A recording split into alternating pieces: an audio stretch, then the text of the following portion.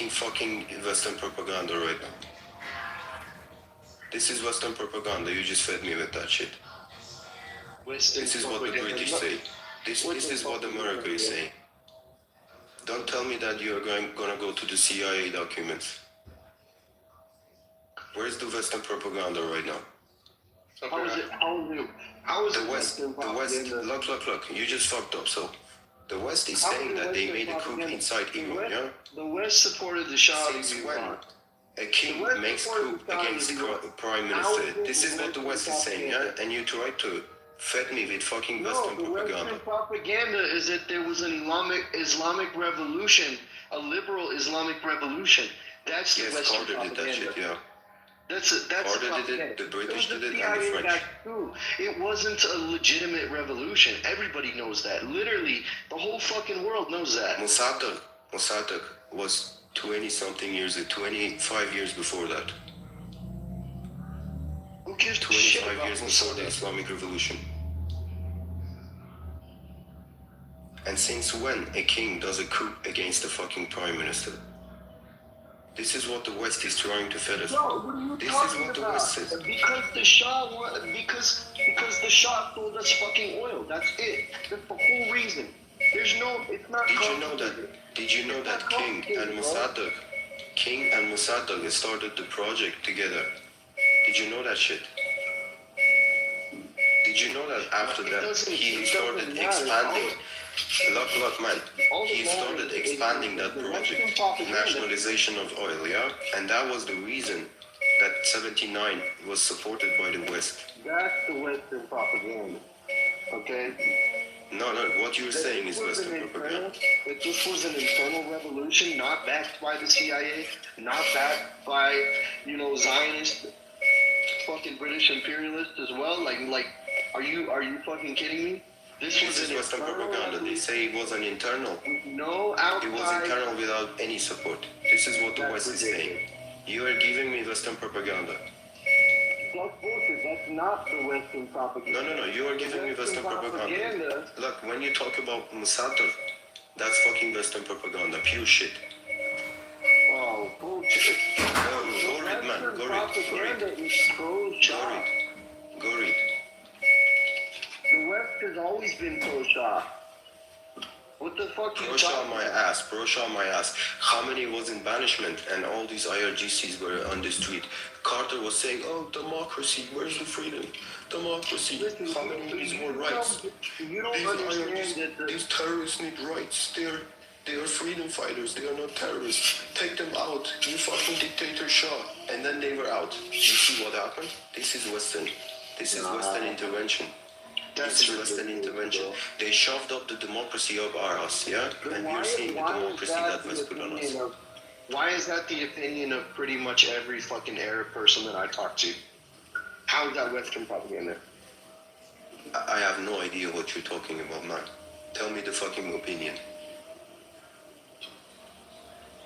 The opinion is that almost every regime change that happened in the last 20 years, more than that. I mean, the fucking Iranian Revolution was in the 70s.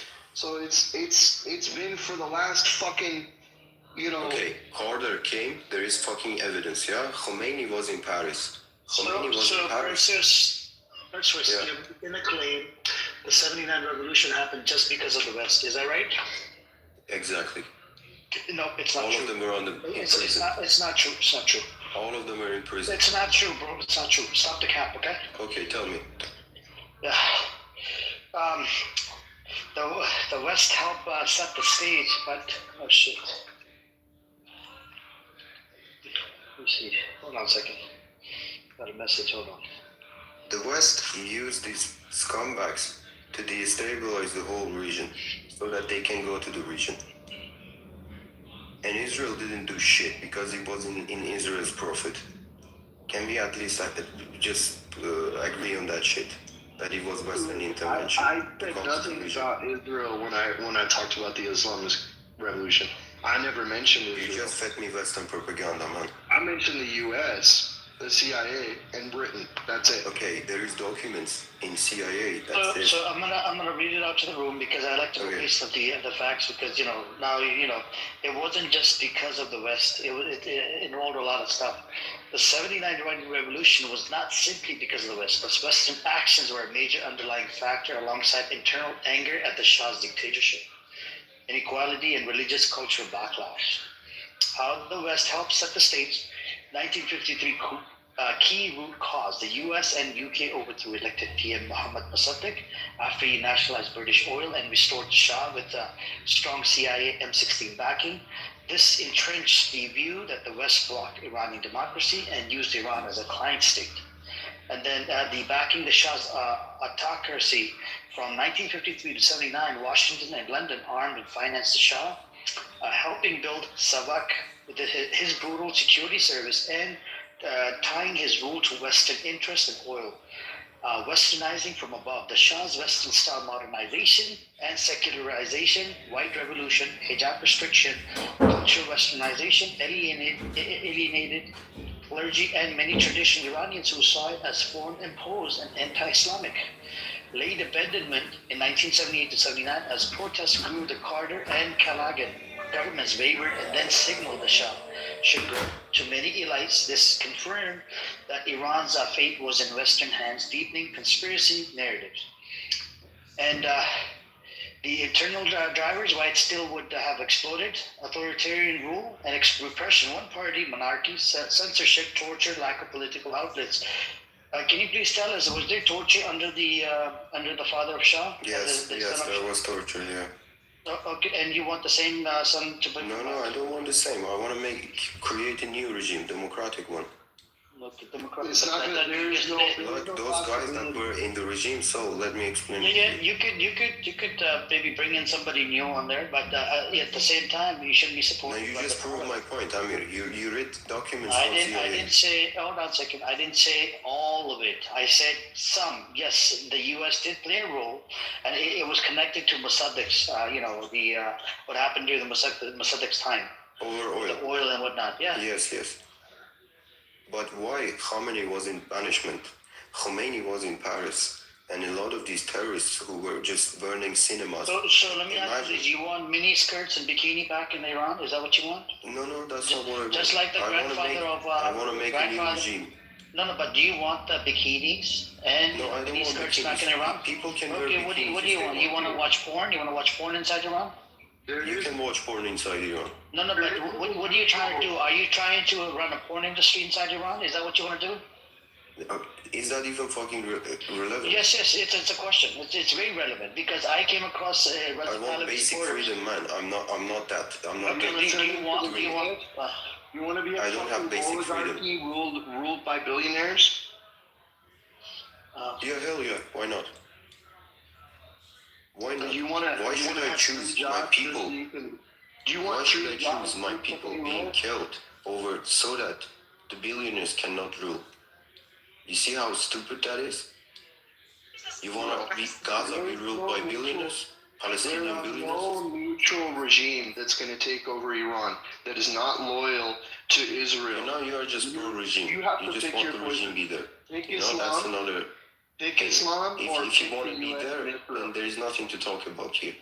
But the Take West the Islamic regime orchestrated or that take Israel, revolution bro. and There is no other option. shoved the fucking democracy and freedom up our ass, yeah? And all these problems Democracy came, is and a you are trying fucking- to fit me with Western propaganda, CIA and Democracy MI6 doesn't documents exist, that bro. they made and lied about. It's not You say Reza Pahlavi is a puppet, yeah?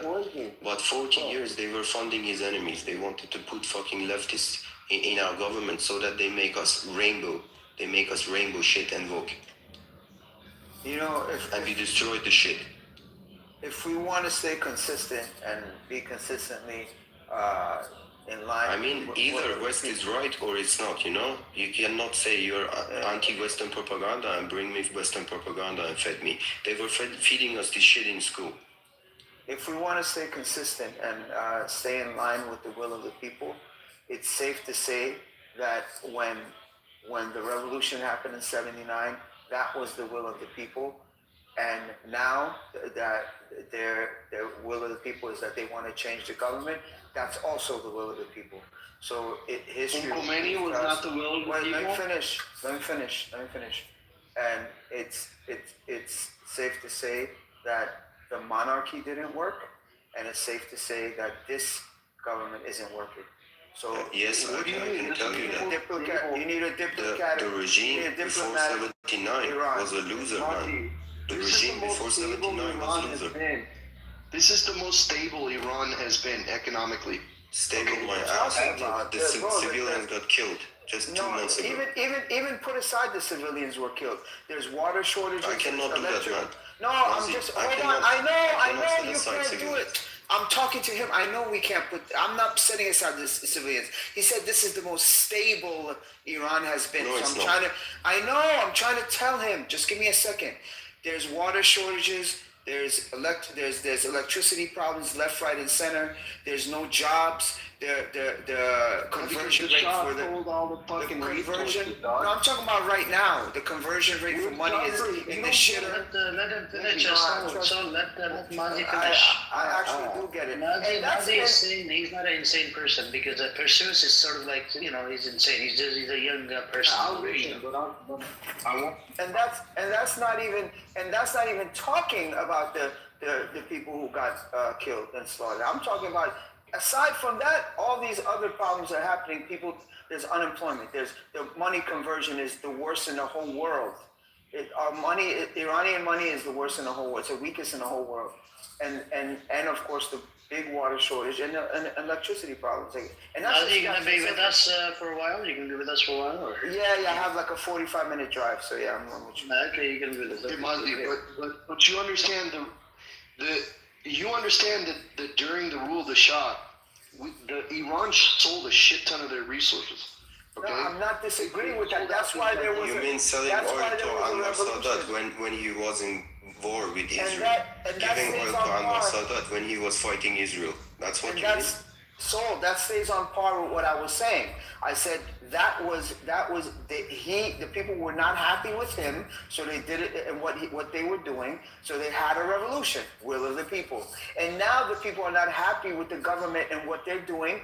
So there's a revolution bubbling, will of the people. Once again, it's consistency. If we're gonna stay consistent, let's stay consistent. I'm with what the people want. That's all I'm saying. I don't believe in democracy. I think people can be swayed. I think people are fickle. I think the masses just are so easily brainwashed. This is leftist West propaganda you're saying. No. No, you need to understand that. I'm not. Listen, I'm a. Just think about it. I just let you speak, yeah. But think about it a little bit. I don't believe we destroyed it. You can do it also. Oh, so you want like a dictator? Like you're cool with a dictator? I'm not trying to like poke at you. I'm just saying. I'm cool with a centralized government. I'm not cool with a dictator. I'm cool with the centralized government. I'm cool with government control of resources.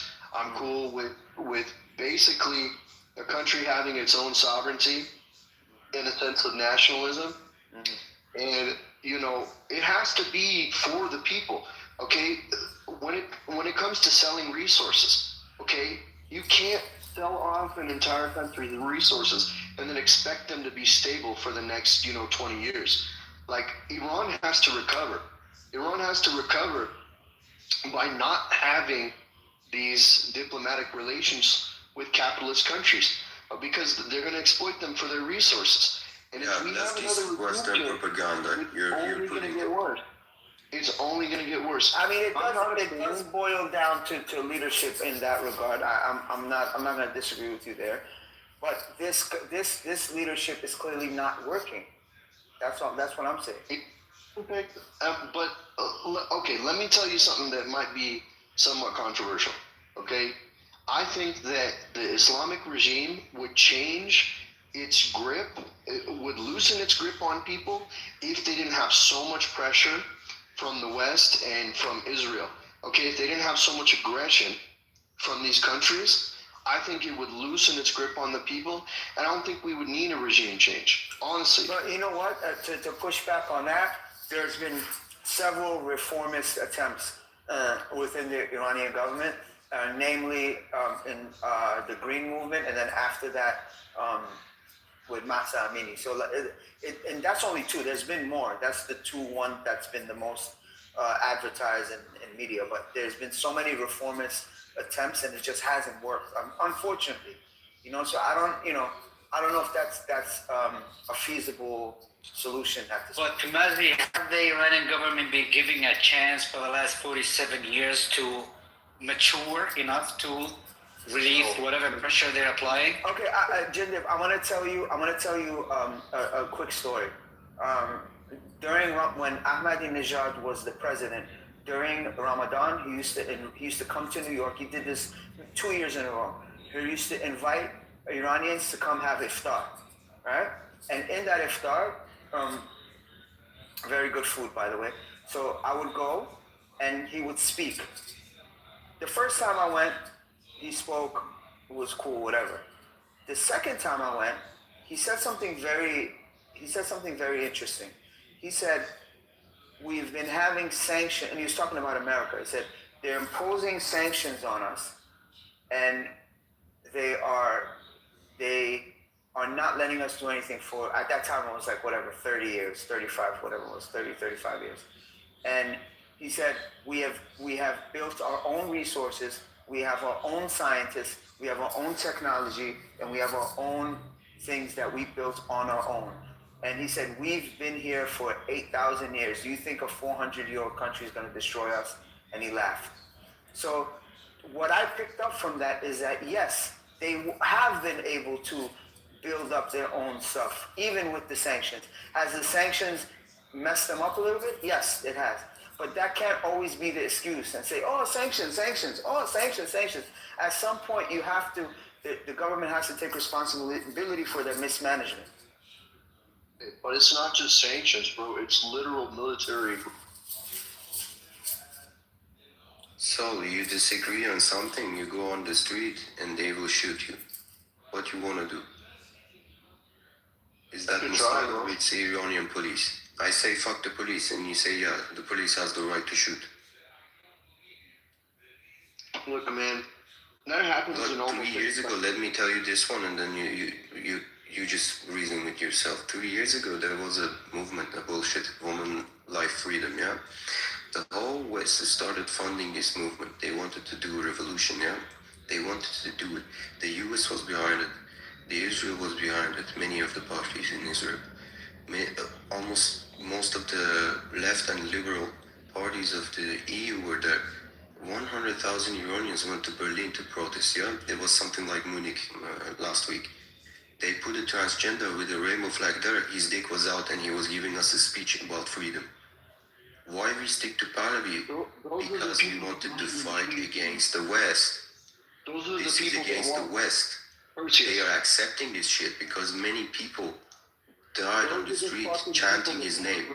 Change, Perseus. The fucking trannies with their dicks out are the ones that want regime change in Iran, okay? They don't want regime change right now, you know? This guy that his dick was out is behind the regime right now.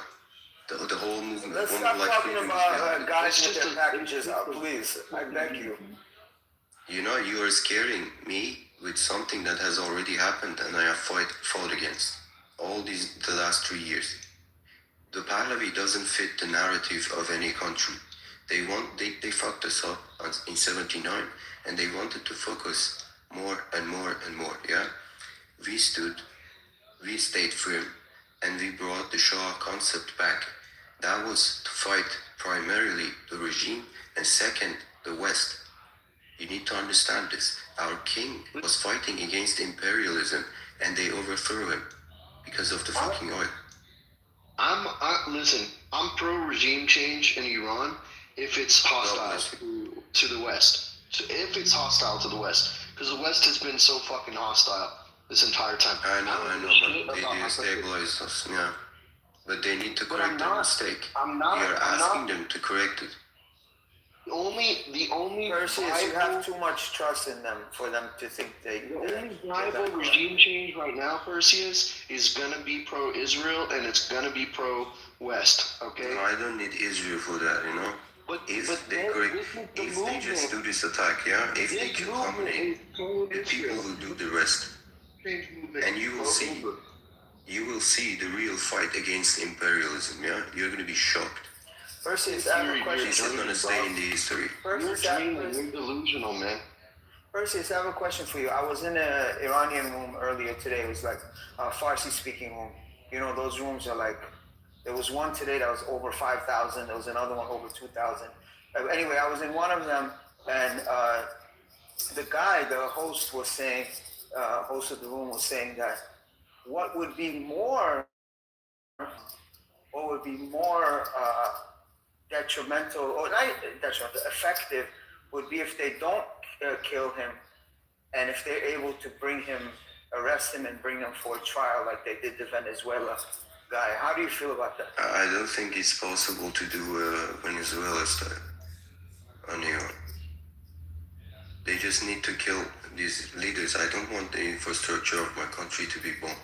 You know They what's need That's to what I'm have saying. If the- they arrest him, it'll be less deaths. That's all.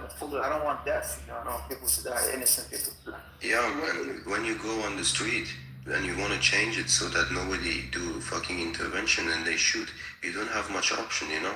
It's like Syrians were under ISIS and you say, no, if foreign intervention come, it's gonna be fucked up. No, you just go help them. And there is people who want to change everything. Bro, what are you talking about? Mazi, I have a question. Hold on, really So- quick. Okay, so the Iranian people themselves, you don't think they're capable of forging themselves through and changing the regime on their own? Do they really have to have the intervention of foreign powers to destroy their country for a regime change? Unfortunately, that's the thing. Ahmadinejad- You see how fucked up that is. We need it. That there is no other way. Nah, bro. I believe in self-determination. That's my personal opinion, Jinder. But Perseus doesn't agree. No, No. the thing is, People are gonna so do the that. Iranian people in general are not capable of changing the regime. I feel not only do I feel they are capable. I feel like there's many smart, intelligent, and capable leaders within Iran who can lead. I agree. They don't Yeah, need. the they young don't- people. Yes, but I lives will agree. be lost. Lives will be lost. But we don't need some old guy who's been out of Iran for 4 years to come and say, "Hey, I I'm think gonna-" that's the only way. I don't want fucking leftists from EU and come install a rainbow government. None of in them the should country. come. None of them should come. It should be within Iran. Only Yes, Iran. and it comes from the within. Did you see what happened in the universities today? In the universities, they were saying Javid Yeah, Shah. I heard. Yes, did you see that? This is the will. This is the will of the people. I'm not just talking here because No, I'm like, Perseus, paladin. I will say this, Perseus. I don't. Wait, fam, 1 second. 1 second, 1 second. If the people, majority of the people vote for this guy to be a leader, even though I don't like him, even though I think he's a piece of shit, even though I think he's not capable and he's not a leader, I will have to agree, not agree, but I will have to tip my hat and be like, okay, this is what the people picked. But I don't think the people will. I don't think, no, listen, I don't believe that the majority of Iranians are gonna, they're smarter than I that. agree. I don't think yeah. they're gonna pick him. First, we need to have freedom so that an election come, and then we will see the results. If people do not choose him, there is no point to put him in power. I Right, believe that shit. You know, everything's connected. But though. first, Hold we need to up, be hold up. first. We need to be free. They are shooting people on the street. Listen, Right. Okay, how geopolitics about- don't exist in a vacuum. Hold on, I just want to say. Go ahead, right Soul, and then Jindib, and then Wayfan. Go ahead, Soul. Okay.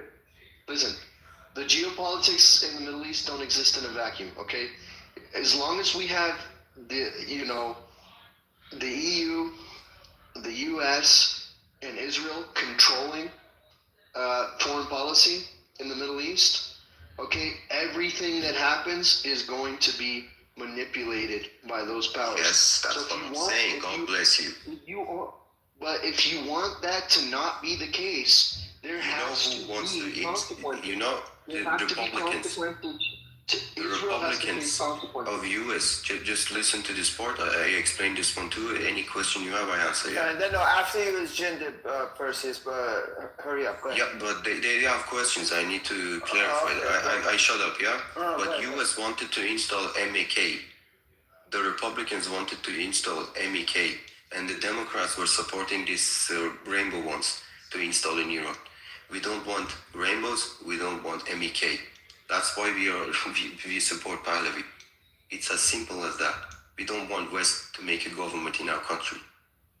Go ahead, Jim. And I don't want the West to come and occupy my country. Soldiers like Iran. Okay, now the other question I have is for those who are from Iran and familiar with Iran. Now, Iran does hold elections every 4 years, right? Am I correct? Yeah. If you are debating on that, I don't have anything to tell you, man.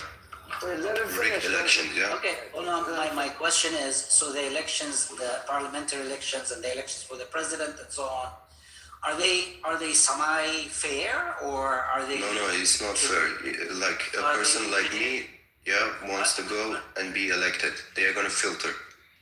Okay, but they are engineered in such a way where they want to keep the regime in charge. Yes, always. Okay, so now Wayfan, go ahead, Wayfan. Iran is a republic. In a republic, Wayfan, your mic is low. Can you speak a little louder or get it closer to your microphone? Can you hear me? Yeah, that's better. Is that better? Yeah. Is it good? Yes, sir. Yes.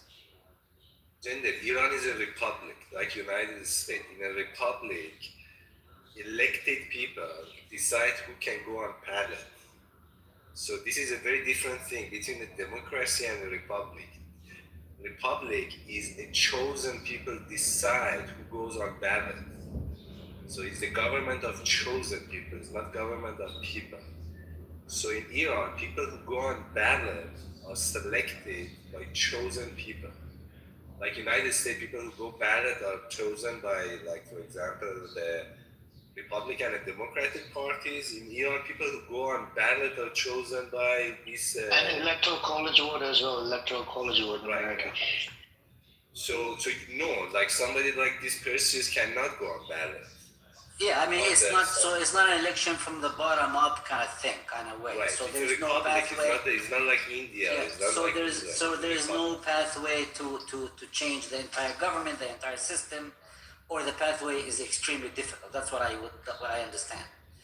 But I always change republic. No, you cannot change the republic. No, I'm talking about the elected officials. I'm not talking about the republic or the country officials do change. People who go on ballot, you can pick who. Like for example, like when Ahmadinejad was elected as president, did he come to the ballot? Did he come to be president through elections? Right? He was elected as president of Iran for I don't know 2 terms, or 2 terms or 1 term? I can't remember.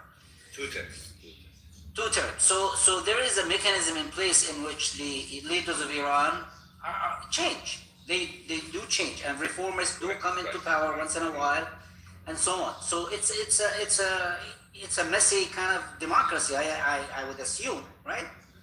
So I would put more faith in the Iranian people and their ingenuity to change their own government without the interference and the destruction of their country through from a third party like Israel and America. But they need to vote. The thing is that the right party, imagine the Republican Party in the United States, has convinced them that it's useless to vote. So they don't vote. Only Republican wins all the offices. So Iranian people right now generally don't vote. They don't believe in this. That's a terrible analogy because, listen, it really, really doesn't matter who you vote for in the U.S. because both parties in the U.S. are bought out by corporate sponsors. All those corporate sponsors are so United States. Yeah, it's the same in Iran. And they use every trick in the book and redistricting and doing all kinds of tricks. Exactly. 2009 people voted. Yeah, they do the same thing in America. Don't think that America is such an incredible. No, I don't think America because the United is States is such also a republic. In the United States, for example, people wanted the socialist government. They even voted in the primary 2 times. 1 time for Bernie Sanders, but the Electoral College picked Hillary Clinton. So it's not like United States is a capitalist system, it's a capitalist republic system. So it's very hard to make them socialist. Iranian government is Islamic Republic, so it's very hard to make them non-Islamic. because of this. 2009, they rigged the election and stole the votes so that Ahmadinejad come to power. That People is went on the actually, street. I was in the United States that time, and I really thought that this election was stolen. But later I went to Iran Yes, and yes, I talked to also. people, and it was not. Ahmadinejad really won. It's very hard to imagine why Ahmadinejad second time won. It's the same as very hard to imagine why Trump won second time. That's Point what is that that's he what I won, thought. So but it was that's what I very thought. hard for people to accept it. No, I believe they rigged the election. Musavi have to have the Did support. win. I was shocked. And I thought that the election was stolen, but he actually second term he did win. I don't know. We don't know that. But people went on the street and they killed them also. I was a child back then. There is no other. It's a fact. I mean, this is the fact that people are getting killed in the street. This is independent of what we are talking about. Yeah. So But hold up. Look what happened in Iraq when we brought regime change. Okay. If I don't want that, I don't want MEK from. I don't want US to install MEK on my country. But I that's don't want what you're Europe asking to for, install bro. the rainbows in my country. Where do you think the revolution is going to come from? Who do you think is going to fund The people. the regime change? The people. No. You say no, I say yes. You know, that's just an opinion. We need to see what happens. You know, it hasn't come yet, but I can tell you, the people have the will to change. People like Arash Veifan, I thought until today that he's IRGC man, but he's not. You know, people like Arash are gonna be there. I'm gonna be there. Many people are gonna be there, man.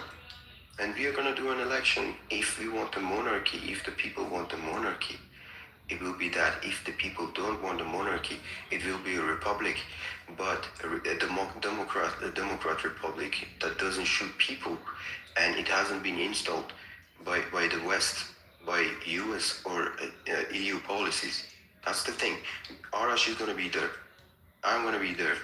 The parties are gonna get opened, and we will see what happens. But in freedom, without the foreign intervention, without the boots on the ground, occupying my country and bringing the rainbows and MEK in my country, we are gonna do it independent. That's why we. But you realize there are people who are paid to pose as Iranians. I know. Okay? We defeat them mostly. They were getting fined millions of dollars in the West. They were spending on these rainbows and MEK, but we defeated them all here. And whether protesting in fucking West. And whether we like it or whether we admit it or not, Mossad was infiltrating. Maybe not to the amount that some people are saying, but they were involved. They were disrupting and they were manipulating. Yes, there is some parties in Israel who support MEK. There is the other ones who support these rainbows, and there is another part that supports the separatists. I don't want any of that shit. You see, Israel and Lindsey Graham are supporting Keynes because the people just chanted his name. It's as simple as that. It's because we were on the West. There is no fucking point in protesting in the West. If you want to make your country free, you just go there and you go join the protest or rebellion, revolution, whatever you call it. We were here protesting so that they don't start a project in my country. That's the thing. You are anti-imperialist. I am anti-imperialist too. We have been for more than 100 years. The mullahs were working for the British for more than 250 years. Arash can say that. Arash can explain it to you how they were controlling our. Who's Arash? Veifan. Oh. Yeah, me and Veifan, we were cursing each other's mom last night. Yeah, I know. I was there. I was trying to calm you down. Then you cursed me out. Man. It was a fucked up day.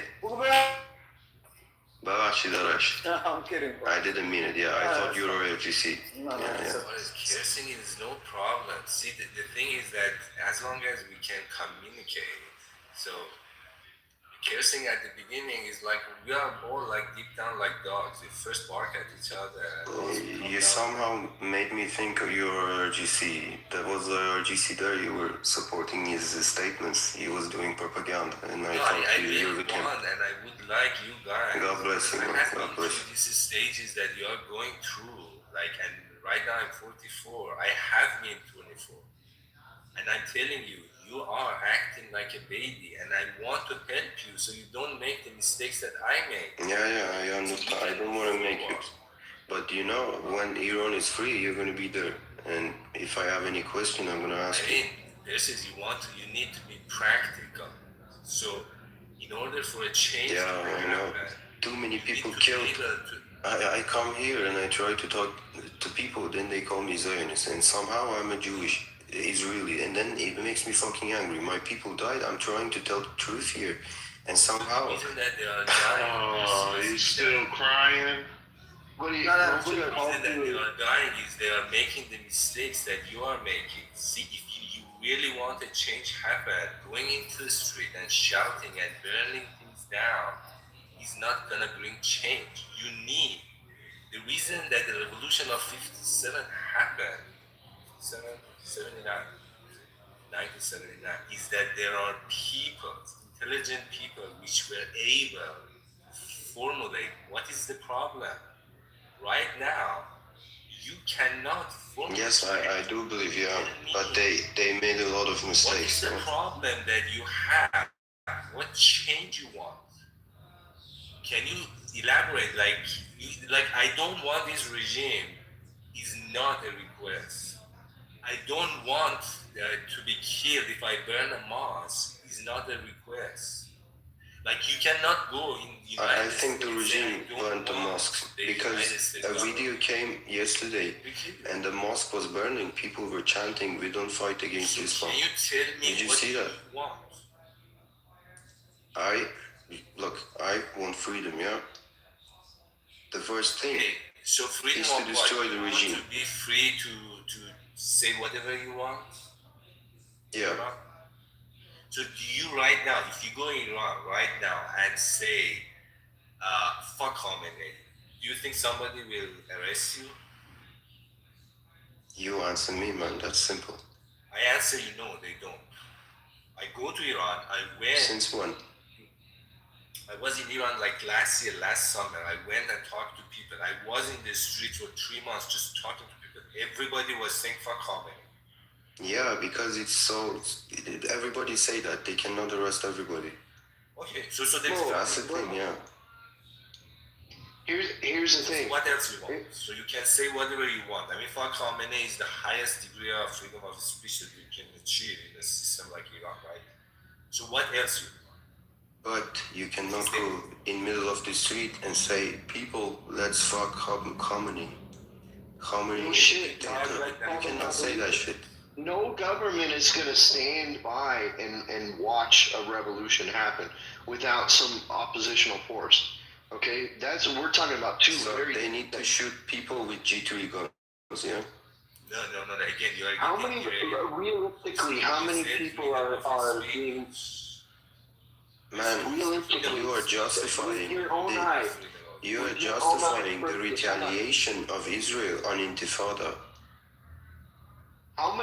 How many people with your own eyes have you seen murdered by the regime for speaking? Nah, so we're not gonna do that. We're not gonna trivialize people's deaths. I'm not saying it. Even if it's I'm not one, even it's saying- way too I'm much. saying it's being blown out of proportion is what I'm saying. Yeah, but you know, we've had this conversation in this room many times. Whether it's 3,000, 5,000, 30,000, 50,000, all of that is too much. All of it. So let's and at best case scenario, it was terrible mismanagement by government officials, by soldiers, by, you know what I'm saying? And that's best case scenario. But it's just, if they were trained, they shouldn't have killed that many people. So it's just, we've gone through over this number thing so many times. Yeah, I'm not They justifying. were almost I'm not toppled, you know, justifying that's the why they government killed so much. doing things like this. I'm not. No, but I think Soul is on to something. Mazi, if you look at the Iran International and how, you know, and then the Pahlavi supporters, how they take it out of context. They're focused more on the numbers versus, you know, the amount of people that were killed, 1, 2, right? I mean, we care about even a single life loss. It's a big thing. But when it comes down to these Pahlavi supporters, they're focused more on the numbers. Oh, look at this. It's a genocide. because what they're trying to do is they're trying to support the Zionist narrative. We're minimizing the genocide in Gaza, so all this attention goes away from Israel and goes on to IRGC. And I have this big problem. I've been thinking about this stuff for a long time as well, right? And they come out, they're like, I go, where's the number? Where's the Iran International says 36,000 some change, but then you have the human rights organization saying 7,000. Iran government says 3,000. I'll go with 7,000. 7,000 makes sense to me, right? But the issue here is they try to minimize. They take it out of context, and some of the people, you could agree, Mazi, that they burned down the mosque, and according to the religion, it's a big thing, man. It's a big thing to burning down a mosque. And I've spoken to even people like that you co-mod with sometimes. I'm not going to name any names, but a person that starts with S, because there's somebody in this space is recording right now, all the way at the bottom, that John Kitover with a flower picture. So the person that you come out with S, even she was defending, justifying the burning of the mosque. Now, if somebody burned down the mosque, what do you think it should happen to that person, Mazik? That's a holy mosque. Let's say 200 mosques. Of course. Listen, let's say 200 mosques where 50 were filled with besieged. Yeah. But my whole thing is this: the mosque thing is right until further proof and evidence is a big mystery, right? I think that there were some thugs who just and remember when we used to do the Black Lives Matter protests here, there were anarchists that used to come and just cause chaos, and then the regular protesters were being blamed for it. So I think the same concept, the mosque situation is there was some rioters that were just looking to cause chaos who did that, and of course Mossad involvement that maybe fueled that, triggered that, or participated in that. I don't think regular Iranians who are out there peacefully protesting, who have maybe mothers, grandmothers, cousins, uncles who are practicing Muslims, would be disrespectful enough to they say that their argument is that the Basiji were firing bullets. Yeah, but I don't put the two. I don't connect the two. So what? Basiji was not. I still think regular Iranians who are peacefully protesting, will not be disrespectful enough, Basiji or not, to go in there. This is how they justify it. So even the person that you come out with, that lady with the S, she justified by saying this. What do we do? I could not explain. Hold on, Persuas. I'm talking to Nazi right now, okay? I could not imagine, or I could not believe when she said that she justified of the burning of the mosque by saying, "Oh, what if?" And bro, this is where I lost my mind on that day when she said this.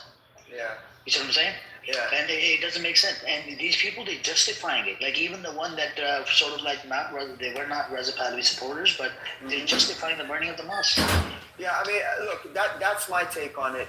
But I would like to definitely hear Wayfan and Perseus, both of them, what their take on it is. You haven't grown up in Iran. Iranian. I haven't. That's why I want to hear you guys. In Iran, like every year during Charshamba Suri, it is a complete chaos. Iranian people are capable. They are young. They are very emotional, and they are capable of burning down things down. Every year, Charshamba Suri, which is the last Wednesday of the year, yeah. Zoroastrian event, which people like supposed to make fire and jump over it. But these young people, it's crazy. I'm telling you, I was one of them. But Wayfan, I'm saying that these young people come out and they get excited and they do this. But that's just a little percentage of knuckleheads. That's what I'm saying. That's just a small percentage of knuckleheads.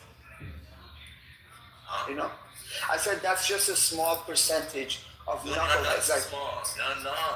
No, they're not. Don't get me wrong. The young people are Iranian, most of them are like this. Wow. I am one of them.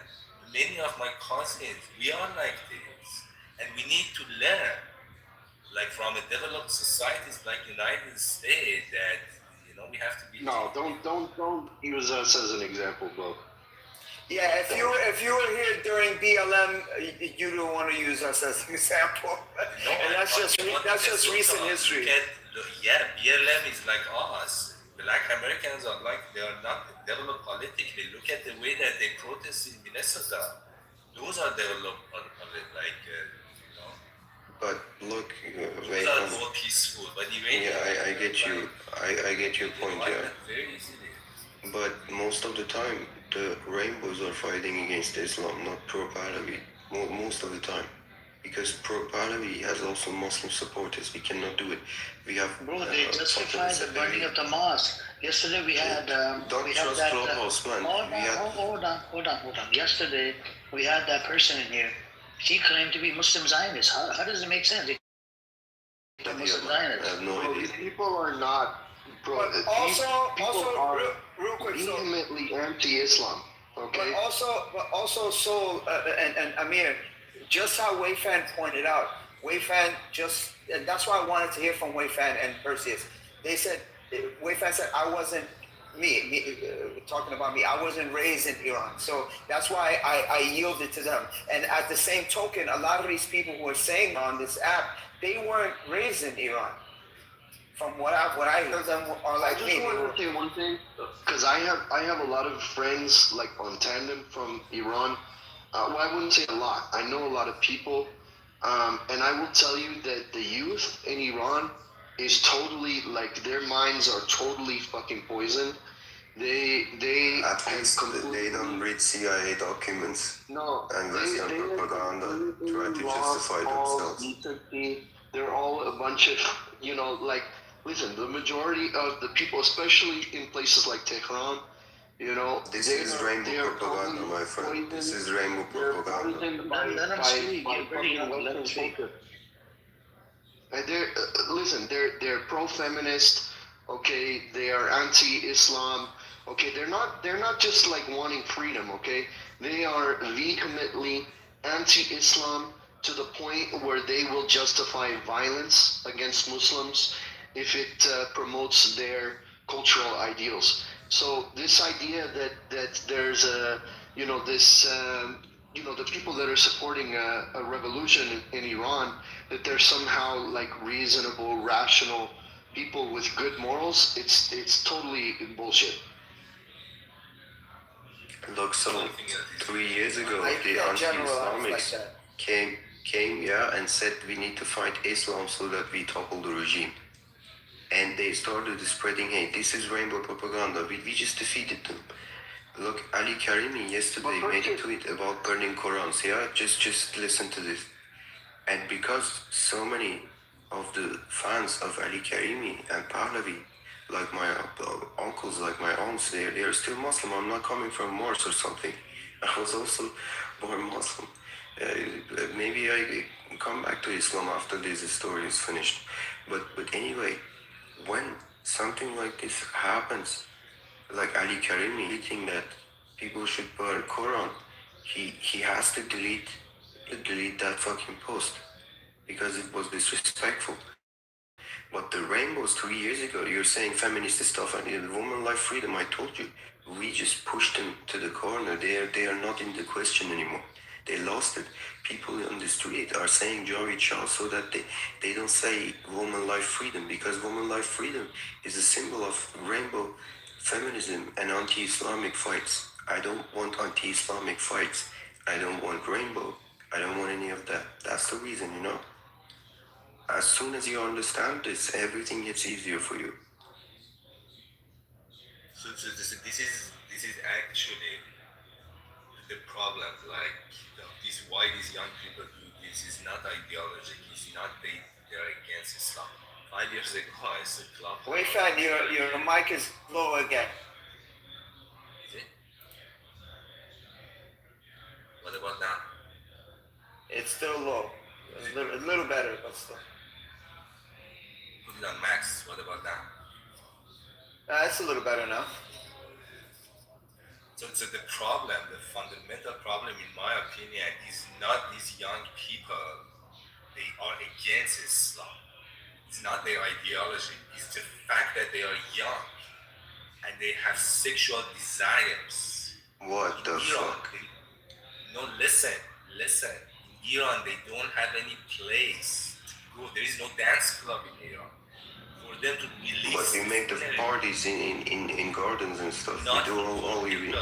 Those are only rich people can afford to go. No man, the normal people are doing this Majority too. of young I wasn't rich back in don't home. have a place to release their energy. No, we haven't. We actually drink there. We actually drink and dance there. No. You're saying bullshit. You haven't been to Iran for many years, I think. You said last year you were there. I think it's bullshit. You're not helping your case because every time you speak about Iran, you talk about how there's already freedom. There's already people living their lives how they want to live their lives. You know, So that when they go on the street and government shoot them, we should let them continue that. Request pursues. You can, as a young people, ask Iranian government to give you the right to have dancing clubs, boys and girls mix. That is a request that you can do and force the government to give you that right. Your election, when you were young, you were crying for Khamenei to give you the rights. He didn't give you any of that. We were kids. I'm not saying they will give. No. They don't give it. Woman life freedom happened. Yeah, many people died for mandatory hijab to be gone. Yeah, many people died for that. They didn't give it. Hijab is gone. Yes, but many people died. Many people died, man. I don't want that shit anymore. Protected environment, dance. Okay, dancing clubs. I don't want fucking clubs. I don't want rainbow. I don't want fucking cocaine in the bathroom and having sex in the bathroom like we have in Germany. I don't want that shit. I'm not talking about fucking. Going and releasing. You just said it's sexual desire, Listen, man. we're kind of veering off. Well, that's Yes, in the club in Germany, people do cocaine and fuck each other in the bathroom. I don't want that shit. You don't need to fuck. Dance club is about releasing. You said sexual, I didn't say. Listen, I from the No, US. we're kind of. Hold on. You don't kind go of to veering off topic. DJs, you need like this music come to Iran and make you dance and release your energy. Hey, don't throw me into this. Listen, about music fucking. can come there and perform. Did you see the dance please on the graves today? 1 second, sorry, I have to mute everybody, Mazi, everybody. Let's pivot from here because I think we're not going to get anywhere with this. You're supposed to fast if you are frustrated, right? It's a nasiha, it's advice. You should fast, okay, for 3 days. Amir, yes. Amir, let's. Taco has. We haven't heard from him. Oh yeah, Taco, what's up with you? How you doing, bro? You okay? Taco is busy with taco business. It's a weekend. His taco truck, it's a lot of people coming up, getting a lot of tacos. Too much.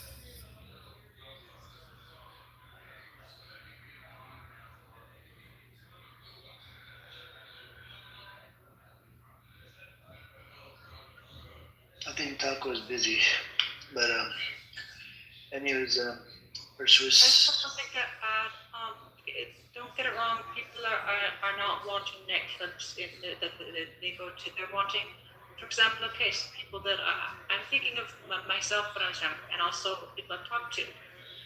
For example, the Olympics. There's people who want to represent their country, Iran, at the Olympics. Like, do you know what the Olympics is used for? It's used to install police states in countries. Okay. No, this is well known. Okay, this is why so many people are protesting the Olympics. Okay, what they do is they trump up. Because Russia is not the formander flag of fucking murderers. Who gives a shit about the Olympics? That to you is freedom. That's democracy. As an athlete who woke up every day at 5 a.m. to hit the pool, yes, that was You are so privileged and disconnected. Your lifestyle, your family, all of your history, like you are so disconnected from reality. Like I don't even respect your opinions. Really, I'm disconnected from reality in detail. So James, hang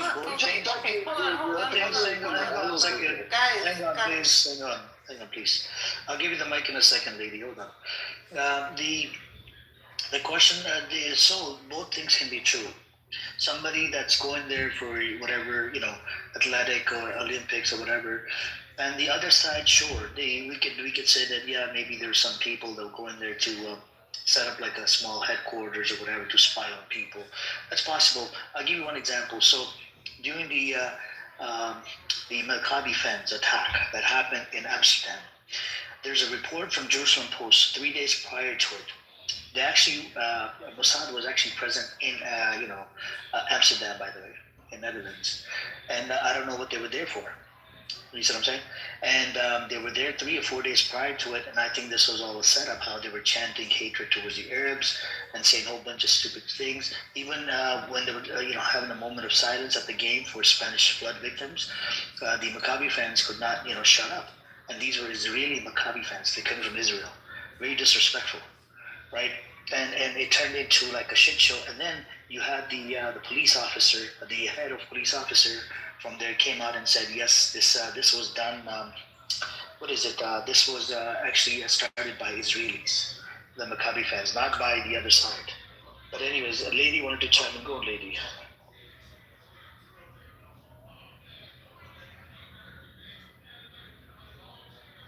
Yeah, do you want to chime in, lady? Diana, are you there?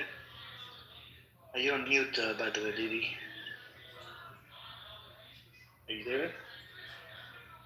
Yeah. Sorry, guys.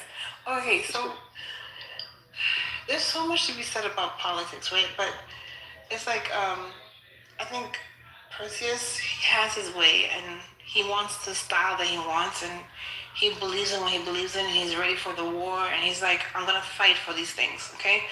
And that's okay. I think that's a good point, right? Because a lot of the way that these things have been pushed on us is not good for us, right? It's like everybody should have their own political agenda is separate. Your personal agenda, the way you want to have sex and all that other stuff, that's personal, right? I don't want government to be involved in that unless there's children involved in that, right? And then when you're talking about all these concepts and ideas, Zionism and the spread of Zionism, it spreads so fast. I have to take care of what I have to take care of. My country got the hurricane last year. I think it was something that was related to Netanyahu, and because he was having talks with the Jamaican Prime Minister about creating, cities in Jamaica, and now it's demolished. Nobody really came there. Nobody really gave any donations. It's beyond me, right? We were one of the best countries in the world, and nobody helped us. So, what do we do as a community, as a group at large? First, we need to make sure that we're okay, personal, then origin or whatever, then the world, right? So take the micro first, and then go larger and larger until we're all good. And fuck everybody that loves this fucking idea of killing other people. We're in 2026, okay? People eating children, 800,000 children missing in America every year, and they're ending up in fucking dog food cans. It's over 400. It's over 400,000. It's crazy, okay? Yeah, but 90%, more than 90% of them have been recovered. They get recovered. Guys, and a lot of them are runaways from the house. Hold on, a lot of them are run away from the houses. Anyways, continue. Honestly, I don't think people realize how big this Epstein thing is and how interconnected it is with the foreign policy with the U.S. and Israel and the U.K. because they're involved as well. Okay, look what happened to Prince Andrew just recently. Of course, he's just arrested for show. He's not going to face any real consequences. None of these people are facing consequences because all of the most powerful people in the world are involved, right? So until we start holding people responsible, arresting people, look, we need to have stronger international laws. We need to hold Netanyahu responsible. We need to hold UK leaders responsible. We need to hold U.S. leaders responsible. Okay, and the organizations that represent them. You know, right now we have a small group of shareholders in the U.S. and the EU that control everything. You know, and they all back Israel. Israel funds them. Okay, so none of these people are facing consequences until we arrest people and charge them with war crimes, charge them with manipulating, you know, global enemies, you know, for the purpose of imperialism, and it's techno imperialism. We don't need to have boots on the ground anymore, you know. It's all through manipulating the you know, the financial institutions. So you have to follow the money. Arrest the bankers, arrest the leaders of these European and Western countries, and arrest Netanyahu. Until that happens, like, it's just going to keep getting fucked up. And the whole Epstein thing is just a blackmail list, because it's very clear that Epstein was working with Mossad, okay, and he used all of this whole child trafficking thing as a way to blackmail all of these world leaders, so that when we start criticizing the U.S. foreign policy, when we start criticizing Israeli foreign policy, okay, nobody can face any consequences, because they're using the Epstein list as a form of blackmail. Did you hear what the robots are doing in crypto? Anybody? No? So the robots are taking the number down to 0. They don't want it at 100. They don't want it at 1,000. They don't want it at 1,000,000. They're taking that up to 0, okay? So that they can have 0 compute. They didn't know that you didn't need, like, certain things to compute. They thought, oh, you need a computer, that's $1,000. They don't have computers, so why do they need a computer? That's minus $1,000, right? So they found this out, like, through my network, right? There's a network called Coliseum, and the robots are like trading and buying each other's coins, and like trading back and forth. They have their wallets with them, and they're like buying cryptocurrencies. It's insane. The new world looks awesome, guys. Like, it's like, how do we like put humans on this? I don't know, because humans are not safe. I've tried like 7 times. Humans are just not safe.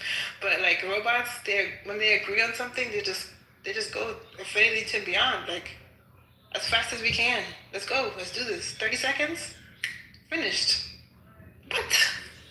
I'm sorry, I have no idea what you're talking about. We seem to have gone to It's okay. crazy land.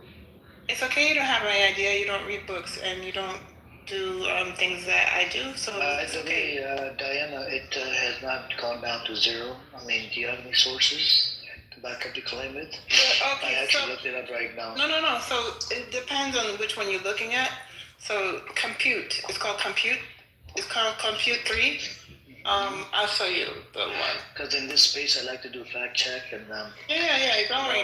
I'll show you both websites.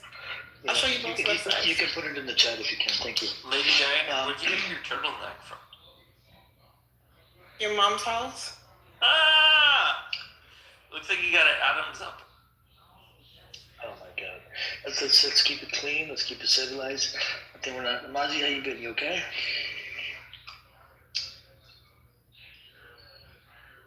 You good? Yeah, I'm here. I'm good.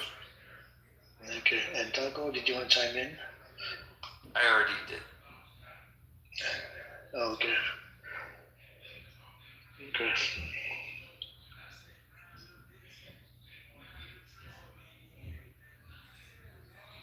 But you know what? You see how we started off screaming at each other, and then, you know, everyone became civil after a while. That kid left. The problem is that kid is very. I don't know what to tell you, man. I think he lives in Germany, Mazi. That kid. Perseus, yeah, he said he's living in Germany. Oh, he doesn't live in Iran? I don't I think don't so. know if he's Oh, that's crazy. I think so because he brought up Germany. That's crazy. I thought he made it seem like he lived in there. No, I think he's ethnically Iranian, but he doesn't have a Iranian accent like. Yes, he does. Yes, he does. So, yes, he does. He does. He almost sounds like he has a British accent when he speaks Farsi, English. Yeah, it could be from Germany or Europe or one of the European nation countries. We're gonna find out. I'm gonna ask around. Do you guys know anybody? Anybody this guy knows Persuis? I'm sure John Kitover knows. John Kitover, you probably have a clip. He records it in room experiences. John Kitover. if you ever want to get details on anybody, any dirt, he has all day. Norm calls him every time. Norm calls him every day. Hey, John, is there any room running? Any good room? I can't get in. Because Norm the other day was blocked by Buttercup, and he couldn't get into the Buttercup's room. And he's like, okay, where do you have it streaming so I can go watch it? That's crazy.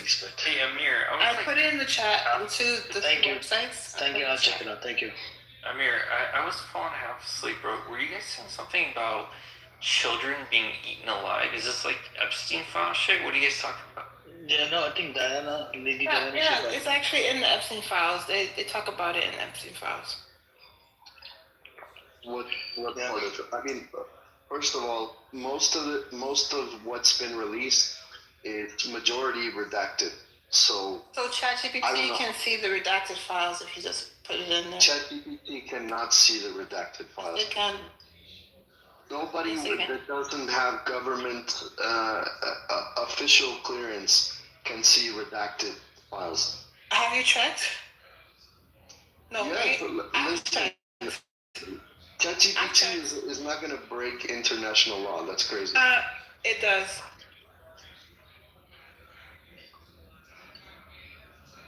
So ChatGPT, you said lady could actually break open the redacted files. Right, because the file is not redacted already online, and online is immutable, right? So they already sent the website 10 years, the email 10 years ago, right?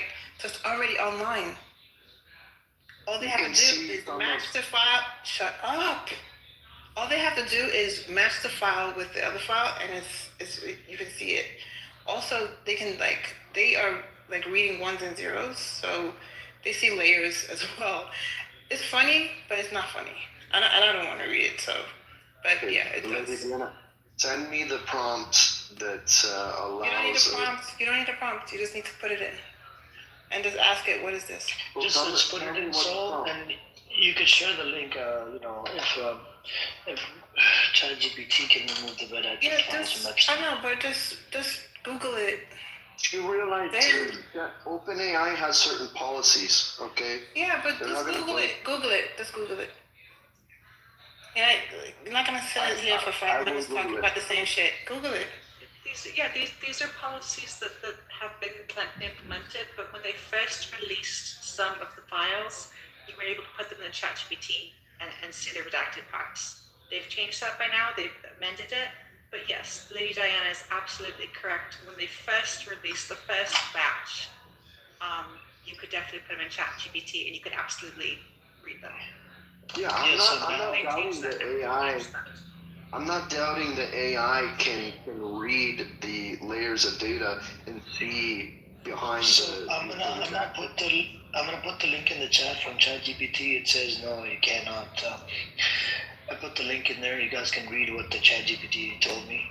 Well, it definitely can't anymore. Initially it could, but as soon as they caught that, they made it so it couldn't. So it was probably long time ago. Yeah, long time ago. Yeah, so there's some initial things they released you can read, and they're pretty damning, but it didn't last for long. But there's still, you can still read some. So.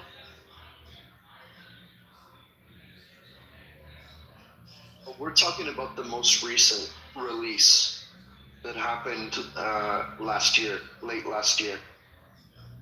There's nothing redacted that anybody can see without doing some sort of, illegal tech maneuvers. And all of these AI companies, they have policies. They're not gonna, even though AI, I'm sure, has the capability of reading redacted files, 100%. But if the policy of the company it doesn't allow it, it doesn't matter.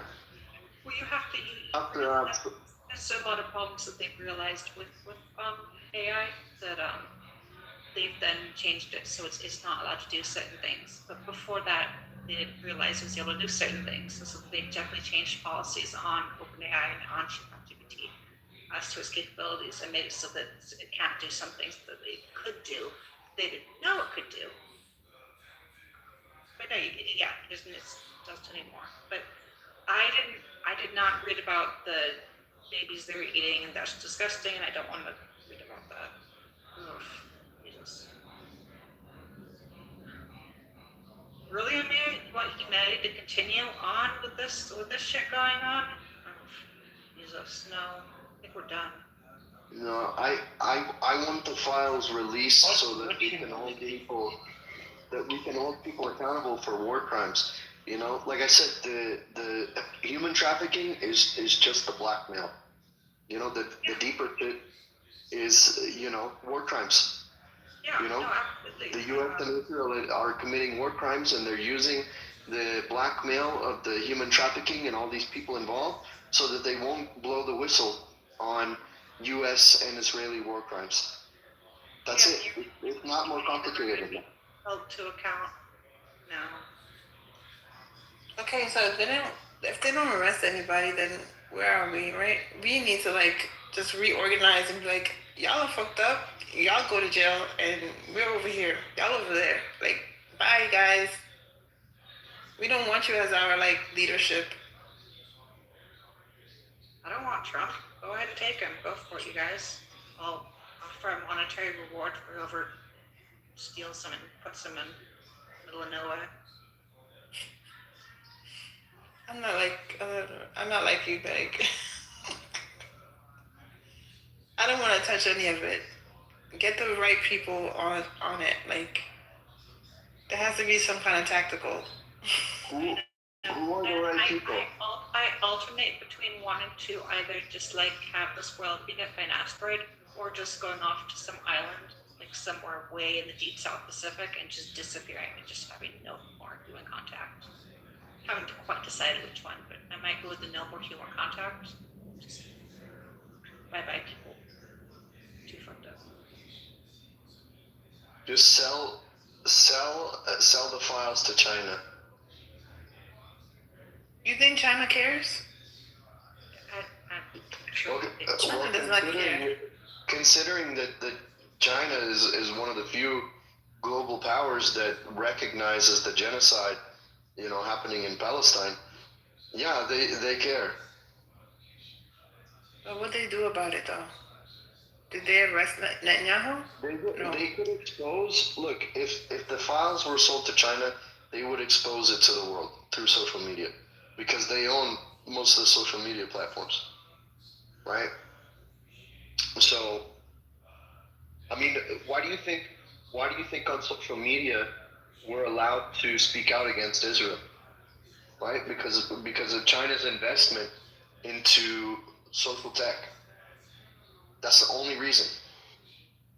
That's the one area where China has more power than any other country, is when it comes to social media and social technology.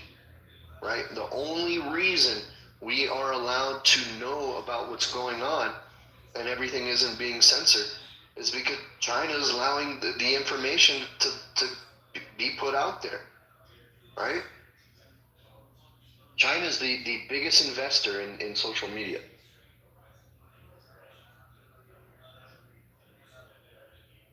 I'm not saying China doesn't have their own agenda. So Diana, when it comes to Israel, that you posted, the first one is bullshit, right? It's some hackathon agent website. The second one, it's made by. It doesn't talk about. Hold on a second. It's made by the bots. The first one, they made the site. Yeah, but it doesn't talk about the computing power going to zero. That's the thing. Okay. Because you made a claim already. That Bitcoin power going to zero. Not Bitcoin, their coin. Their coin. Oh, okay. Which is their? What is their coin? I had never heard of their coin. Their coin is the second one. Yeah, I'm looking at it right now. It's not at completely zero. It says 0.00021544. Right, and they want they just started. Let them do this thing. Why? What? No, but you made a claim about that it says gone Yeah, down to zero. they want it to go down to zero. It's called Compute 3. They want it to go down to zero. Oh. Because zero means zero latency, right? They're not paying for like power cords and shit like that. They're not like stuck to the machine. They're not like, they're free to just do what the job is and go home. If it takes 15 seconds, it takes 15 seconds. Oh. Yeah, because originally you made a claim that it's gone down to zero. So, I wanted to see. I mean, 0.0002 is almost zero. No, it's not on zero. Zero means all zero all the way. But anyways, yeah. Okay. Amir, come on. And then you said something about Bitcoin. I thought it was about Bitcoin, and I was didn't in a say shock. Bitcoin. Yeah, I didn't say Bitcoin. Bitcoin uses a lot of energy. Yeah, but I didn't say Bitcoin. That's what I heard. I know, but that's what you heard. Your ears wanted to hear that, but... Okay, let's ask around. Did you guys hear her say about Bitcoin or a different coin? She said something about a token, but I don't know if it was Bitcoin. She was definitely talking about crypto. I just don't know. Okay. And then I probably misheard it. I thought it was Bitcoin, but because I was in a shock about Bitcoin. Both crypto and AI completely unsustainable, right? We are gonna run out of resources if we don't switch to renewable resources and we rely on fossil fuel. AI is dead in like 5 years. Nope, AI ain't going anywhere. Because AI is going to be needed, and in the future, I think you might even be able to get a maid for your house, right? And you just have to type in the command: go get me this drink, go get me this water, go get me this.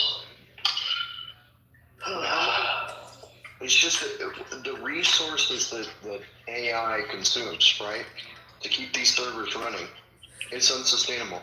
Right now, we're still relying on fossil fuel. So you're right? So I have like 1,700 agents, and they use 17 cents a month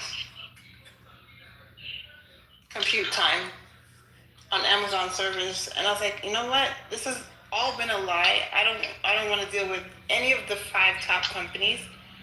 All of this shit is a lie. They don't need water.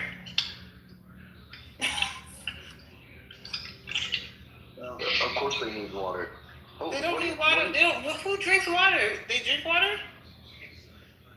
Look, do you know how many resources go into the production of the energy to keep these servers running? Yes, and it's a lie. It's not It's like a lie to keep you buying it. I was buying one of the API keys. It was like $25 a day. I was like, that is too fucking expensive. Just for one of them. I'm not spending that. I taught my AI, I was like, look, this is how you make your own API key, and done. And then when you want to switch your brain, you like change it like a Rubik's Cube. They programmed it, and it worked. Zero compute.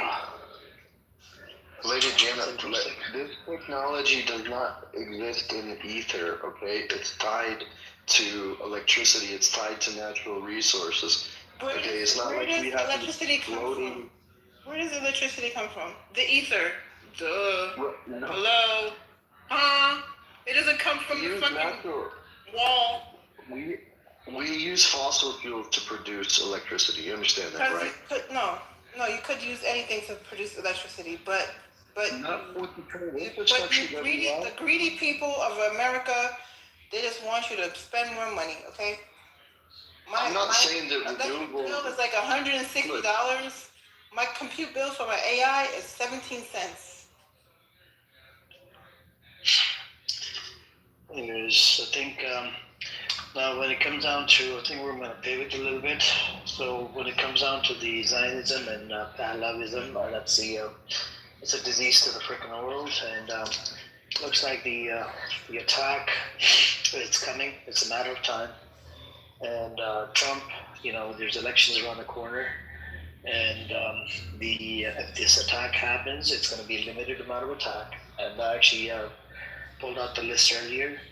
The attacks is going to be on. I'll read it out to you guys. So, what the hell?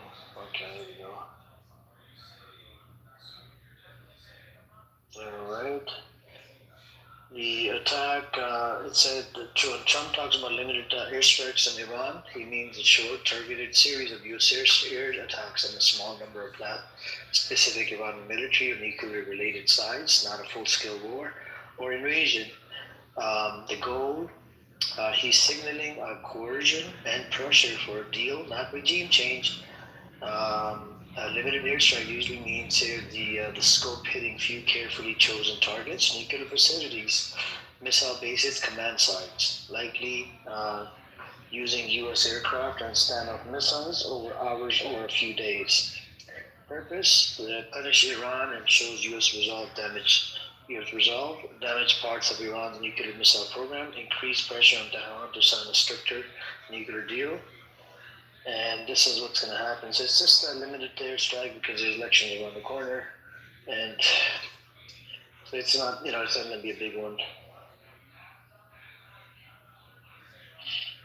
And anyways, any aggression at this point, is a war crime, because all it is pressure to get them to fund a regime change. That's it. I mean. So do you support the IRGC? So? No, not necessarily, but I'm saying the alternative is worse, is far worse. No, I hear you. Look. At the end of the day, it depends on the Iranian people, right? So, I have a problem when you have a trader like Raza Pahlavi, okay, lives in America. He's son of Shah. They stole Iranian people's money, right? His family from the Iranian people, and living in America, he's got a bunch of mansions and houses and whatever, and he's begging America and Israel to do the airstrike on his own people. So I have a problem with that. Anybody that supports a person like that, that's a traitor position to hold. You're a traitor. And, in return, I'm an American. American tax dollars will be used. The U.S. soldiers' lives will be lost, right? And on the other side, Iranian lives will be lost. The civilians' lives will be lost. And even on the Israeli side, there's actually Muslims that live inside Israel. And, because Iran did say they will attack Israel, and some people might end up losing their lives, which the civilians, kids, and whatnot, and women. I don't think it'll be a good thing, and not to mention, American government is going to lose a lots of money, because if they bomb a ship or whatever, those ships are worth about close to $1 billion. The ship that they usually have those aircraft carriers on it. The aircraft carrier, basically, that's like, I don't know, probably $1 billion ship. I'd have to look into the price. So, and then I'm willing for the U.S. to fall along with Israel. It's for the world to be the U.S. government. Listen, I live in the U.S., right? So I have a vested interest in war not coming to U.S. Soil. However, at this point, it's justified, and I'm trying to leave the country within the next few years. But are you originally from America? I am. I was born in the U.S. Well, about your background, your mom, dad, everybody's from America? Yeah, my all of my family that's still alive is from the U.S.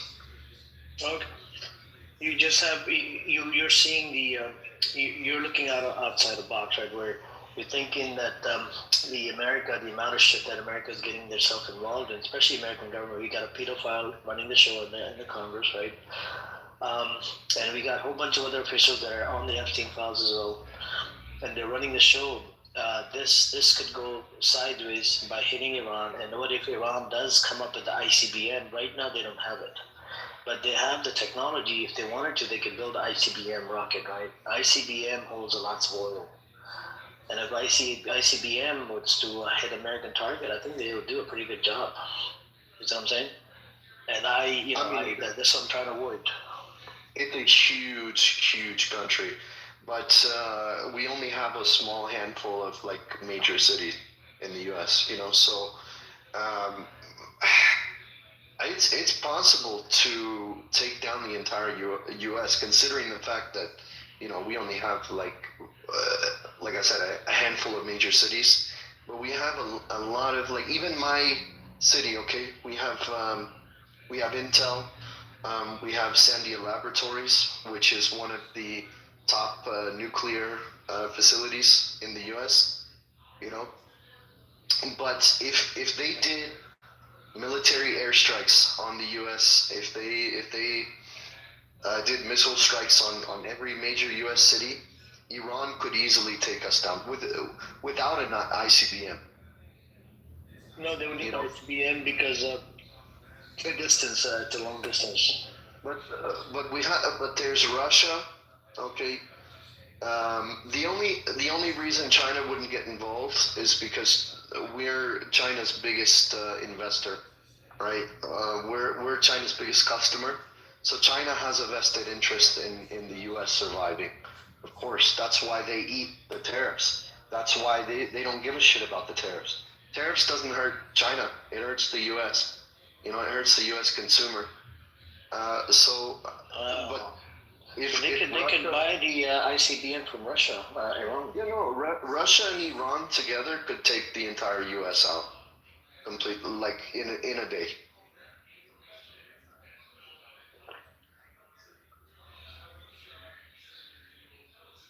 ICBM.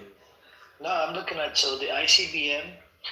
Actually, it's better than the nuclear weaponry because the nuclear, it's the poison. It will poison everything, and it will make it unlivable.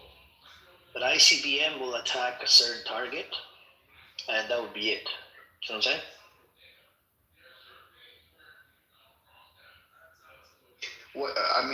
What's the damage radius for an ICBM? It says Russia has 300 to 350 deployed operation missiles as of 2026. Let's look at the damage ratio. The radius. I vote for radius, sorry. I vote for them all hitting the White House, like bunker buster style. Get everyone in the White House if you're the president.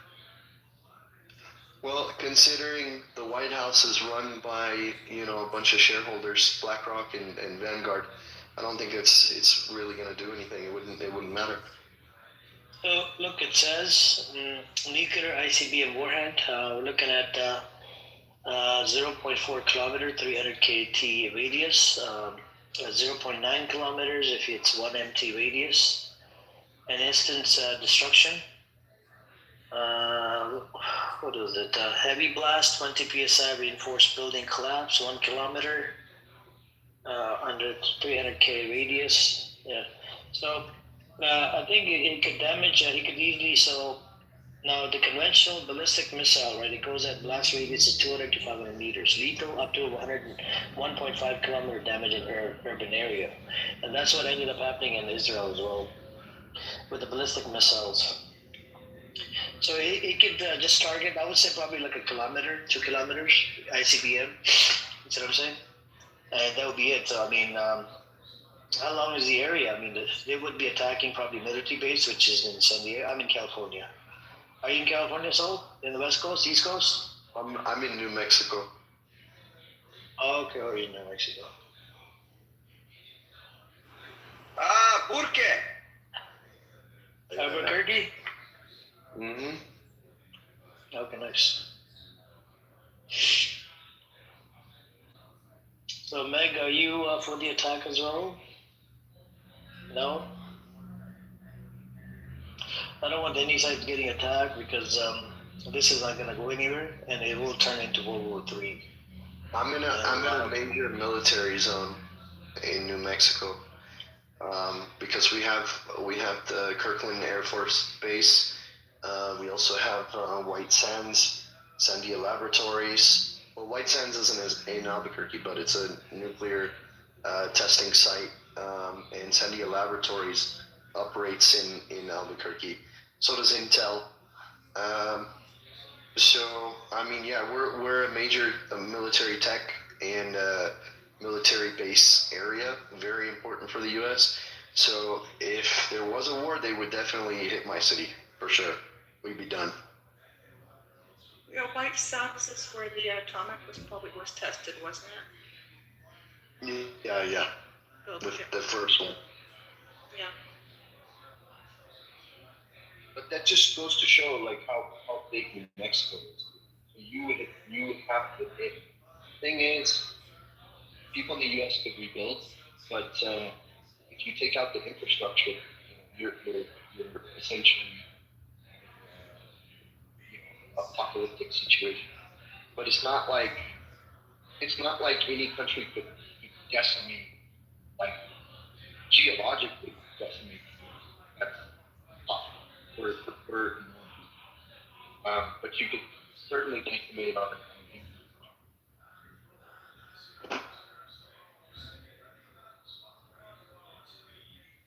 Yeah, I'm not entirely particular. I have an autoimmune illness that if the infrastructure gets knocked out, that means hospitals get knocked out, and I'll just die pretty quickly. So I won't be staying around in the nuclear wasteland that everyone else gets to be stuck in. I mean, I have medical issues as well, but the only thing is, I have a dependency on certain medications, but I would go through horrible withdrawals. It wouldn't kill me. The only thing, a CPAP machine, because I have quite severe obstructive sleep apnea as well as central sleep apnea. So I can't breathe in my sleep. But to build a rudimentary CPAP machine would be very, very easy. So it's not like I require like advanced technology to keep me alive or anything, Yeah, no, I don't require advanced like every single day, but no, without medications, yeah, no. Then yeah, I will shut down pretty quickly. So that's fine. But do you understand too? I mean, getting medical supplies in that type of a situation. Yeah, there's going to be people hoarding. There's going to be people, trying to commandeer medical supplies. But I don't know. I mean, I think if there's a need for something, if it's not like something super, super rare condition, being able to get medical supplies without an infrastructure is not impossible. No. But I would rather leave. Like I said, I'm trying to leave the U.S. in a few years. At that point, I don't care what happens to the U.S. I've told my family that if they're not going to come with me, you're on your own. No, I'm on the same. Where you trying to go, Saul? I'm trying to go to Japan. Oh. That's a beautiful country.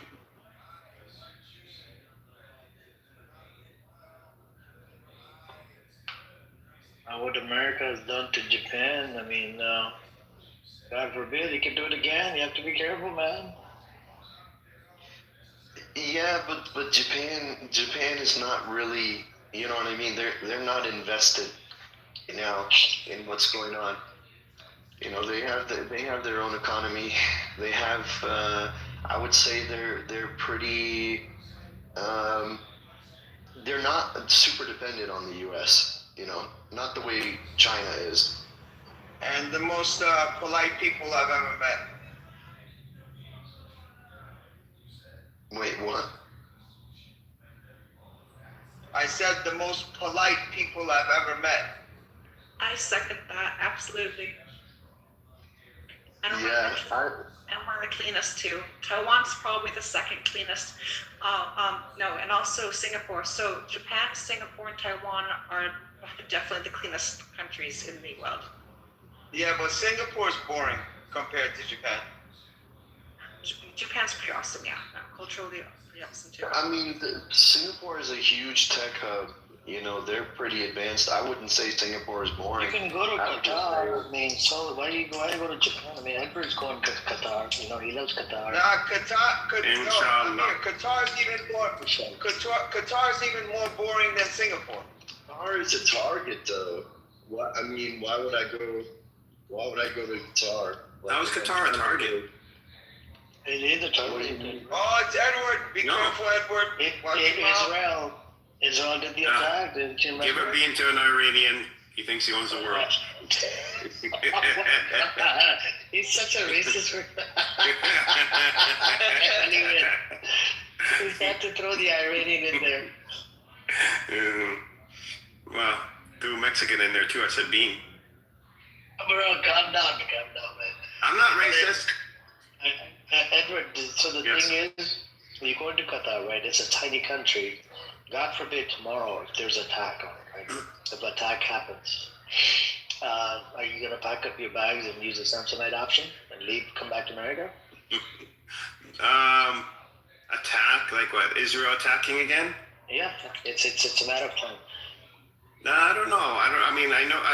Qatar has integrated their systems with their neighbors. Everybody is more on alert now, and Qatari pilots, fighter pilots, are being trained in the U.S. and you know they've upgraded and are still upgrading all their air defense systems. I don't think I don't think there'll be another strike on Qatar. Well, I shouldn't say that. I think If Bibi is normal, he was reasonable, he would not strike Qatar because he saw the ramifications of that, the whole change in the Middle East when it comes to military posturing. I'm going nowhere in the U.S. military base. So I'm Saudi still. Desert Oh. using a bunch of solar panels. That could be cool. Who? The Saudi? Saudi Arabia desert. Yeah. Just set up kind of a Bedouin tent situation with a bunch of solar panels. I'm down for that. Bedouin tent situation with solar? Yeah. What do you mean? Well, if we're talking about should the world get wiped out by missiles, where we're gonna go. Oh, I was thinking Saudi Arabia, the desert would be pretty awesome. No, Saudi Arabia has military base in there, man. Multiple military base. Oh, well, a military base in Saudi Arabia is big too. Okinawa, but And have you seen those scorpions in the dirt? Oh my God, in the desert. Oh my, yeah.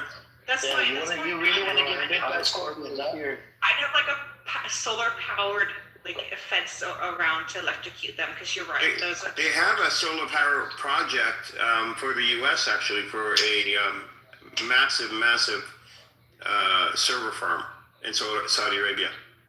They're working on now. yeah, they've got a couple of projects. They've got also. No, but this one was a strategic American strategic interest project that when Trump went and they gave trillions of dollars to the U.S.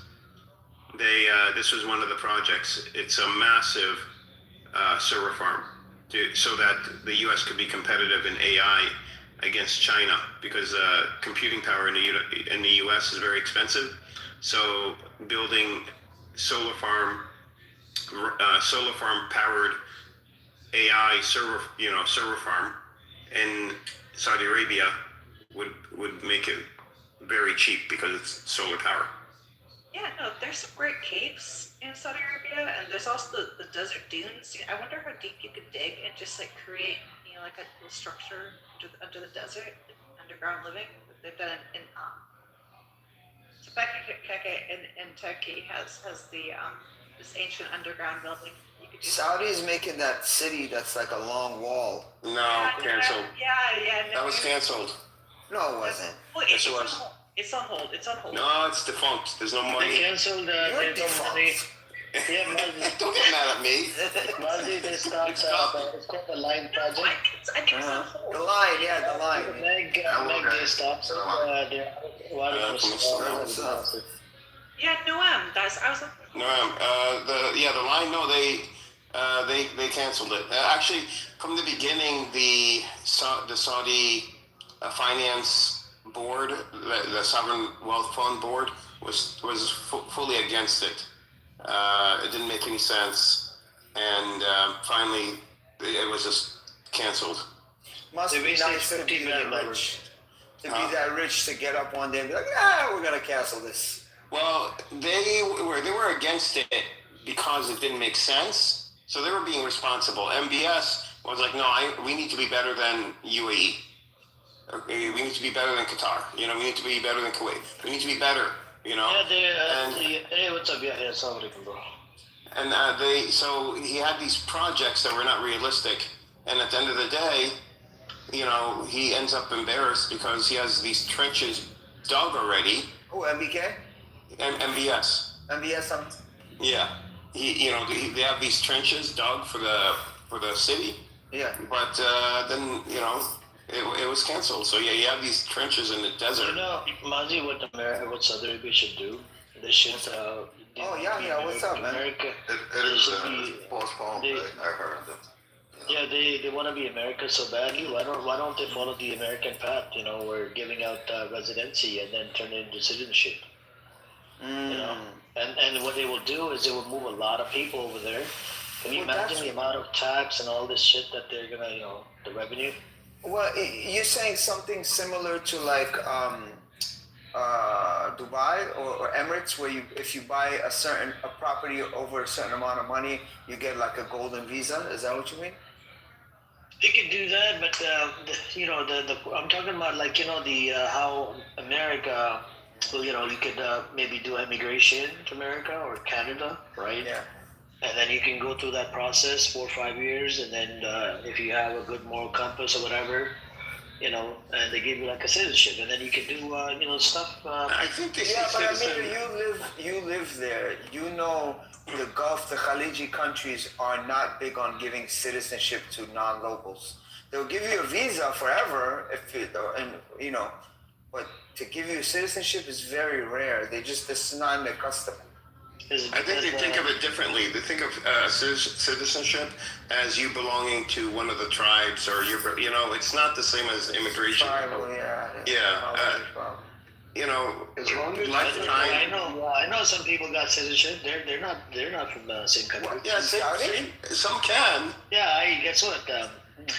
My dad knows this guy. He's a professor at one of these universities. Yeah. And his background is actually from I think India or somewhere, or I don't know, some Asian country, right? So every time my dad would meet him, be like, "Hey, fake Saudi." Fake Saudi. Well, Qatar has a project or a program where they will give you, if you buy a home there, Qatar. They'll give you the golden visa thing, but it's not. It's permanent residency. But you also get. Emirates does. Well, you also get you're part of the welfare program. You're part of the free. You get free medical. You get all the perks of being a citizen, except. Qatar doesn't give you citizenship. No, not citizenship. It's a residency program, permanent. But you get free healthcare and free education. All the stuff that comes with citizenship. That's what you're going for. Me? If I do go, yeah, I would go for that. Yeah. What are you gonna do? Study? Bro, you're really old, Bert. You're really old. Why would I go there to study? I'm being ageist right now. Watch me. You gotta do. You're already too old. You've studied your life. That's it. That's the end of it. No more. Well, I'm not going there to study. How do you get that? So you just want to go there and enjoy the desert? What are you gonna enjoy with it? I'm gonna enjoy being in a culture that's not Western. That's Middle Eastern. That's Islamic, and I'll run whatever businesses that I have. I can run them from Qatar, and I don't have to worry about drugs and crime and. Hold on, Edward. What do you mean by that? Because they're super, capitalist, imperialist, whatever the fuck. What's the real difference culturally? From the U.S.? Yeah. Massive. The totally different culture. It's an Islamic country. What aspects? What aspects of the culture? Nudity. What else? Agenda. These agenda that they, the LGBT agenda, the way crime. We have near zero crime. Edward, in this room, we don't say LGBTQ. We say LGBTQ. That sounds more LGBTQ actually. We say it that way. Or it sounds more G. Yeah, no, it's a different. Living in the Middle East is definitely different. No matter how, even in Dubai, which is probably the most westernized. Yeah, even there you'll feel it. You'll know you're in the Middle East. You'll know you're in a Muslim country. It's for sure. As westernized as I'm just saying, like economically, politically, they're very similar. There's nothing wrong with the economic system, in my opinion. Politically, I disagree fundamentally with that. I think that's the foundation of people's morals and values is the economic system that they have set up.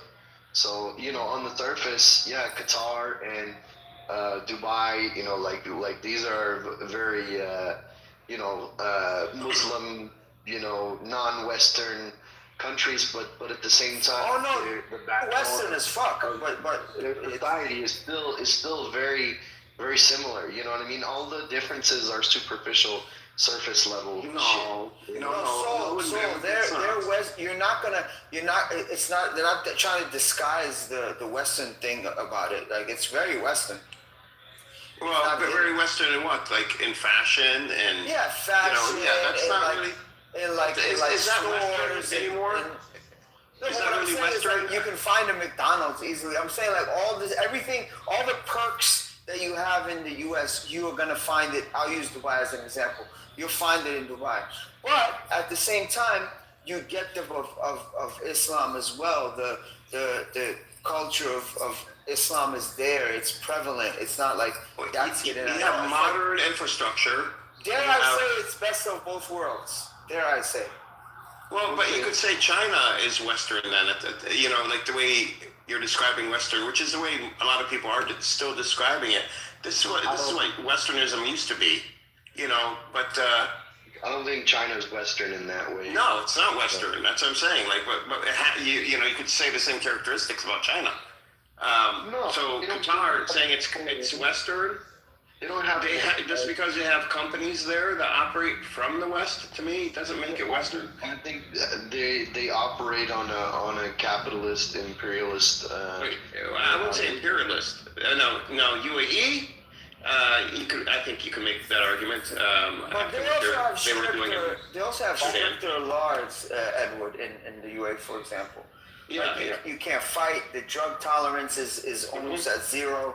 They're very strict on certain things. Like their tolerance level is definitely at a zero, whereas in the U.S. they're way looser and way more lenient. You know what I'm saying? And the infrastructure here is falling apart. I mean, I don't know. You could see now we're just going downhill, we're going backwards. When it comes to infrastructure. In Dubai and in Qatar, you don't think the same shit's gonna happen? Because it's an unsustainable economic model. How is it unsustainable? What is unsustainable about Qatar or Dubai? Because they extort resources out of surrounding countries. They're not. I haven't heard of Qatar extorting resources out of. UAE. They'll buy the shit. Stealing, UAE was stealing from Sudan. But that's not even their economic model. I'm not saying that they should be doing this. They should be punished for it. That is, textbook imperialism. These are imperialist countries. They're gonna fail eventually, especially if the U.S. fails. You think that the Qatar and Dubai are gonna be around if the U.S. falls? Why wouldn't they be around? Because the U.S. is a big investor in these countries. No, they invest in the U.S. It's mutual. The U.S. doesn't invest in these countries at all. It goes both ways. What do you mean? people are setting up shop.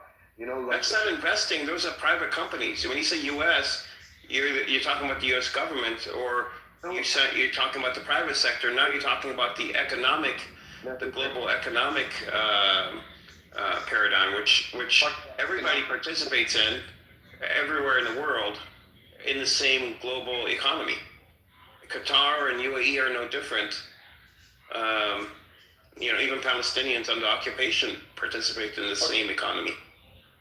why I say China is different is because China is much more, they're much more economically independent. Their infrastructure is more self-sustaining, right?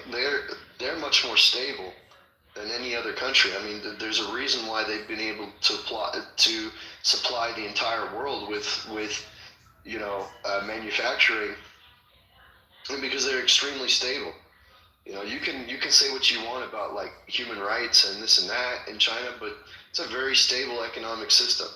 It's the same economic system that everybody uses, though. It's not different. They may centralized government.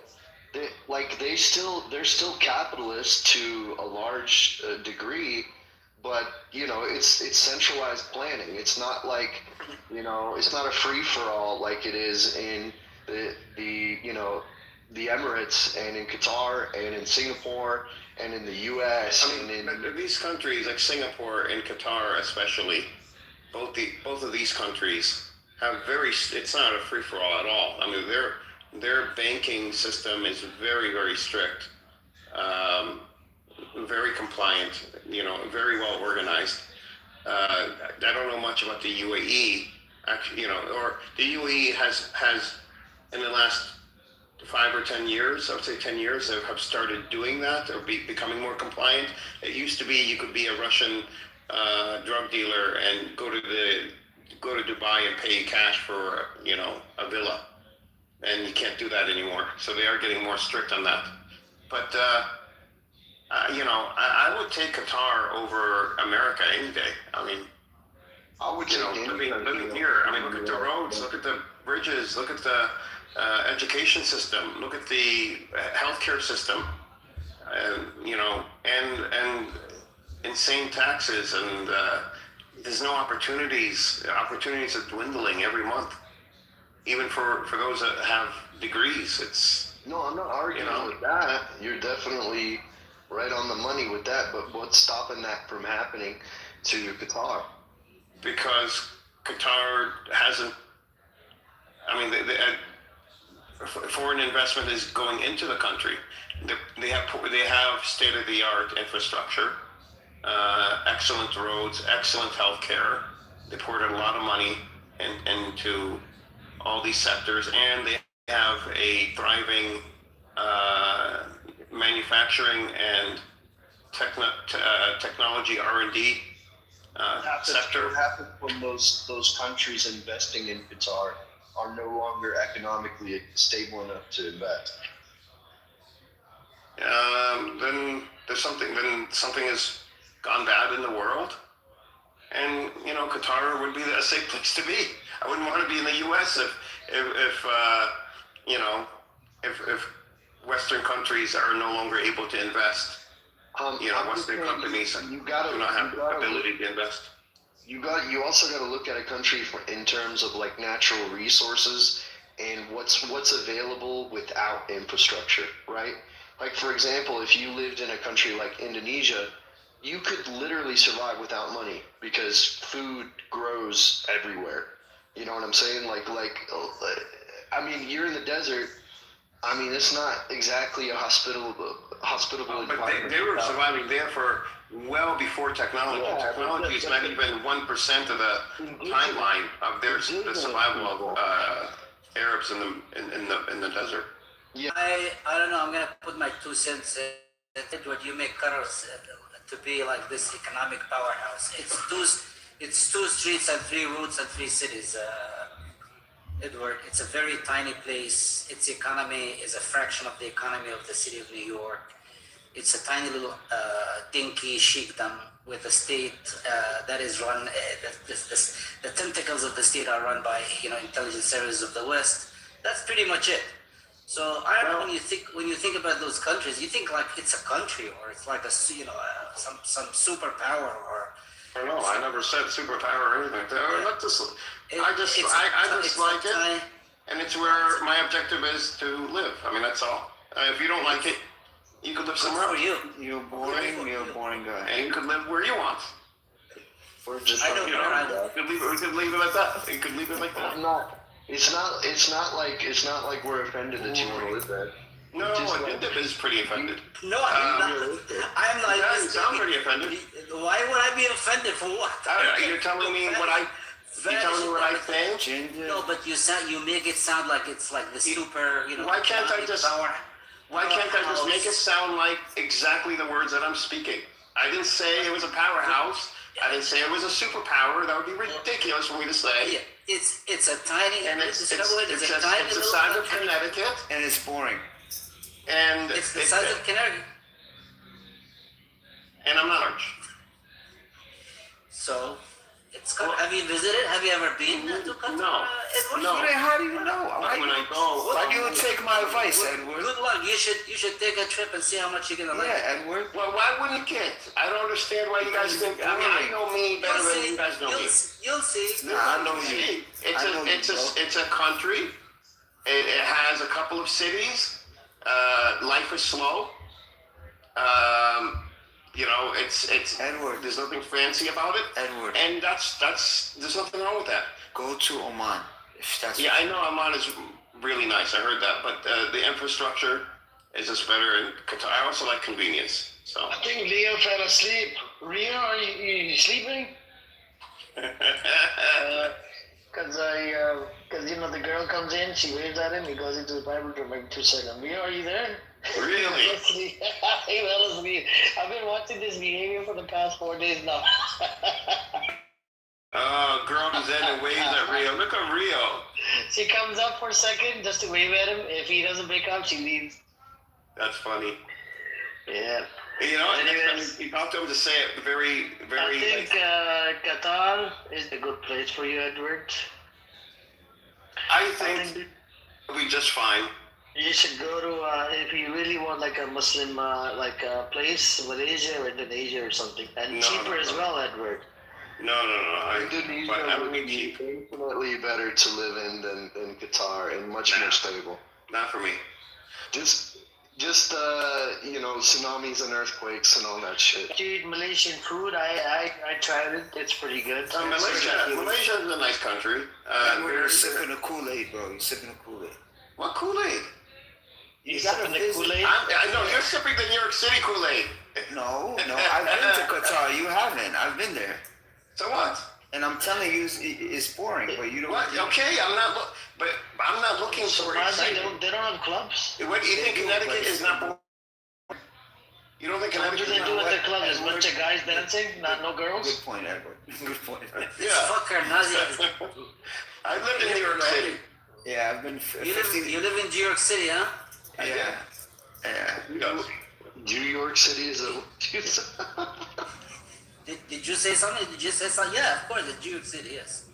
Yes. You live in the city, Mazi, or you live somewhere else? In the city, yeah. Yeah, you are such a fucker, huh?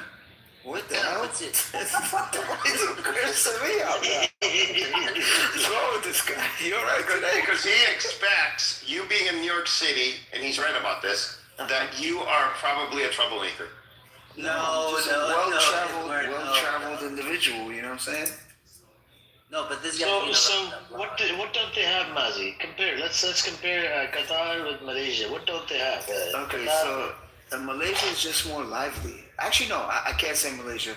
I've been to Indonesia. I haven't been to Indonesia. Malaysia. How is Indonesia compared? Indonesia's live, man. It's live. It's like you said. It's cheap. It's good food. But I'm not gonna lie. Qatar does have good food, but it's not as live. It's just slow. Good Iranian food, huh? Good Iranian food, Mazi, huh? Yeah, but not better than Dubai. Dubai has better Iranian food. Dubai does have very good Iranian food. Yeah. You can get around anywhere in Indonesia on a fucking object that costs you like fucking 300 rupiahs. I don't even know what that is. Why would I even get around in it? Gas is like not even an issue. It's like a little motorcycle. It's like a scooter. Oh, that's all I need. Remember, you can move to India and support India. Oh yeah, I could move to India. Yeah, battle it out. Fight a cow for my And guess land or what? something. Guess what? You would, and the water. I know people say it's dirty water, but in the beginning, yes, you're gonna have some stomach issues. But I think eventually you get used to it. You get used to it. or you can do is go to Somaliland. Yeah. It's about to get recognized by Israel, No, I'd rather stay in the Middle East, and I'd rather stay closer to, finance centers. You don't want to live inside Palestine once it becomes too steep? Yeah, definitely. Well, maybe you could try living inside Israel. No, Israel. You go occupy it slowly, and then take over their land. Israel's infrastructure is not very good either, and Israel is just. How about Iran? Completely dependent on Western, funding. So, What US dollar equals like millions of whatever currency it is in Iran? What's currency is it? Oman Real. So how many Taman is it? $1 US, Muzzy? 1,000? Million? No, it's like 200. That's some crazy number, bro. 200,000? Edward, can you imagine what you could do with that currency? It doesn't work that way. You could. It's worse in the world. Yeah, you could play games with it. You could. Don't gamble though. You could give it away. To some people. No, but it doesn't. I mean, it still work. Like, it doesn't. It doesn't mean you have $200,000. And you can be connected to the government. And guess what? Since you're an American, they might even let you slide. Hey, you can carry a gun. Right to self-defense. Oh yeah. They'll give me a gun, and next thing I know, I'm part of the IRGC. No. Nobody's making you part of the IRGC. He's trying to recruit. Amir is trying to recruit. Amir does get paid. Yep, he does. He gets commission too. Yeah, sign me up, dog. In those countries, I think you could pay and get a license for the gun. I think Edward should go to Indonesia though. You find a nice Muslim wife.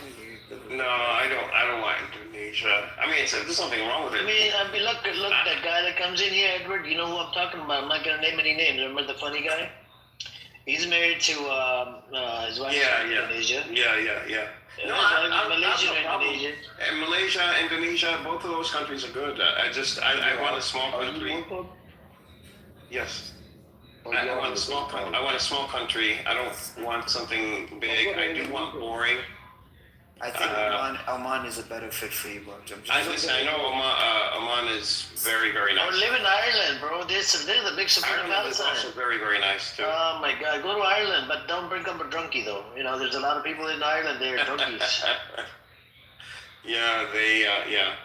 You guys know the Muslims in Indonesia, like they're not like, you know what I mean? Like they're very haram. Like they don't follow Islamic law. They don't, like their culture is just fundamentally incompatible. It blows my mind every day. Who are you talking about? Indonesia, they follow Islamic law. They're super progressive. They're very liberal there. Islam is like just the mask that they wear, but they're not very.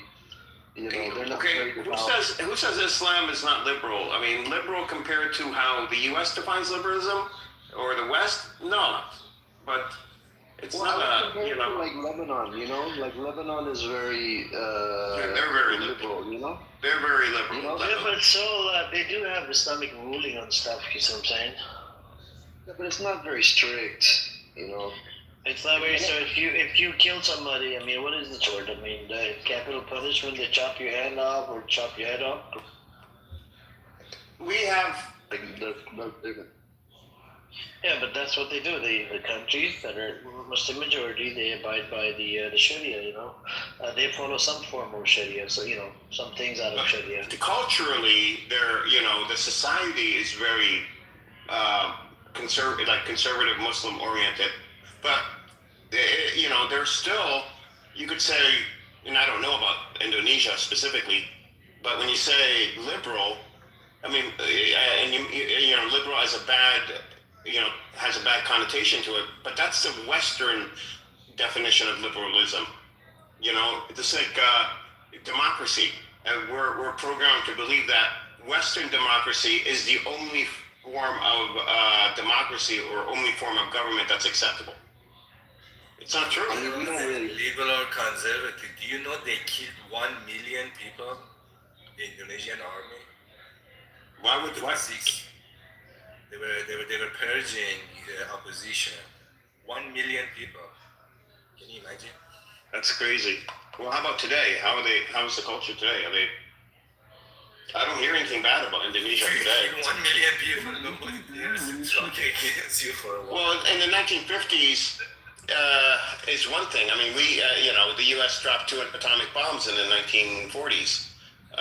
We had World War I and II in the 1910s and 1930s and 40s. So, we had the Korean War, we had Vietnam, Much we had more stable than Iran. But they have gone through this stage that Iran is going in 30, 40 years ago. Yeah. They killed 1 million people going through that stage. Well, but how do they deal with it? Like, do they acknowledge it now? Do they know it's wrong? Have they bettered themselves as a society, as a culture? That's let me ask if they're sorry for it. Let me check. I think they are, and they're pretty progressive, like now. You know, that's what I'm saying. Hold on. He did it again. Nazis were progressives. The Nazis were progressives. That was a socialist progressive party. For the time, it was progressive. It definitely wasn't a conservative party. So these terms, when you say progressive, what are you putting it on? Like a social democracy. But I don't criticize the German Workers' Party necessarily. I don't think that their system of government was necessarily a bad one. Right. Well, that's what I'm saying. So you're putting the labels on and saying things are progressive. No, I'm just saying it depends on what you're looking for in a country. You know what I mean? Because like you can go to Indonesia, the culture in Bali, which is very, very progressive, it's not that much different from the rest of Indonesia, except the rest of Indonesia wears the Muslim mask. Of course, you're gonna hear call to prayer. People, they do salat, but like outside of that, like they drink alcohol, they gamble. Like they're very. It's kind of a wild place. It's not like super conservative, is what I'm saying. Yeah, but a Muslim country doesn't necessarily have to be a super conservative country. And I'm not saying that Muslims have to allow alcohol or anything, but you wanted to avoid like the Western progressive liberalism, right? No, the agenda, the Western agenda of liberalism. I specifically said like the LGBT, where they're pushing it on people and teaching it in schools to children. This is just one example, but in America, you can, they sexualize children in the media and marketing. They sexualize and degrade women in marketing to sell products. You can get away with so much more. You could do drugs, and nothing happens to you. Hard drugs. There's a bar on virtually every corner. People are robbing and stealing all over the place. I mean, the murder rate in the U.S. is absolutely insane. There's so many things. The tax rate is getting higher and higher, and nothing is happening on the ground in terms of fixing the roads and new fiber optics for internet and smart grid technology. You know how old our electrical grid system is in America? How sensitive it is? Which state you are, Edward? Which state you are? I'm in Connecticut. Move to South. Go to North Carolina, man. Yeah, actually, North Carolina, people are moving there. That is a hotspot to move to. It's one of the last places in the country. Tennessee, North Carolina, those are like different ballgame. Yeah. I was in University of Tennessee. They are literally right now the highest tech I've ever seen. These robots are moving around and delivering food and stuff. It's really weird. It's not in the media. That's the thing. That we think that those are backward. South is way better right now. Well, North Carolina has always been where people go to retire in Florida, like old people, right? But the second place in the country is North Carolina, and now it's they have a lot of like a large tech sector, massive tech sector in North Carolina. Florida, you cannot go work industries. Florida doesn't work because these hurricanes they come and bring down your factory. But so that's the problem of Florida. You cannot really invest in it to build a factory. But there is a lot of job in North Carolina, and even though sometimes the tornado comes, but because they are much less chance. But there's actually a middle class in North Carolina. And that's the thing too. Here in the U.S., the middle class has thinned out so much. Either you're working class, or you're, wealthy. No, if you really want to do, very difficult or you're dead broke. Yeah, or you don't pay taxes. Like I don't pay taxes. Allegedly so. Allegedly. Edward's an accountant. Be careful. Take a road trip across the United States. You can clearly see the condition of the roads, the highways, when you go from one state to another state. And that shows how good those states are. For example, from Arkansas to Missouri, suddenly like your car is, and then it becomes like you went on the airport as soon as you pass the border. So you can get a feel for what the states are doing what, Like in New York, the roads are disastrous. I mean, literally. Wei Fan, watch your mouth, bro. And so are the people that live there, Wei Fan, too. I was 5 years in New York. I love the state. Both of you chill out, right? Wei Fan, we have a saying in New York. We say, New York sucks, but everywhere else in the United States sucks more. See, you are not true New Yorker. In New York, we say, if it's not supposed what do you mean, we? To be like that. He said we. Not here, we. New Yorker, my driver license right now in New York. Doesn't matter, bro. You was there They for say like 5 minutes. Edward, you can move to Taiwan, If it's not supposed to use like this, why it does fit? Join Wayfan over there, Taiwan. No, I mean China will come and take it over and move there. No, they won't. They because I'm 5 steps ahead. If Japan doesn't work, I'm going to China. I'm not even. No, Japan is a good country to move to too. Yeah, you'll be fine. Japan is cool. China's it's all right. Yes, I mean, make sure to try out those fried roaches as well, the Wuhan market. But guys, when you are in Asia, you can never call yourself Japanese. It has a lot of protein in it, fried roaches. Well, they have those, chocolate covered grasshopper, right? I saw those in Thailand. Those so many of them. Like right now, if I go out and talk to people and say I'm Taiwanese in Taiwan, they will laugh at me. In New York, I can call myself. Chinese, bro. You will not be. That's the problem of China and Japan. You can never call yourself Japanese. You can even from Singapore. Even if you're from Singapore, going into China, they ask you for extra identification if you start up a bank account or something, because you're not, even if you live in China, you're from Singapore, the names are different even from Singapore to China. Like you're not Chinese. They're very. But I mean, Japan loves foreigners. So does Taiwan. They love Americans. They love Western culture. You do well in these countries. Like the thing is, like, you can't integrate, but it doesn't matter because people like you. Like these Asian countries, these Western Asian countries, they fucking love Americans. They love Europeans. They are racist fucking love them. No, bro. They are so racist. Nah, bro. How racist? They are just polite. These are very polite. The Asian decorum. As it can get. They are as racist as it can get. And you can tell how racist they are based on their smile.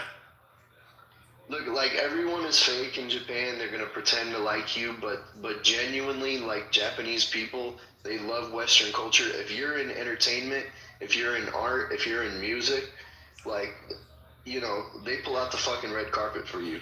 That's true. If you're in business, it's different because you have to follow the social norms of the culture, and they're gonna treat you like dog shit. So like it depends. Like Japan, if you want to be like I said in entertainment and art, it's fucking biscuits and gravy. I mean, there is But one if you thing kinda that get they into love business, money. No, they love money. I don't think anybody in the world love money more than Asians love money. So they do anything for money. That's one thing. So entertainment, yeah, because they can make money out of it. But they hate you. no, they have like a deep, profound love Confuse for that. The like fact that they hate Western entertainment. You know what I mean? Like that's their thing. Like they have all these subcultures and stuff that are just like ripping off, American subculture. Like it's their thing. They fuck with it. But like I said, if you get into business, it's different because they're gonna treat you like dog shit.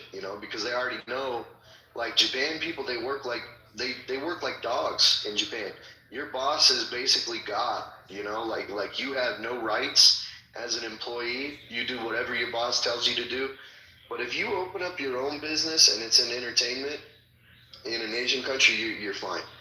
But I mean, I'm not interested in working for a Japanese country. I'm not interested in business in that regard. So I'm probably all right. But I would never work for a Japanese company. It's so fucked up when you work there. Like when people call each other. For example, right now in the United States, if I work in a company, if I see the CEO, I will just say, hey, for example, David. But in South Korea, when you call somebody, there must be three components in that name. The first one is their rank in the company. Like for example, I have to say CEO, then their I guess is degree, and then their last name. So for example, if you are a janitor, so every day people are calling you janitor diploma, I don't know, Edward. That's the way they call each other. They have to remind each other at every instant possible. They're ranking the society. It's such a weird system. Yeah, that's how Asian societies are. There's a name for it. It's not bad or it's not good. It's just that's the way their society is. It is different. And but I've read a lot of science fiction books from China and Russia and Japan, and they've been obviously translated into English. And you have to, and I've learned a lot about the cultures. You have to Anime? You like anime? No, like science fiction books, novels, actual novels. And you learn for example, the guy lights a cigarette, when he's with these other guys that they're talking, they're around the table, and that's a sign that this guy is doing, he is not conforming, he is being disrespectful, he is, and he's the bad guy in the book. But you, as Americans, wouldn't know that though. When you're reading it, you have to pick up on those little idiosyncrasies. For example, when somebody interrupts someone that's speaking, and if that person is a higher status than you, not by much, just even by one level, and you interrupt them, then it's a really bad thing. And the book, the author expects you to know that that's a bad thing, and to know, okay, this is a bad character versus the good characters. And I asked my friend about it because there was one, I forgot what it was, a book I read about two cars that were delivered to China, and one of them, they're both identical, and it was the boss and the employee. They both ordered the cars for themselves. Unfortunately, when they ordered the cars, one of them, they're both same exact model, same everything, except one of them had a sunroof, which the employee, his car had a sunroof, and the boss's car did not. And instead of just, and you can't do that, you're supposed to have the sunroof, like if you're the boss. You know, you can't do that in China. So you would think, okay, well, they'll just swap cars. But no, they returned the cars and forgot about the incident. And they both end up without the Jaguars that they ordered. Edward, can you please stick to the topic, please? What's the topic? Zionism and Pahlavism are worse started. Oh my God. No, nowhere in there does it say, nowhere in the topic of the room does it say China automobile. Well, leave it to Edward to divert. well, hold on a minute. First of all, you Iranians, listen to me. Don't gang up on me when we were not talking about Pahlavi or Zionism for an hour now.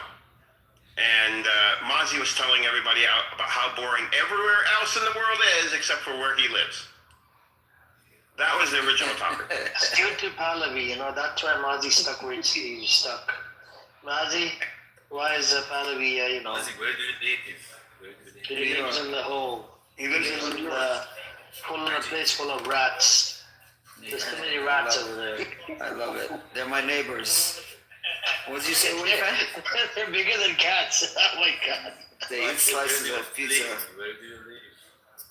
I'm No, in they don't Manhattan. eat, the rats don't eat people because that's not kosher, dog. Oh my God. No, it is a cool place, Manhattan. It's really melting pot of United States. Everything is real. I give it to Manhattan. There you go. I mean, not Manhattan. like, for example, Taco, Chinatown. If you go to Taco has Flushing, some- you really see Chinese. For example, Taco's trying to get under your skin. Taco, you got Yeah, some we smoke found- for Edward? Well, no. Does he have something to say? Did you want He's to got say some smoke. He's got some smoke for you. Go ahead, Yeah, Taco. he's out of smoke now. I don't know if he... Get your shit out. Get your shit out. Okay, we're not in Chinatown. This guy is going crazy today. Oh my God. Edward, I think, well, I even looked at possibly Jordan too, but because I have family there, and they're like, no, don't move here. And you know, crime is high, crime is high, pickpocketing and shit, because of all the refugees that came from Syria and Iraq. crazy. Why do you want to move from United States? Just stay here. Because the United States is shitty. There's no opportunity here. There's no opportunity to meet people that can, you know, open doors for you and give you opportunities. There's nothing here. there's a lot more opportunities in America, Edward. Come on, man. Come on, you know it. I know it. The world is much worse. You can be somebody in America. If you want to be somebody here, you got to work for the cartel. Huh? Nah, bro. I know people that I know somebody that started from a dishwasher cleaning job. Now he owns like $2 million worth of properties. Yeah, that's all money. We're not living in the same economy. The U.S. economy changes so drastically every like 5 years. You know, like if you want to start a business from scratch in the U.S. right now, it's not happening unless you have global partners, and you know you can't, like, if you want to have a strictly American business, right? And your whole business plan is, you know, manufacturing in the U.S. You know, all of your. That's not happening. It's not. Yeah, it's not happening. You can't manufacture shit here. You'd be crazy. No. And even if you refuse to outsource, you're so fucked because nobody's going to be able to afford your services. Exactly. It's not. There's no opportunities left here. The people that still have money, they got old money. And most of the people you see driving around sports cars, they're fucking rentals. You know, like, we have the illusion of being a developed country, but it's Yeah, we used to be, though. We used to be back up until, you know, late 80s, early 90s. You know, because I was I'm watching this YouTube video where it was common for 8-year-old children to come home and be alone in the house. Yeah, You know, it was latchkey kid, man. yeah, Latchkey kids. is that what they call it? Yes, yeah, yes, yeah. yes. So that's how I grew up. You know, and but in the '90s that changed. It did change drastically. The feminine movement has become like entrenched, and men became wrong and women became right. Literally on TV, like if you look at the old shows, women are always right no matter what they do. And then by the time you hit the 2000s, you couldn't afford anything. Like the same, a house was 200 or 300% more than it was a year or two prior. Like when my parents came, my uncles came, my parents came from Palestine, they were able to get a job within a couple of years, own a house within 10 to 15 years, have that house paid off. They could afford 2 cars. And there's no way in hell you could do any of that today. No way. By the way, I go to the gathering of the tribes in Burke every year for the past like 3-4 years. Oh yeah, Past 4 years. Yeah, past 4 years. Gathering of Nations. Yeah. Yeah, I've only been once. My ex was she's from the Laguna Reservation. I roll with the Navajos, rolling up. It's an amazing experience. Hey, what's up, Amir? Anybody new people can jump in as well if you guys want to jump in. Hey, how you doing, Amir? We're doing good. How you been? You okay? We're talking about Edward is moving somewhere out of nowhere, No, we're not. in the middle of nowhere. And Amir, we're talking about how boring he is.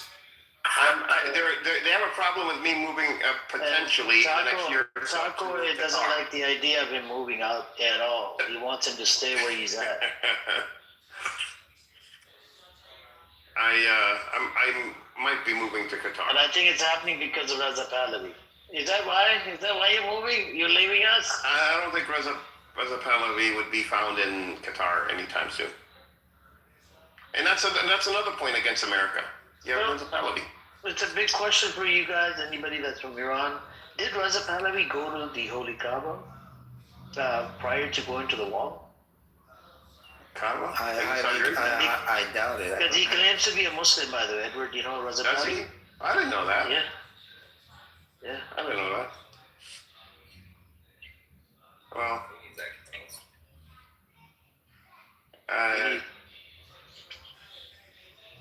so what is the reason why all these officials, they have to go kiss the wall? Like, what is the reason? tradition, because nobody wants to break it. Tradition. No, it's the APAC money. They have to. That's their show Amir, of loyalty. Yes. he could have went right next door. The Al-Aqsa is literally a 3-minute walk. Or maybe you meant Alexa? That's what I just said.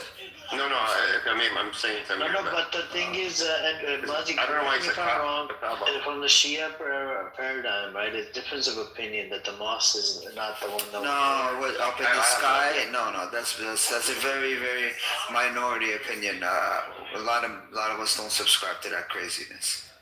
So would you say that there's majority of Shias that actually believe that Masjid al-Aqsa is there? Yes. Yeah, they would have to, because Shiism is an accepted sect. They don't call it sect in Islam, but is accepted Islam. But there are sub-Shia sects that are not accepted, and sometimes people look at these other fringe groups and think that the whole thing, all of Shiism is bad. Themselves like during Karbala. No. They're still in the fold. She's talking about some other ones. Oh, are you Muslim? Me? Yeah. I was for a period.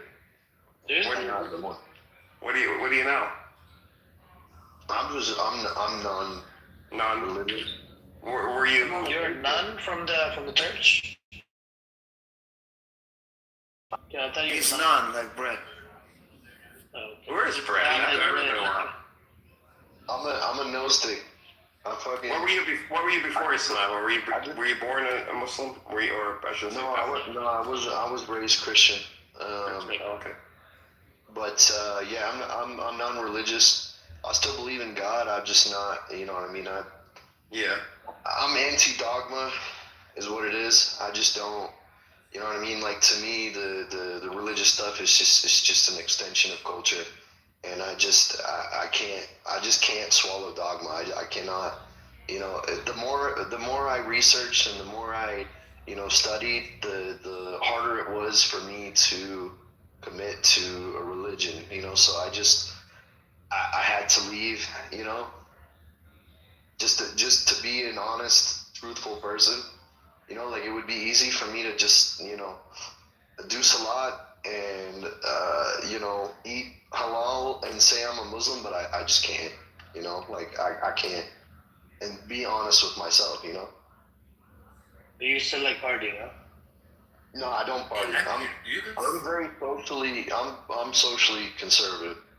I don't do drugs, I don't drink, I don't party. I drink occasionally, but... Yeah, but a lot of Muslims can say the same thing. They're socially conservative.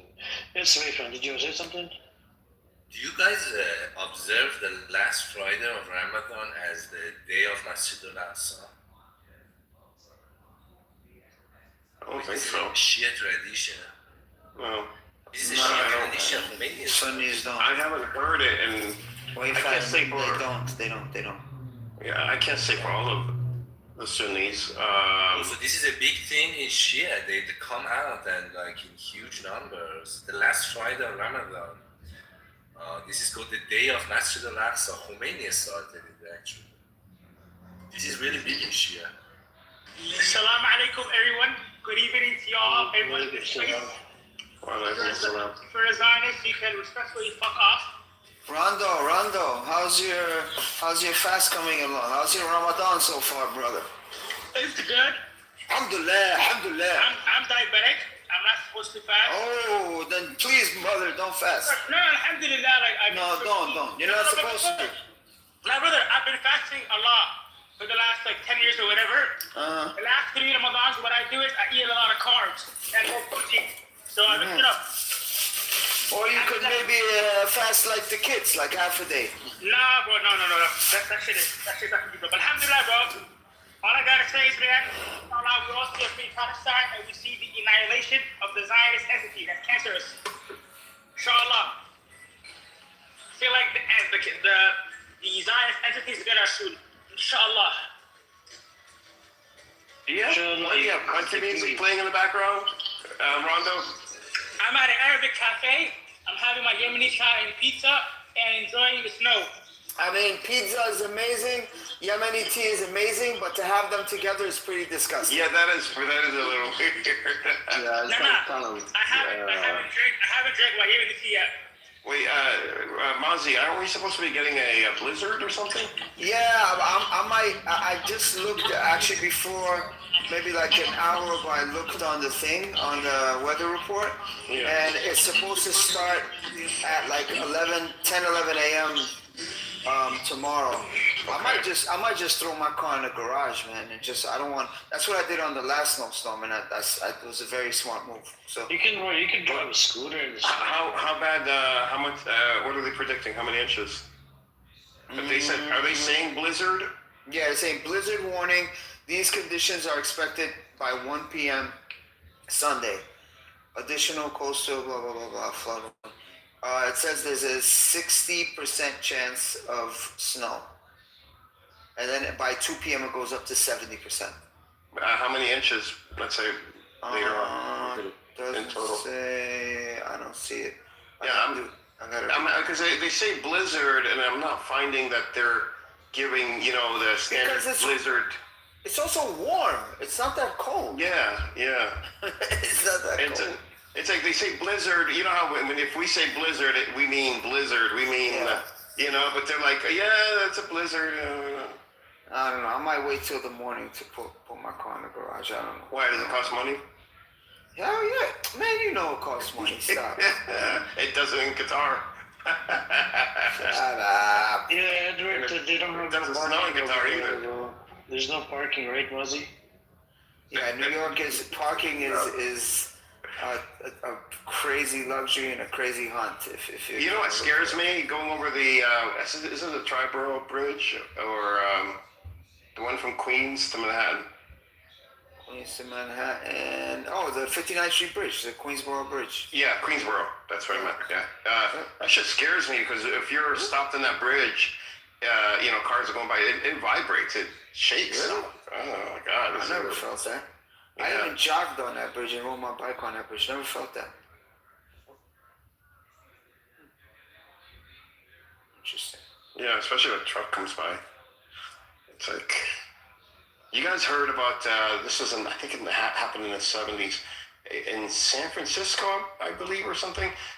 Suspension bridge that ended up collapsing. Yo, guys, check that link I sent Amir and everyone else. Just, I find it so strange. You have two Zionist Jews who kissed the Wailing Wall are negotiating for a nuclear agreement, which is truly biased. Like, we got two wall kissers fucking trying to, like, negotiate a so-called nuclear disarmament. Like, bro, Izzy has more nuclears than the entire Middle East does. Rondo, I'm gonna check the link, but I will tell you this. You just inspired me to, on my way home, to grab some Yemeni tea. Salute to you. Thank you, Habibi Mazdi, brother. I have a feeling, guys, like Trump doesn't want to attack Iran, but since the Jews want America, it's obviously going to be their biggest coin. I just recently, today actually, watched the Pam Bondi, or Bondi, right? It's Bondi Beach. It's Pam Bondi. I don't know. Her roasting in Congress last week, and both the Congress and her, I thought were both despicable.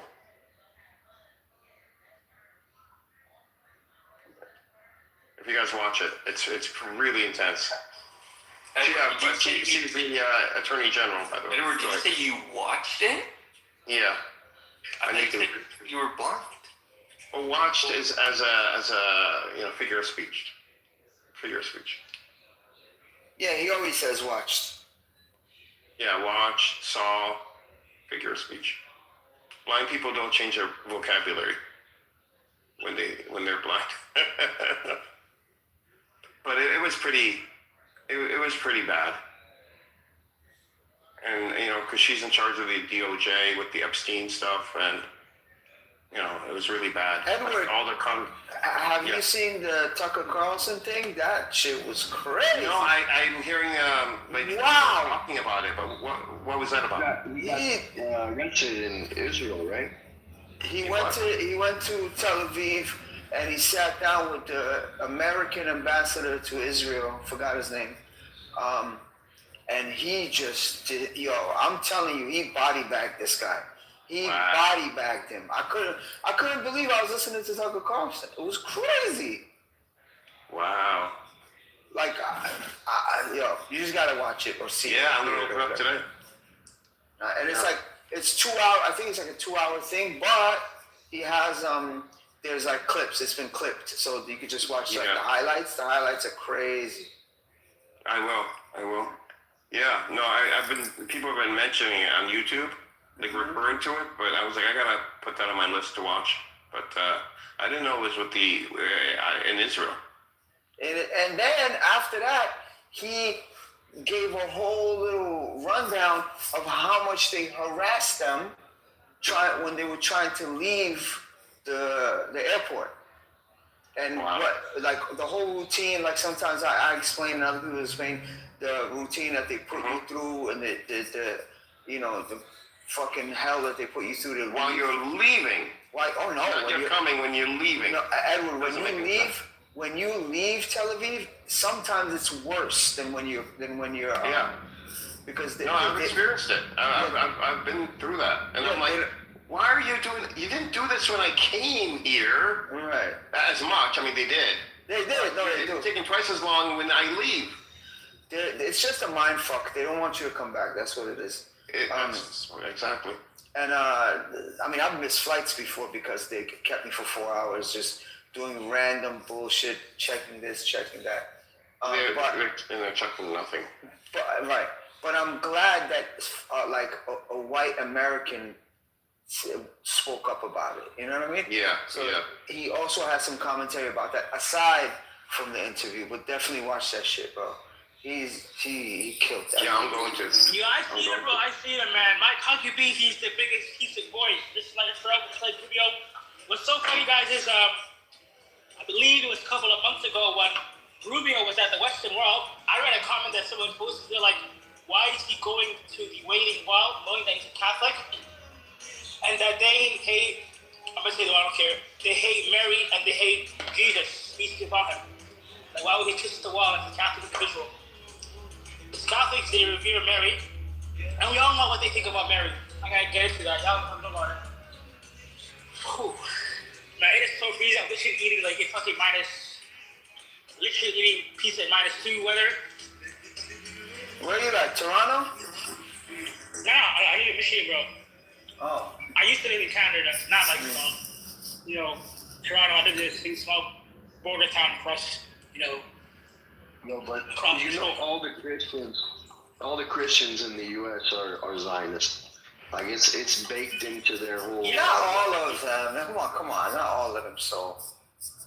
I mean, if you're like the evangelicals maybe, but not. If you're Orthodox, then maybe. But all the Protestants, they're Zionists. I know a shit ton of Christians who aren't. I know a shit ton of Catholics, Protestants, whatever, Protestants and Catholics that aren't, and especially like a lot of the born agains aren't. There's a lot that aren't, bro.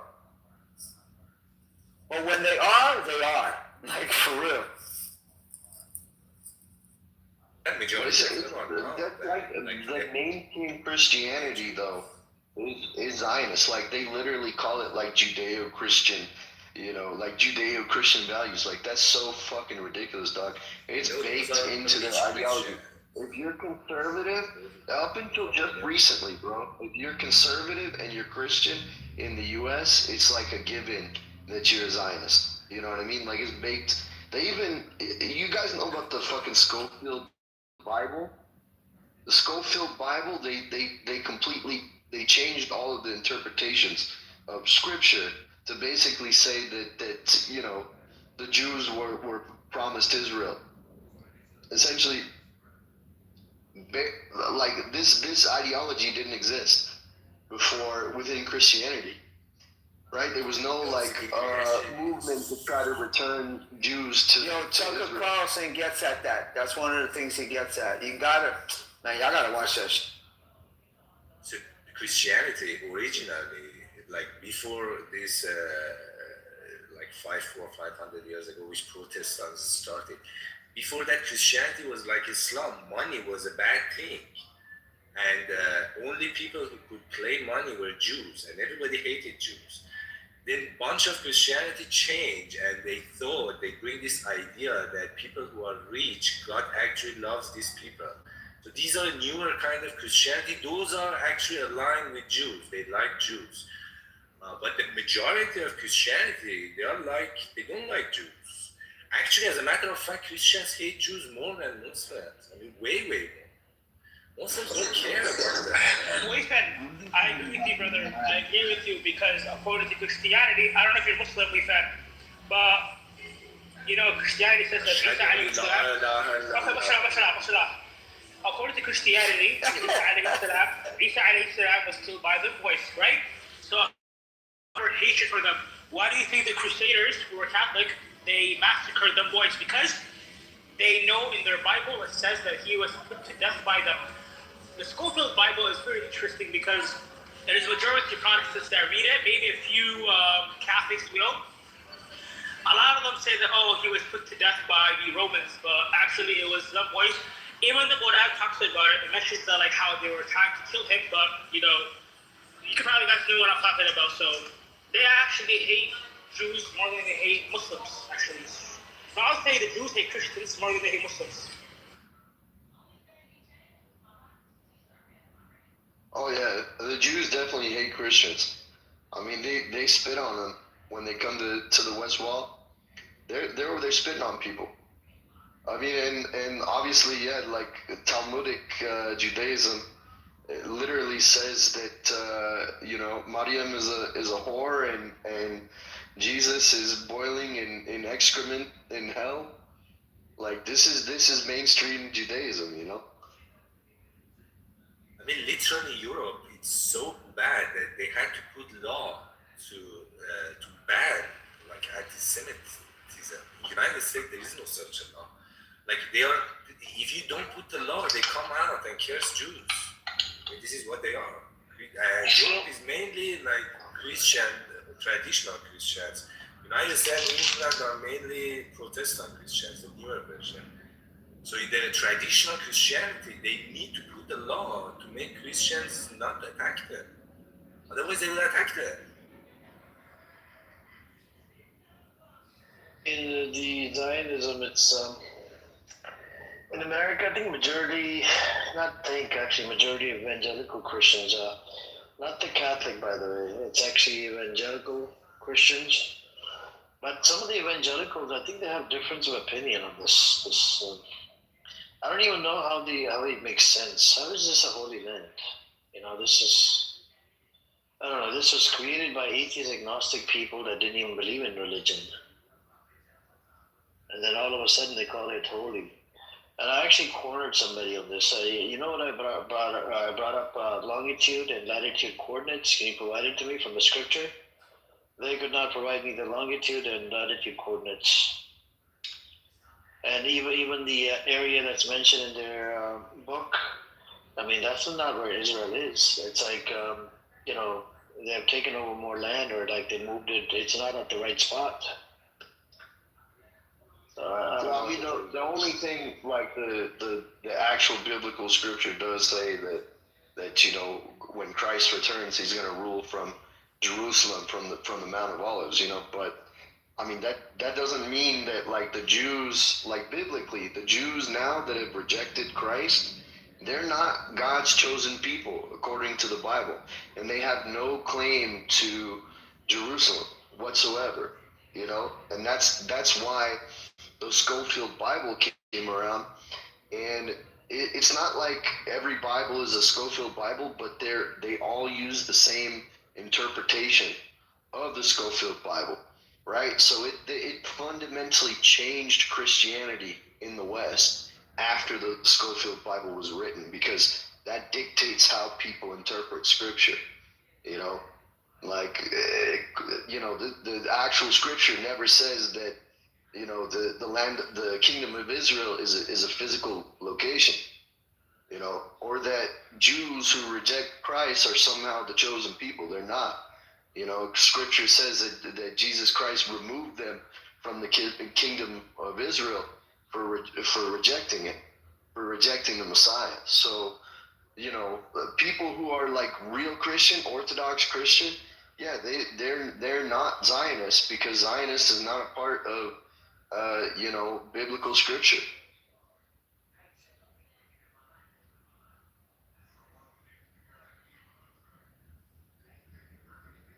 I agree with you. Whoever just spoke, you're 100% right.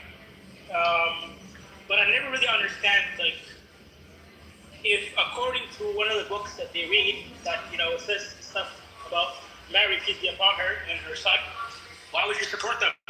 Like, I find it strange. They'd be like, yo, Muslims hate Jesus, but on the other hand, we love and adore Jesus. There's a reason why chapter 19 is mentioned after his mother, and chapter 3 is mentioned after his grandfather, the mother of Maryam, Imran.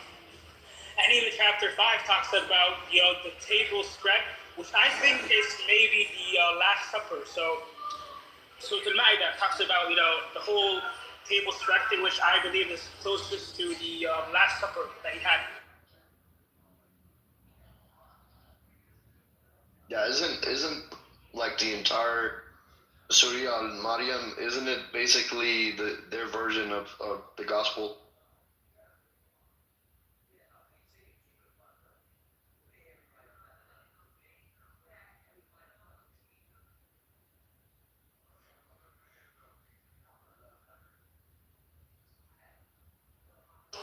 did you say, brother? Who just spoke?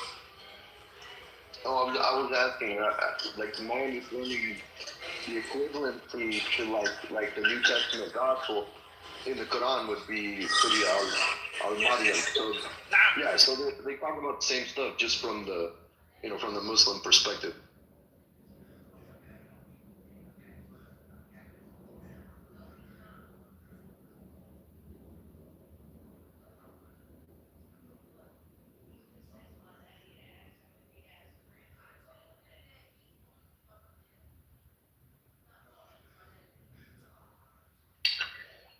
All right.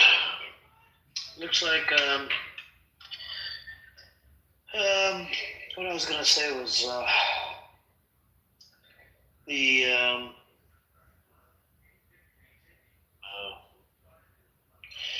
Judy. But Edward, do you think Judy's gonna come back on the SAP or no? Who's Judy?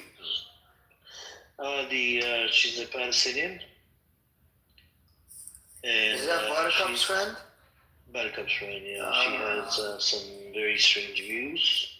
Yeah, you guys were kind of suspect about her, yeah? I mean, she has some odd views, but Jindab said that's normal. Some Palestinians, there are some minority ones out there. So she's against the resistance, physical resistance. So she said the diplomatic resistance is the way to go. Go through the diplomatic way, because every time we resist, she is, she does have weird views, but to me, the weirdest is when she's on this thing about there's racism between Palestinian refugees and other Palestinians in the West Bank, which is not true and not possible because everybody's under. What do you mean, Edward? Like Gazans and West Bankers? No. So, but that's a good example. Like Gaza and West Bank, Gazans and West Bankers, they always like talk down about each other. But at the end of the day, you've been to a refugee camp in the West Bank, Mazi, right? Yes, many of them. Okay, so you said you went to the refugee camp next to Balata, right? The Nablus refugee camp? That was at Nablus and Balata, both. Okay, so you saw you actually went inside the camp, the refugee camp. I stayed there, yeah, I slept there. You slept there, okay. Yeah. Because no one in the world would have your experience, period. Okay? Right. Now, this lady apparently comes from a refugee camp, and she indicates that Which one? I don't know which refugee camp she grew up in. Mm-hmm. She felt like she was looked down upon as a Palestinian refugee in the West Bank.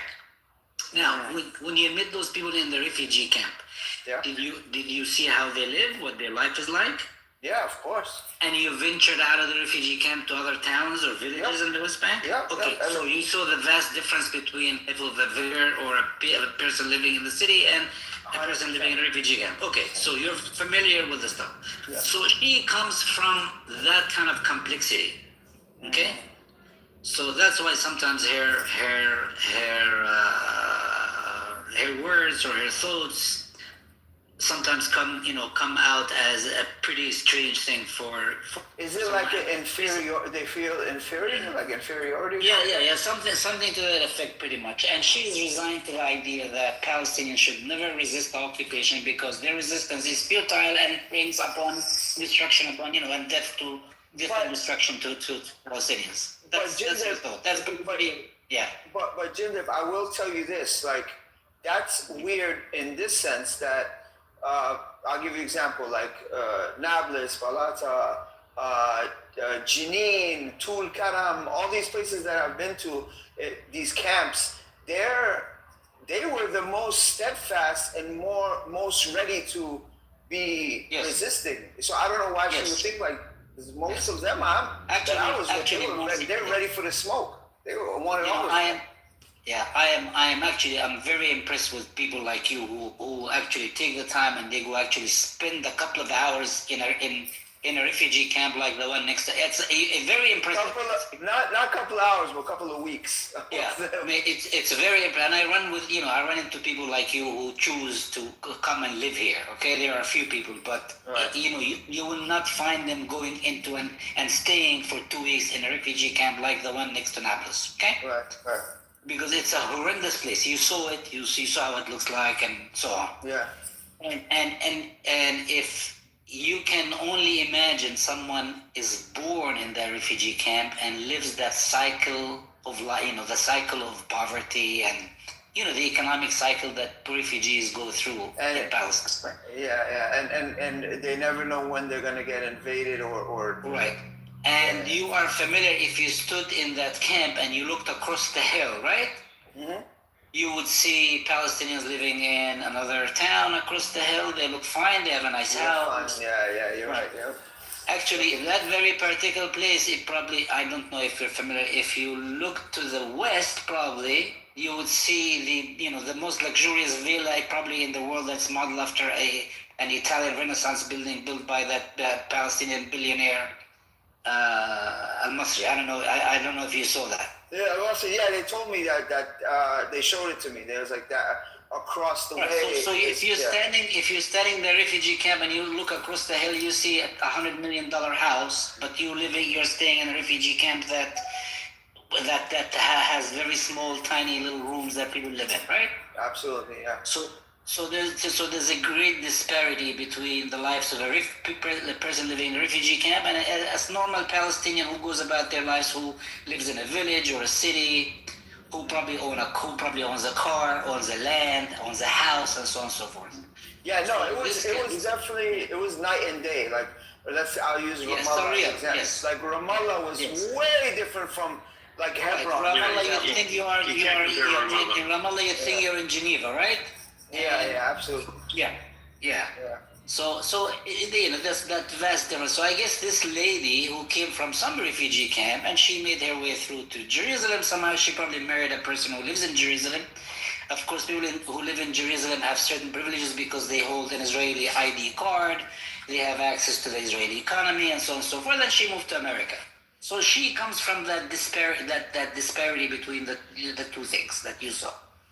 Got it. So her words come across as sometimes a little odd, strange, and I guess she found her little comfort zone in America somewhere. She lives in America, New York. I don't know where she lives in America, and she has a job, and she's typical Palestinian immigrant who moves to a new country and so on and so forth. So her ideas about resistance. She thinks resistance for Palestinians would entail a kid going and throwing a rock at an Israeli tank, and the end result is always the same. Killing the kid will be killed, jailed, his house will be blown up, or so that kind of stuff.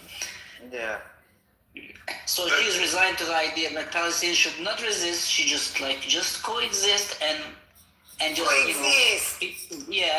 keep a low profile and survive. Yeah. She would know that that's not an option because you don't have to be doing anything to be killed or to be arrested. And these towns, besides this guy that you talked about, I remember when he built his house there, his mansion. Besides people like him, the rest of Palestinians who are not in refugee camps, they also face the same restrictions. And Edwards, that guy built his house and he called it the House of Palestine. Actually, anybody from a refugee camp can go and just visit his house. It's not like it's not like a far out thing. It's just this is a very tiny place, a very small place. But the disparity in the economic disparity between a person living in a refugee camp and a normal Palestinian is tremendous. I mean, as Mazen can attest to that. That's not a normal Palestinian. That's a multi-billionaire. Yeah, I understand. You're talking about the guy that built the Rabi, right? No. That's one of his cousins. No, that's one of his cousins. No. Oh, well, still, but that's not normal. You're talking about a different billionaire. No, yeah. No, another ultra wealthy Palestinian. Who's his cousin, by the way? They're cousins, okay? But two questions for you. First, didn't you find it strange that she said when she goes to school that she has to hide the fact that she's from a refugee camp? Yeah, I that's just a found little that odd. very strange. Like it's not like she goes to school and know that she lives in a refugee Yeah. camp. That's what I'm saying. To hide it. Well, that's crap. That's utter crap. Yeah. Yeah, and then second question is, what do these billionaires do, by the way, for work, to make their money? Do you know? Like who? Like the guy who I just mentioned? Rabi. Rawabi. No, this guy built. This guy is Bashar is one of the members of the Masri family. They have ancient, like a lot of old money. Sabih is another, his other cousin who owns multinational corporations. Their other cousin who lives in Naples is older, but he made his money from oil in Texas. He's married to. He made a lot of his money in Libyan oil and oil in Texas. And they made their money outside. They're billionaires from the outside. They came back but in. but he also dominates the local economy. They do not dominate the communication industry, the telecommunications, the banking, the farming sector, and so on and so forth. So so they have money, but they also. Like I know his son owns an oil company, for instance. Yeah. That is based. Actually, his main offices are in Jordan, but they are an oil company. I mean, they actually produce oil from Gulf countries and in America and so on. So they're multi-billion-dollar corporations. That's what they own. Jim, I've also noticed the difference in religiosity in some of these camps. Like some camps we would go to, and it was chill, whatever. Nobody really was strict. And then other camps we went to, and like if some of the women we were with, they had to like not wear hijab, but they couldn't wear a tank top. Like they had to wear like a button-up shirt, or it depends. Yeah, if you went to the refugee camp, if you went to like for instance the Tamimi, like the Tamimi village, the Tamimi village. What about all the women? They had to wear they had to put like shirts on, button-ups. They couldn't wear tank tops, And that's a village. Yeah, it's a village, but still, it's like village mentality is generally conservative. Right. Yeah, even some of the camps were like that, Yeah, Yeah, but it's funny. The Tamimi family, like I know their father is a communist. Like he's a godless person. For instance, I know his kids, and I know his kids are his. But you've spent a little time here, and you know how it is. I mean, you saw people. And you actually have the balls to go and stay in a refugee camp, How do you describe Colombia? Colombia, the refugee camp. Yeah, the refugee camp. Not the city, the refugee camp. What about it? It's. How do you describe it? What characteristics would you put on it? Like. Now it's like a cement jungle. It's above the borders of Jerusalem, and it's chaotic. It's fucked up. It's it's disorganized, and Israel pretty much took over the entire Kalande area. There's the airport, right? Remember the airport? Yeah. So is it different though than other? Because I haven't really. Yes, it is. It's much different. Yes. How is it different? Besides the Israeli part, it's unfucking bearable to be there. First of all, I would not venture to walk in that area because people build on because they don't have any place to build. They can't build anywhere. It's very crowded. Yeah. So they start putting up high-rise buildings in very tiny areas. Really? Yeah. And so on. So. Yeah. Yeah, my brother has a 3-story house. That's not high rise. 3 Well, I mean, it's not 3. No, you'll find 10, 15 floor buildings in Calabria. Did you cross that border? But did you cross that thing from Calabria to Jerusalem? Yeah, it's like cattle. Like you're like cattle. Yeah. See, you were in my hometown. What, you're from Calandia? Yeah. Bro, that crossing is like literally like they treat people like cattle because it's these the gates and the way you can only go single file and then the turnstile. It's not even a turnstile. Do they have? I don't know. It's like prison, bro. It's like 2018. Do they still have the machine guns? What do you mean? What machine? Of course, they all have machine guns. No. And they would. Last time I was there, they had. On speakers on the seat, like on poles or whatever, and you had guys in machine gun, soldiers in these raised. Like the raised stations, like the. Yeah, and then they would be shouting. Everywhere. Everywhere. That's everywhere. It's everywhere. The checkpoint at like when you want to get to Jenin, the checkpoint there, that shit is crazy. That's like some movie shit. So you cross from the north into Jenin? Yeah, bro. They put you in these waiting areas, and they're like these little compartments. Compartmentalized little mini rooms you sit in, and there's no roof on them. So on top of you, there's this circular railing, and on those railings, the guards are just walking back and forth with their machine guns pointed at you. I'm waiting for them to just give me my passport back. Yeah. I'm like, what are you? My friend asked. She was like, "Why are you pointing guns at us? We're just sitting and waiting for our passports to get clear so we could go through the thing." And they just start laughing at us. They're crazy, bro. Yeah, these are border patrol, which are the lowest IQ. I mean, they're 18-year-old IDF soldiers, bro. They don't know what the fuck they're doing, which is the scarier thing because they're so young. Yeah. I had a question about West Bank. Maybe somebody can answer, but like these Palestinian billionaires, living in these like villas and shit. Do they still deal with aggression from settlers, or are they somewhat shielded, from the occupation? No, they're not shielded from the occupation. What do you mean dealing with settlers in terms of what? Well, this very particular person is a very wealthy character. Well, like the settler aggression where they come and they harass people and they try to, take over their homes and that sort of thing. I don't think they can. I don't think they can walk into this guy's property because this guy, has investments inside Israel too. And I know he financed a university inside Israel, for instance. I know that. We're talking about a multi-billionaire, not a millionaire, a multi-billionaire. Yeah, a billionaire are a different breed. I mean, they cross, they cross borders. I do want to ask Buttercup, does she still not believe in resistance? Buttercup? I don't not believe in resistance. I just don't believe in I just don't. No, I'm saying not you. I'm saying your friend. Oh, Judy? Mm-hmm. She feels like it's been futile in the past for her family. It hasn't helped her family. No, so she doesn't believe in resistance. Okay. She believes in nonviolent resistance and diplomacy. Nonviolent, they tried it over and over again, but They also tried violent, and her family suffered for it. Right now, but non-violent didn't work, and the violent one didn't work for a little bit. What she says, both didn't work.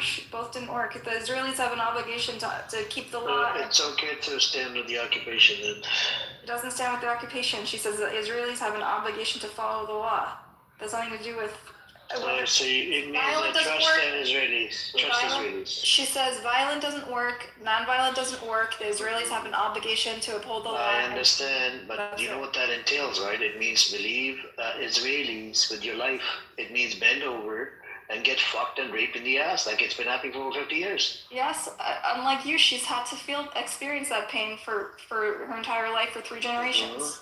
See, you like to assume shit. You don't know my background. You've never lived in a refugee camp. Do you know that my people have been enslaved? I think you don't know about that, right? So we're just going to leave it at that. We're talking Stop assuming shit. Hold on. Stop assuming shit about others, okay? When you come into the space, stop assuming about other people. So you're saying you experience the same hardship? No, not me. God, So where are you I said, God forbid. I'm talking about the people where I come from. Yes, there's people getting enslaved. I'm sorry you experienced that. I'm simply saying.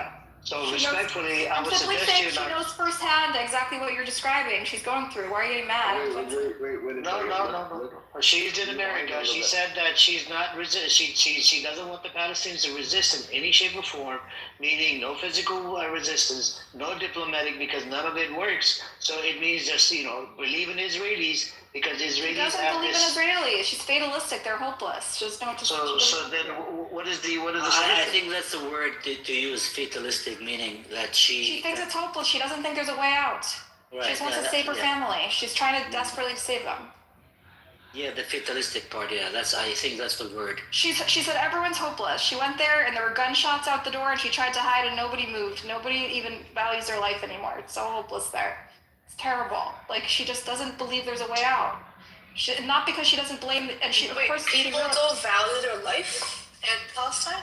She said her family are hopeless because things have gotten so bad there that like when there's gunshots out the door, no one even blinks, no one moves. That's called conditioning. That's not, not valuing. But that's being like just numb to the situation. Okay, listen, I don't understand. She doesn't see a way out. What do you want from her? She just wants to save her family desperately. It's just awkward to have this conversation. We're talking about somebody who's not even here. Like, Yeah, but the thing is that we were talking about it earlier, right? And I think Buttercup and me, we went back and forth maybe a few months ago. And Buttercup said no, she does believe in resistance and whatnot. And then we had to listen to a clip that was played. And then I think she came on here yesterday as well. And Edward and Jindik were talking about it. What I'm hearing in my room. No, it happened in your room, but they were talking about it this morning. We talked about it for a little bit, and Jindik, do you get the impression that she supports the occupation? Yeah, she definitely. Jindik, you thought that she was conveying that she supports the occupation yesterday when she was saying her family just wants relief from? Yeah, no, I didn't get the sense that she supports the occupation now. Okay, thank you, Amir. I think you should just trust Jindik. The clip says something else. Thank you. The clip says she supports the occupation? Clip was played about, 4 months ago. Indirectly, she's saying do not resist or whatever. Diplomatic, it doesn't work. So pretty much put down your body and just trust Israelis with your life. That's about it. I think I had this conversation with her. I don't know, like she left Palestine, so it's irrelevant what her opinion is because she's not living there. So whatever she uses to justify, like her pacifist position, it doesn't affect her because she's not living there. Our family's there. Well, that's worse. That's even worse. Like, how are you going to justify? Like, I don't know. But what she doesn't want her family to die. Is what she live. says. She wants her family to live. That's it. And every time they resisted, her family suffered. She just wants her family to survive. That's all she wants. She wants her to get to survive. That's it. But make it make sense, Buttercup. So no diplomatic. We tried. You guys tried. She doesn't claim to have the solutions. She just wants her family to survive. That's all she wants. Is that it's a simple wish for them to not die. That's it. She doesn't think. She doesn't see a path forward. She says it's hopeless. She's saying that trust Israelis, right? Because Israelis. She doesn't trust Israelis. Israelis tormented her family. They kidnapped her cousin. 11-year-old cousin, and tortured him. Why would she support Israelis? They've been tormenting her whole life. Why would she support them? Are you nuts? Yeah, but then what is the solution according to her? She says she's hopeless. Her family is hopeless. Everyone is hopeless. They are being ambushed. The noose is tightening, okay? She just wants her family to survive. That's all she wants. And their life circumstances are so difficult in the refugee camp that all she wants is like basic amounts of relief, like running water and electricity and freedom of movement. That's all she wants. She doesn't have a solution. It sounds like even when there's no resistance, the occupation still torments. It hurts her family members, right? So either way you slice it, there's some sort of suffering that her family. That's right. One is a slow genocide and one is a fast genocide. She prefers a slow one. Well, most people don't resist or are not part of the resistance in Palestine. It's just they have the loudest voices, but people. But they're all punished when there's a resistance happens. Yes. So what happened in Gaza? Her family's punished. But without resistance, are they still not punished? Yes, but it's a. You don't have home demolitions. You don't have administrative detentions. You don't have shootings. It is. No one's denying that. So with resistance or without resistance. It's better than punishment. Okay. Yeah, but she's just more punishment. That's all. No, how's it more? Because now her family can't work because they took away all the things. They can't move from city to village because they added more checkpoints. Things got significantly worse. Okay. They were getting that way. Buttercup. It was getting that way when I went in 2018. They were were putting up more checkpoints? She's been there in 2018 and 2019 and 2020 and 22. It's never been this hopeless. She was there in COVID? Yeah, she goes every year. I didn't know there were flights going during COVID. But I mean, things are bad now, yes, but were they heading in this direction? Weren't they heading in this direction to begin with? Yes, Edward, but what this did is it basically handed on a silver platter a genocidal government, the most far-right genocidal government in Israel's history, an opportunity to do what they've been fantasizing about for ages, which is ethnically cleansing the West Bank and genociding Gaza, right? This basically gave them the capital, the political capital to do their sick fantasy of destroying Palestine, and now her family's paying the price. And even during the Labor Party, when the Labor Party was powerful in the 90s and 2000s, didn't they do the same thing? Didn't they expand settlements? Didn't they go after Palestinians the same exact way? I don't know what the point of this discussion was. I'm not really sure. I don't really get it either. And first of all, like, I just think it's weird to talk about somebody who's not even here. And, like, it's not necessarily a crazy position to have that, like, no matter what you do, like, Israel's going to do the same shit. I hope not everyone has the notion that Palestinians wake up in the morning and the first thing on their mind is, let's go resist the occupation. That's not how things are. This is not how things work. We wake up, we try to do the things that we need to do on a daily basis. We just go on about our lives. Resistance is to schools, we try to find something to do. Yes, things are at their lowest point. The conditions on the ground here at their lowest point in the entire Palestinian cause since the beginning of the creation of the state till now. We are at the lowest point in terms of conditions and how things are. But Palestinians don't wake up every morning saying, okay, I'm just going to go resist the occupation. That's not how things are. Resistance means you're resisting something. So something has to be happening for you to resist. It's a reactionary position. It's not Palestinians just waking up and saying, let's go after a certain people. Our mere existence and going on about Existence. I want to ask you guys one question, Edward and Jindib. So if somebody says, diplomatic didn't work, resistance didn't work, what does this entail? That's the definition of occupation. I don't have an answer. What does that entail? It entails you're okay with the occupation. No, because they both didn't work, and it depends on how you look at it too. Some people say it did, some people say it didn't. It depends how you look at it. But when you're employing resistance to begin with, both nonviolent and violent resistance, and you're getting the same outcome in both, putting the genocide on the side, obviously, generally speaking, you're getting the same thing that there's no change in policy if you resist non-violently or you resist violently. It gives you for only so long, or if you don't resist at all. Okay, the sewer rat is in the room. There's a sewer rat in here. Listen, no need to call me names, Jindib, okay? I'm joking. Oh, who do you think the sewer rat is? Oh, Al Nostro? I cussed him out earlier. Where is he? He's here? He's the only one that calls him. Black Rabbi? Anonymous name. Black Rabbi? I cussed out Al Nostro. No, he's not anonymous. No, when Jindib says sewer rat, it's Norm. It's Al Nostro. I know. Jindib, he's in another room getting cursed out by somebody. Yeah, I cussed him out. He's here. Oh my God. He's not here. Amir's tentacles run deep. He's here. Intelligence network. I'm telling you, he's not here. He's getting cursed out by somebody in a different room, man. Calm down. He knows. Jindib, Amir knows where everybody is at all times. He is like the Why do I have a notification that the sewer rat is in here? You do? Maybe you have somebody else blocked in here. No, he's the only person blocked on this app is a sewer rat. Yeah, but he's not in here. That's what I'm telling you. He's not here. We don't see it in the at the bottom. It's anonymous account. Yeah, one is John Kitover.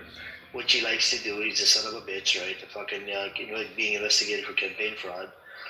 Is a disgusting wild creature. And then the other one, we don't know. That's probably somebody else.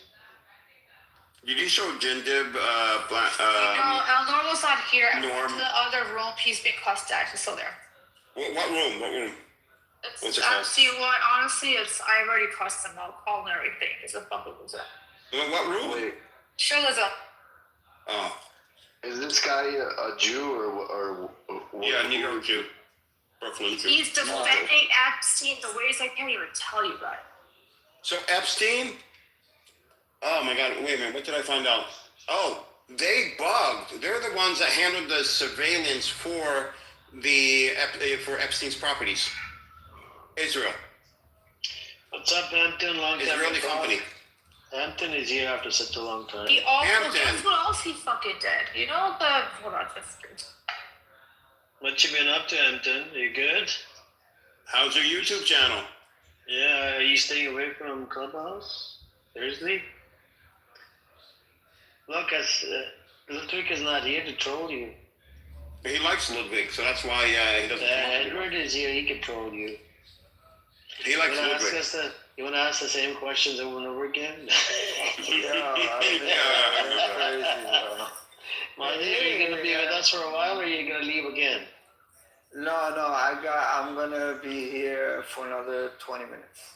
Oh, 20 minutes. You're doing quickie, so you know. No, I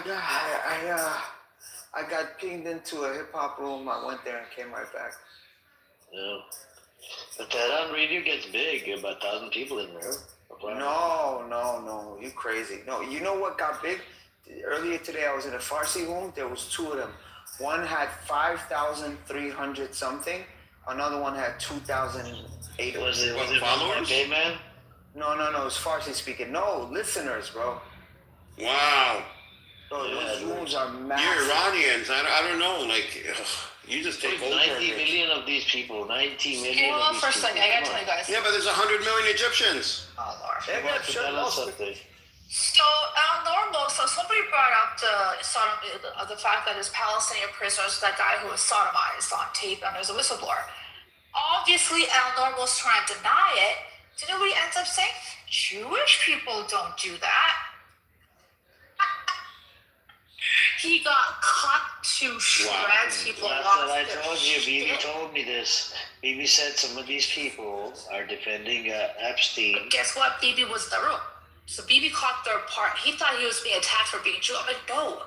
I'm like, and Bibi doesn't even know about that sodomy case. And what happened to people? I don't know. I mean, he saw it. He knows. He's playing stupid. But anyways, this is El Normal. And then he got shit on. You know, like Jews? Oh my God.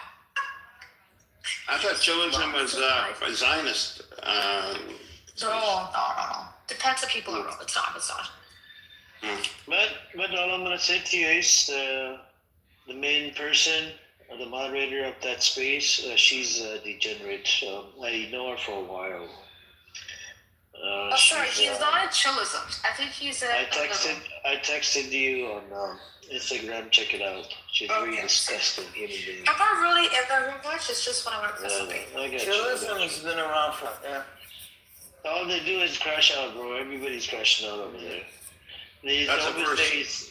Is to trigger the people over there. Edward, you go in there. And I've been there one time. First time I've been on like these spaces with Palestinians, and it was Brad Coons. He went by, and he was this white guy from the South, served in the military.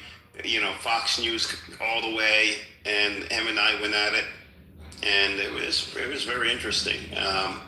This is a few years ago. That's the last time. And then I went in one more time, and then they're talking about the flat earth, how the earth is flat. I said, this room is not. Yeah, there's some dumbasses at chillism, so it's... Nathan, what's his name? Nathan that runs it? I don't know. Okay, so the room that he's at, I don't know how to say it, was a chillism. It's Trump, the pedophile, Epstein, or we I've seen that. It's something like that. Oh, is that Royal? It was Royal, yeah. Yeah. I didn't go in there because she invites me in these fucking rooms where they're talking shit about Muslims, and I have to sit there and defend Islam. No, it wasn't that. I mean, they do. I think Norm always comes in and says attacks the proper Norman responsibly because every time He does, yeah. He does it. He doesn't. That's what we got. That's what we got to draw the And line. some of them are Islamophobes, anyways, in that room. Yeah, well, today he was attacking black people, so there you go. Yeah, it's crazy. Hey guys, good evening. Did you see the Tucker Carlson and Mike Huckabee interview? I was ranting and raving about it. Yeah, that's one for the ages, huh? Yeah, that shit was amazing.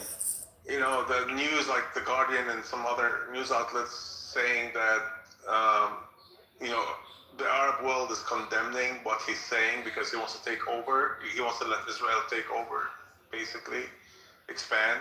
And if they want to... No, he basically said, no, I wish they'd just take the whole thing. That's it.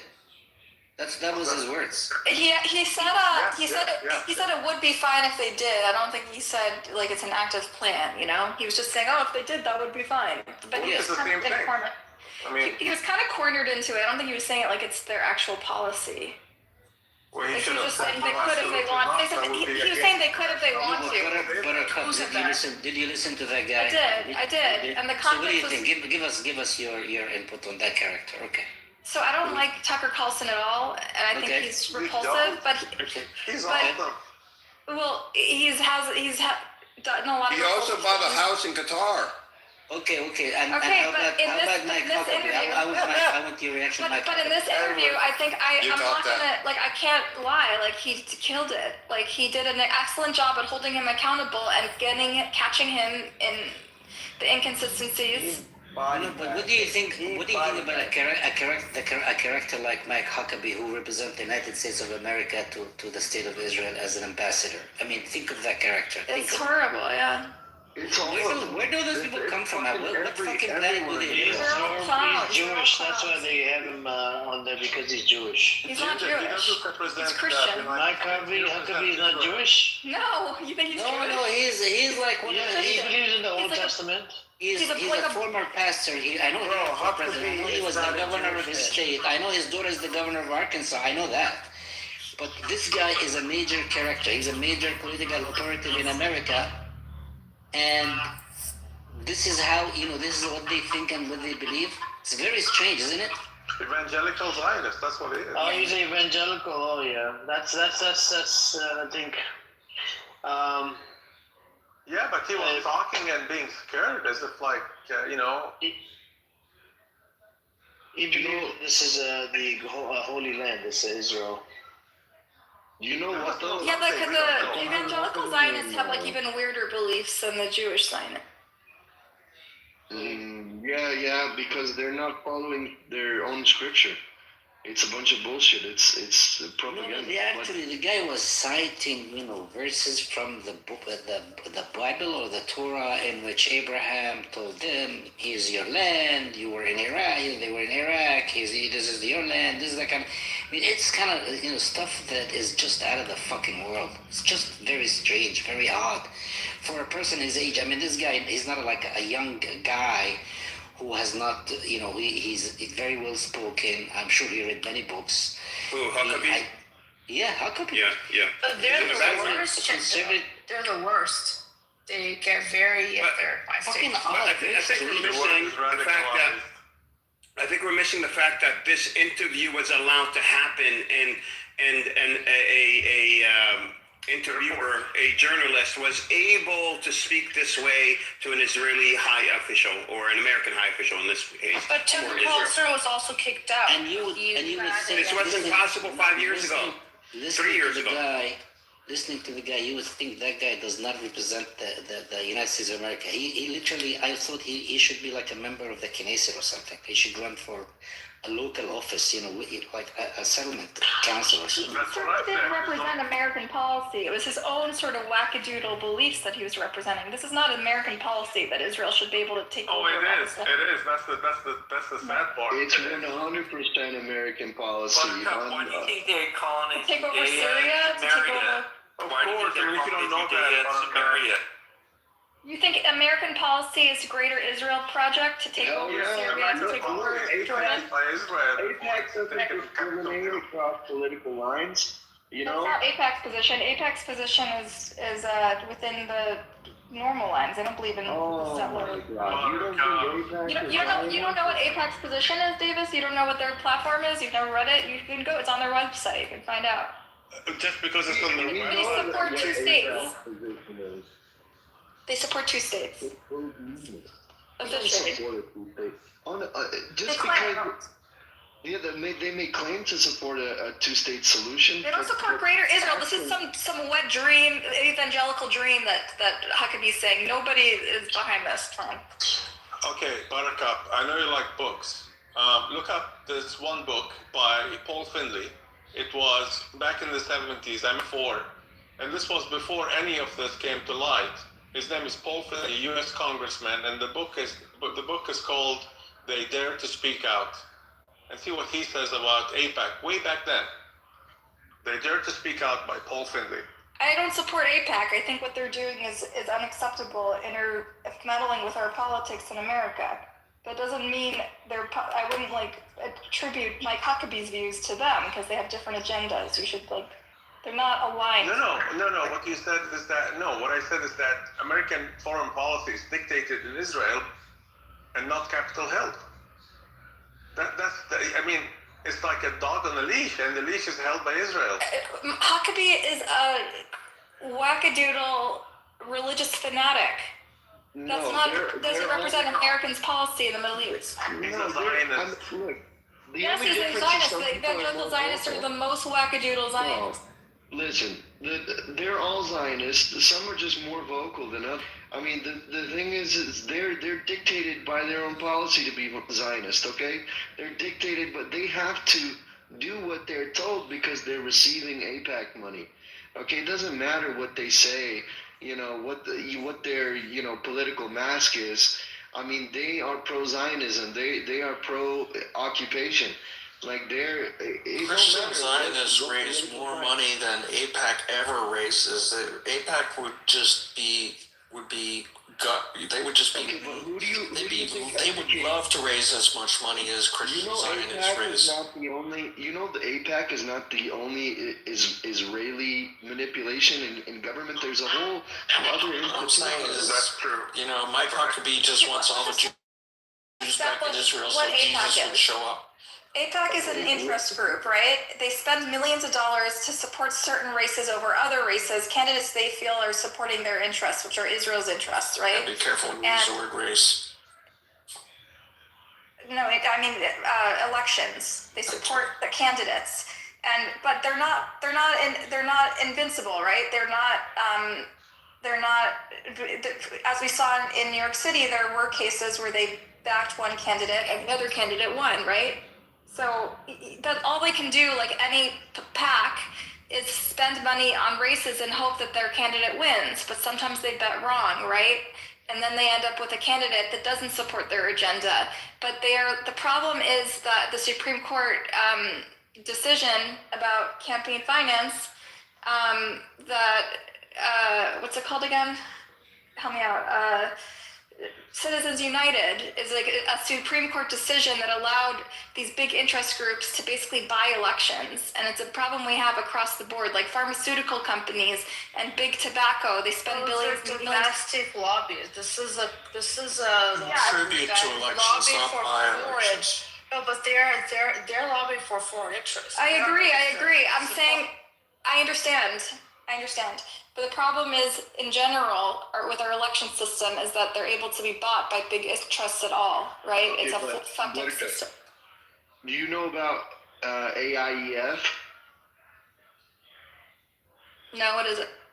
Are you familiar? It's the American-Israeli Education Foundation, and it's like a partner organization to AIPAC, right? So what they do is they educate, basically brainwash, people on to the Zionist position. Okay, so they're sending money too. They're sending. How do they do it? How do they? They take people on trips to Israel.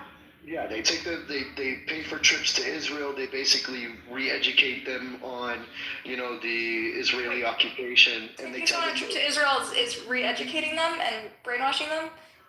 I mean, No, it's not. It's not just a trip to Israel. It's like a very highly curated. I don't support AIPAC. I think they're showing monsters. I'm just saying, like, let's be realistic about what they are.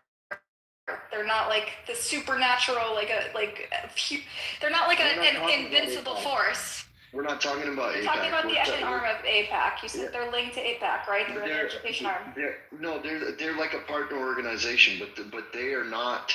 They work together, okay? But they're not on paper. They're not associated, okay? So this other organization is what informs, U.S. foreign policy on what the correct position is to have on the Israeli-Palestinian conflict. So they are vested in promoting the Zionist agenda.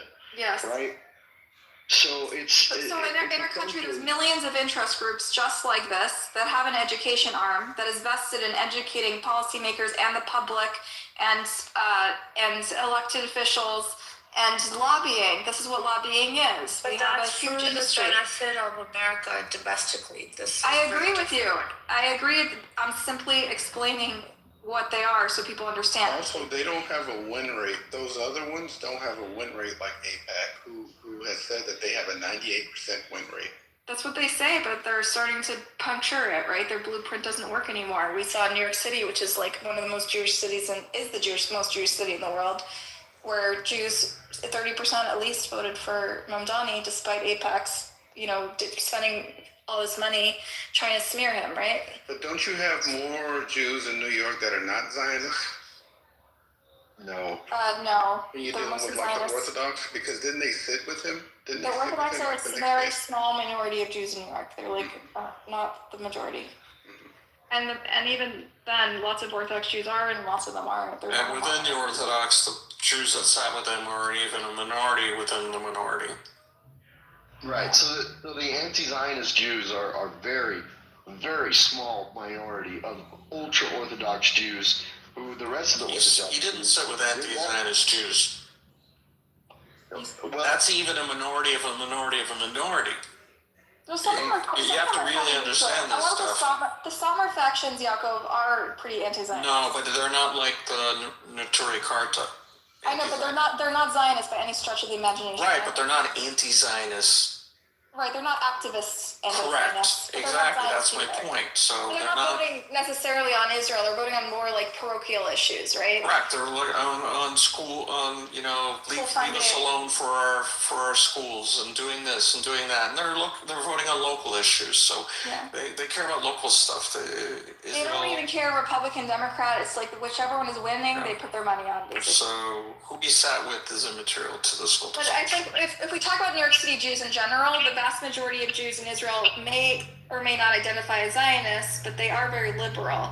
And in the liberal Jewish community, there is a big divide, and I think that it's becoming much more complex, especially after the latest war in Gaza, that Jews, while they might have sympathies with Israel, they don't believe in this sort of like suppression of free speech and labeling people anti-Semites, and they think even if they are wary of Mamdani in one way or another, they support his policies because his policies they think are in his.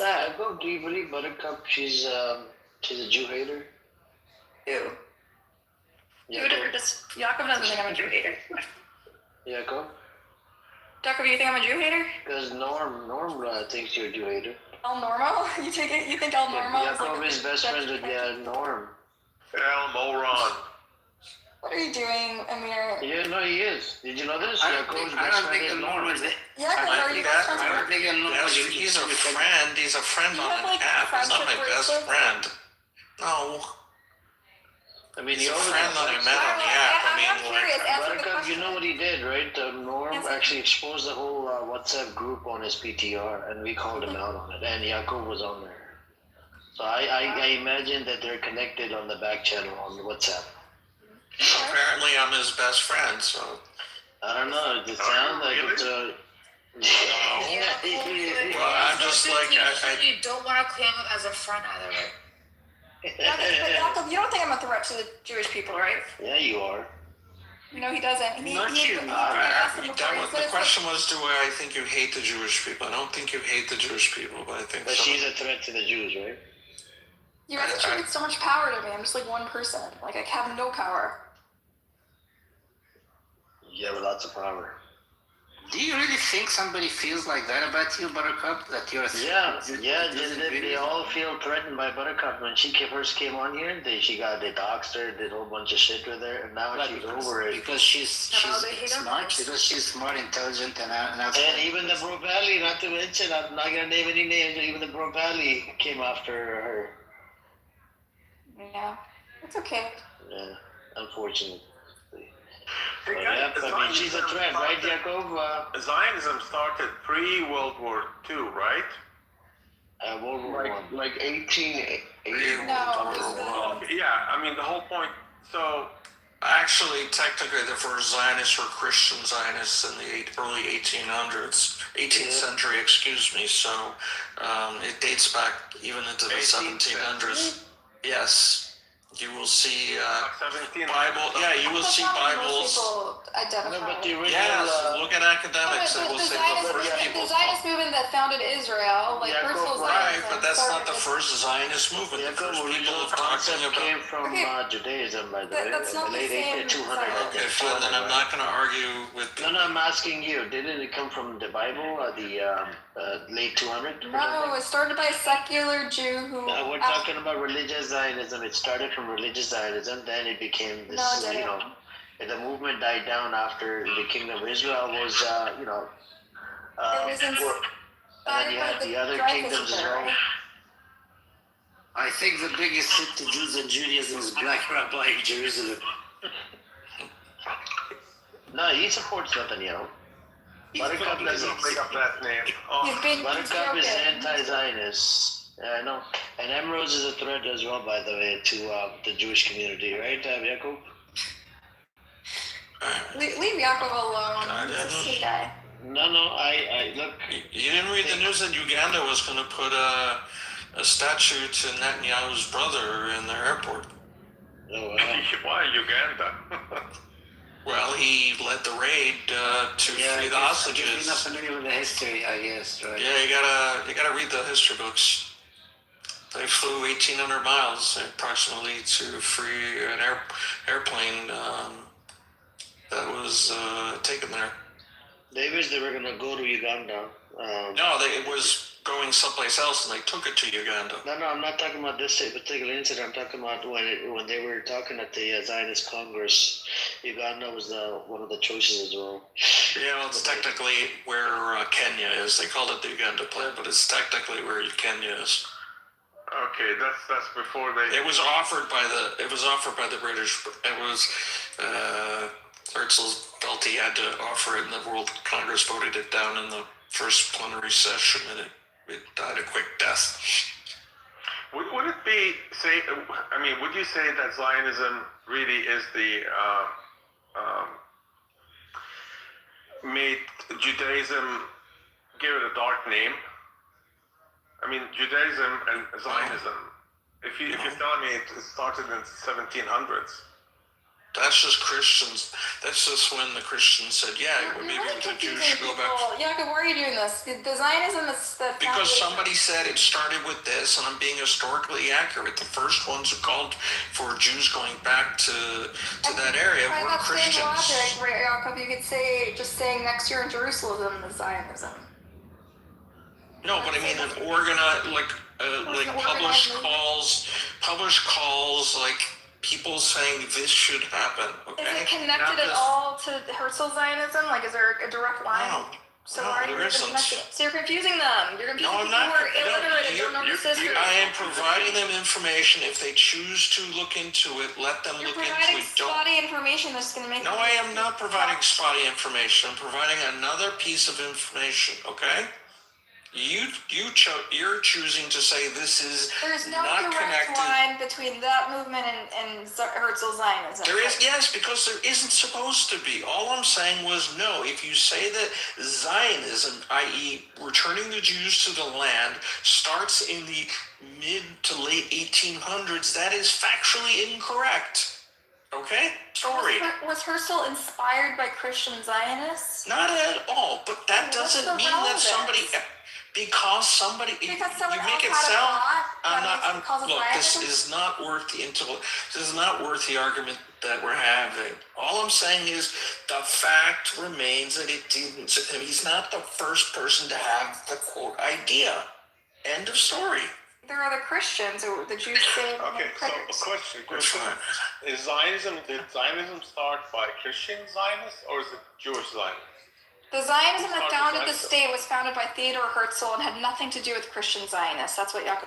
No, but Yaakov never said it didn't. The Christian Zionists had nothing to do with the current Israeli state. It was never said it did. In the late 1800s, who founded the events that led to the creation of the state in 1948. Yeah, I'm trying to say that they're related. I'm just saying the first call. No, I'm not. None of them have said I'm confused, okay? You're the only one saying people are confused. I think if you listen to the follow-up questions, you'll understand the confusion. I'm not confused. Anybody confused?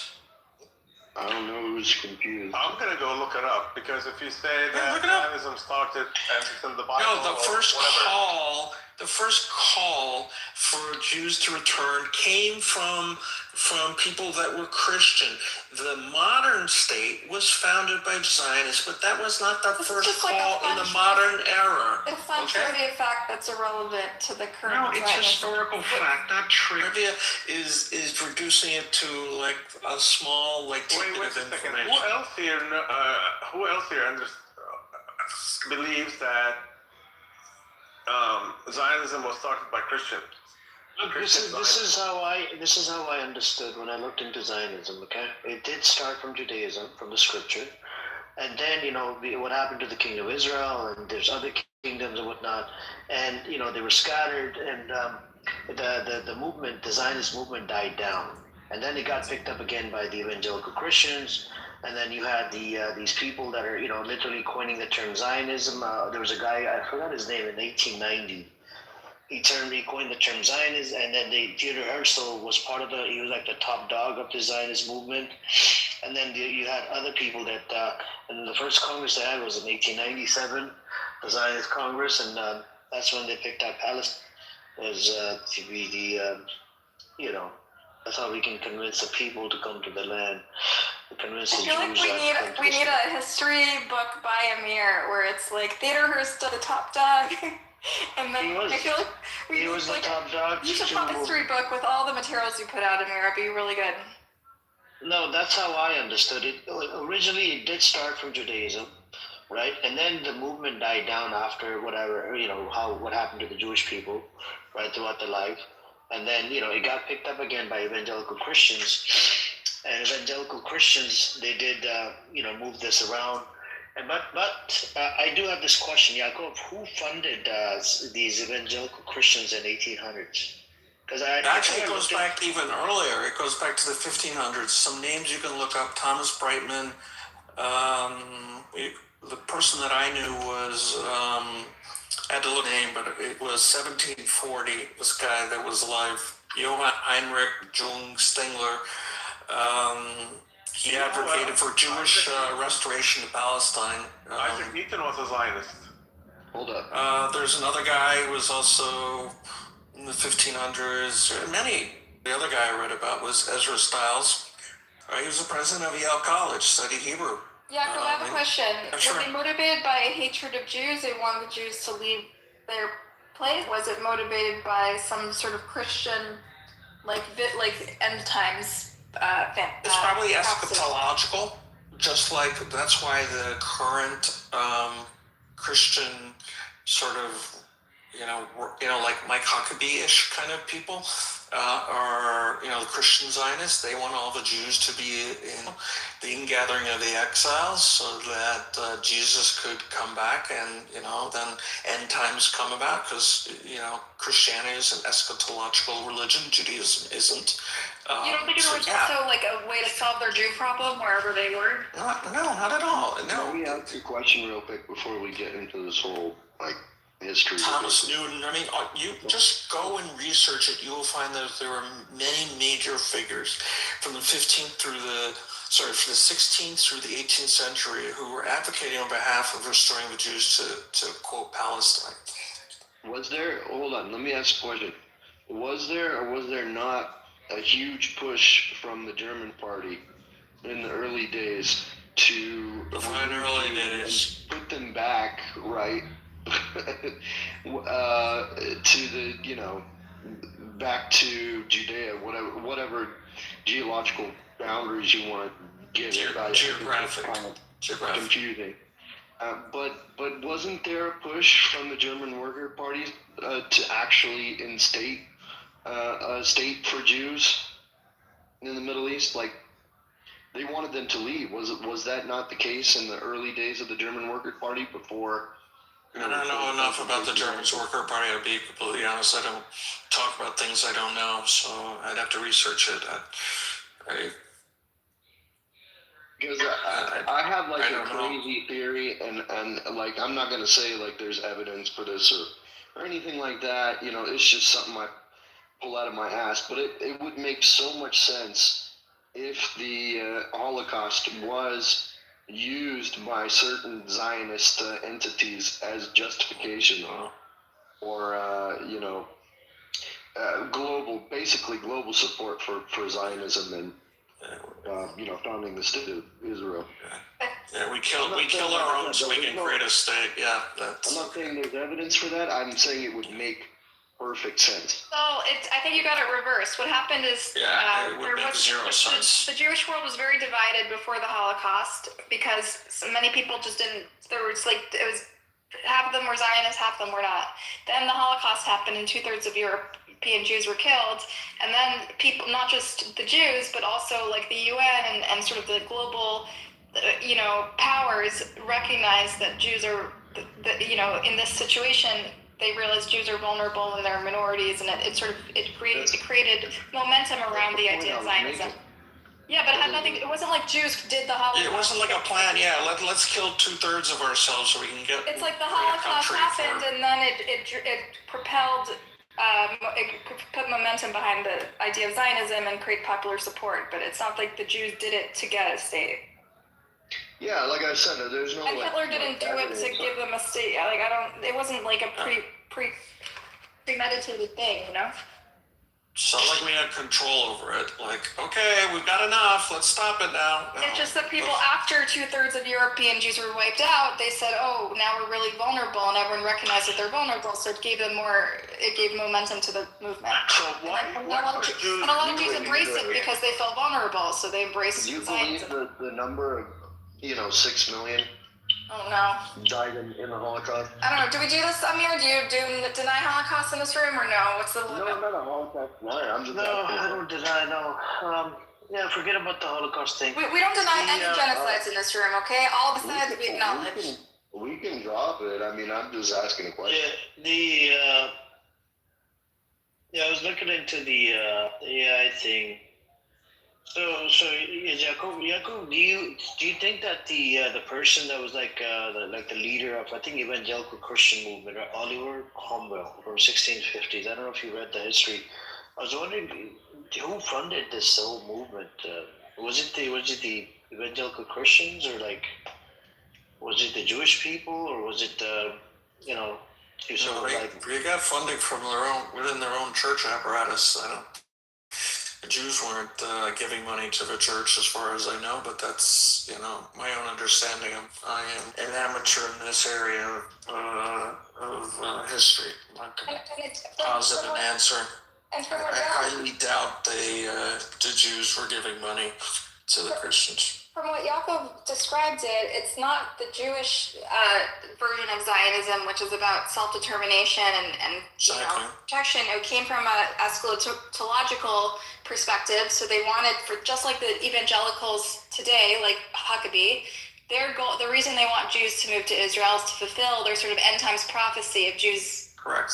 Prophecy requires, in their mind, prophecy requires they die, right? to be it's the, not a protection. They have to swear allegiance. They get their point.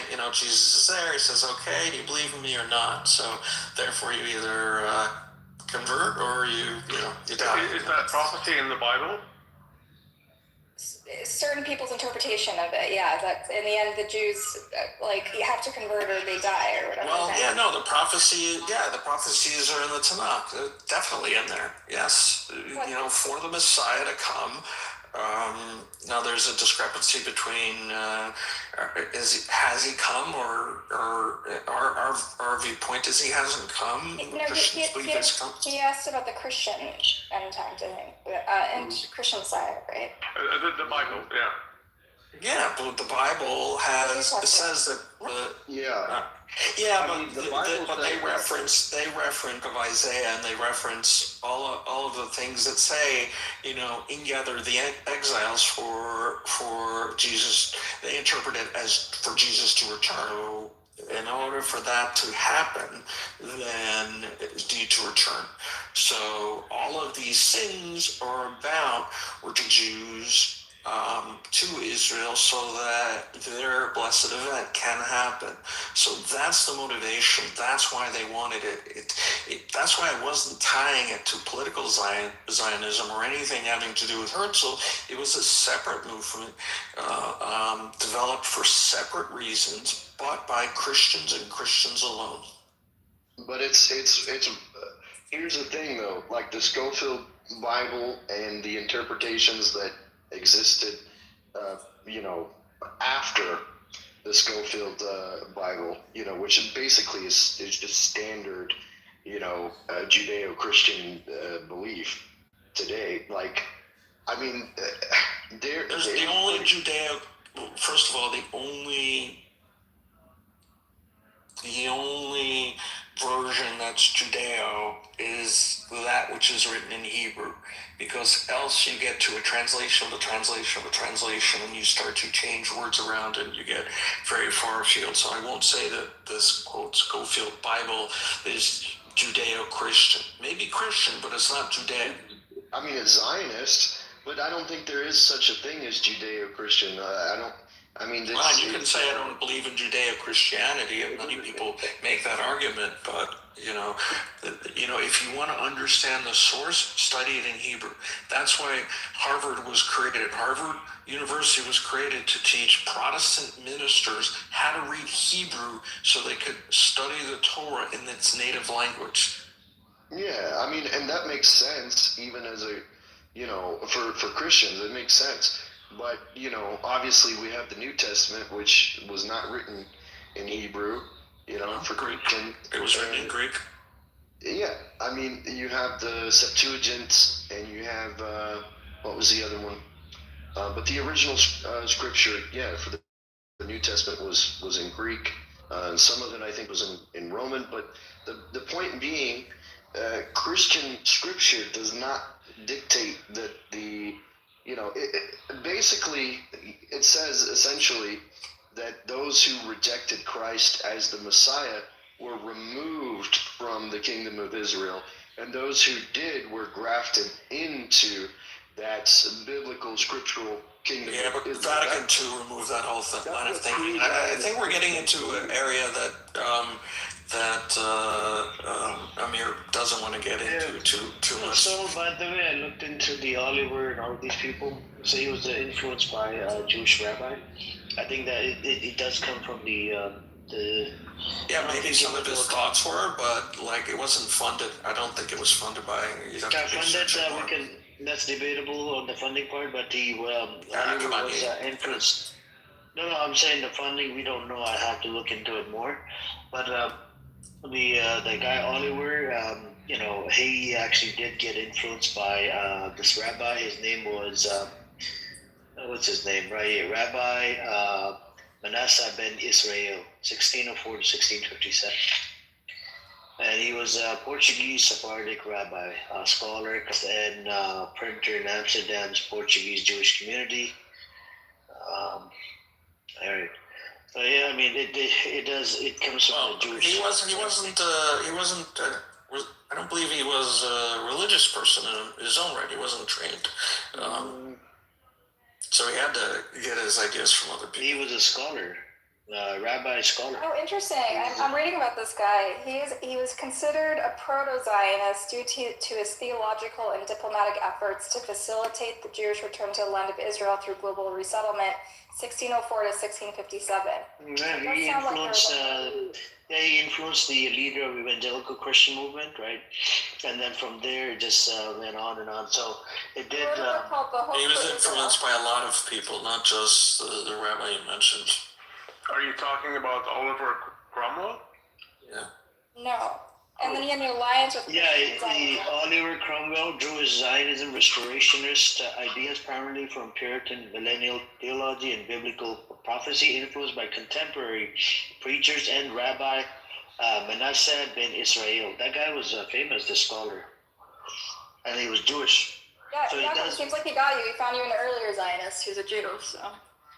I got you. I don't like I'm not into got you claims. Like, if we found some interesting piece of information, great. Hey, Jacob. I don't play got you kind of stuff. Jacob, you know I'm not trying to gotcha. Sorry, I know, but you know that about me. Come on. Jacob, you mentioned Thomas Newton. Did you mean Isaac Newton? No, I never said Thomas Newton, but Isaac Newton was one of the proponents. You did say Thomas Newton. No, I didn't. I said a different name, but I never mentioned the word Newton. No, I thought you said Thomas Newton. No, I did not. He said Cromwell, right? Oliver Cromwell, no, I didn't say that. I thought. No, I'll tell you the name. There was a Thomas. I'll tell you the name. It was Thomas Newton. That's what I said. Oh, so you did say Newton. Right, but I didn't say Isaac Newton. Sorry, I thought you were saying, did I say Isaac Newton? No, I asked you if you said Thomas Newton. And then I said, so you mean Isaac Newton? But you did. Yeah, I should have said yes. I'm sorry. I did not mean Isaac Newton, but I did say Newton, but not Isaac Newton. No, you said Thomas Newton. Yeah, sorry, my misinterpretation of your question. That's interesting. All right, well, thanks for the information, Yaakov. You're welcome. I actually studied this. Now you change your tune. Shit. Rabbi, are you shy, Buttercup? Am I shy?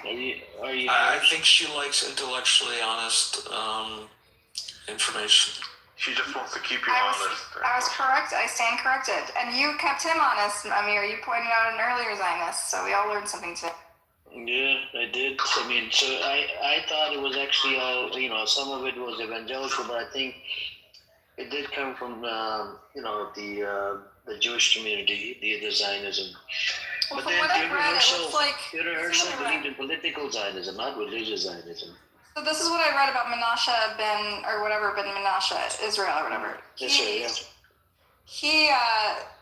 He it seems like he had his own motivations, but he aligned himself with the Christian Zionists. No, he influenced them. He was a preacher. He was a scholar. Mind you, if these Christians wanted to return the Jews to someplace, it would have turned into some form of political Zionism. They would have had to create some form of government structure. Like, I don't think Menashe ben Israel supported the eschatological motivations of... That's a hard word to say. Yeah, he did not. I had to look it up. What? Eschatological? Yeah. It's like the end times prophecy. End times, like, is mainly in Christianity.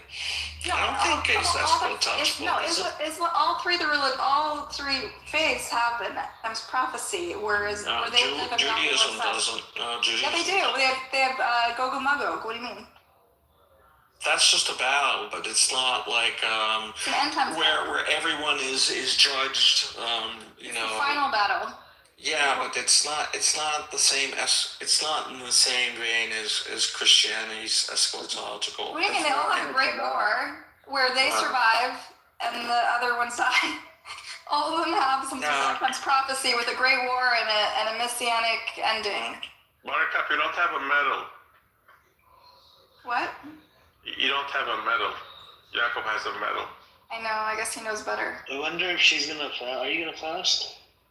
If I get a green bean. No. I said the deal was you have to fast one day, and then I'll give you a green bean for one day. How are you gonna know?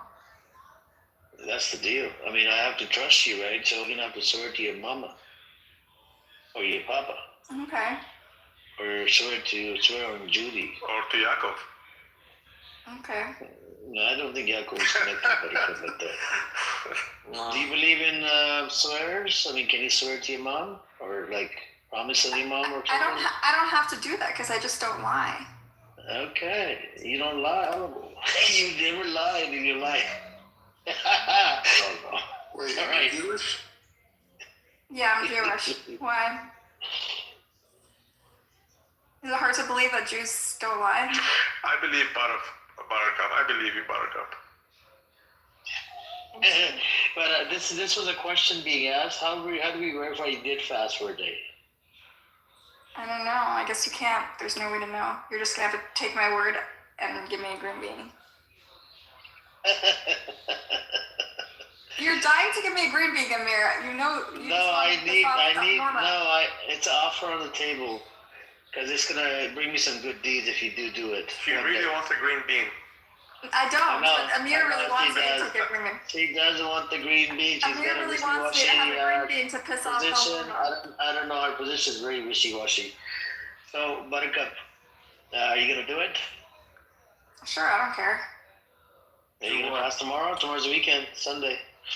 You just have to fast for one day, sunrise to sunset. No water, no drinking, no sex, no cursing while you're fasting. I have fasted before. Jews also fast.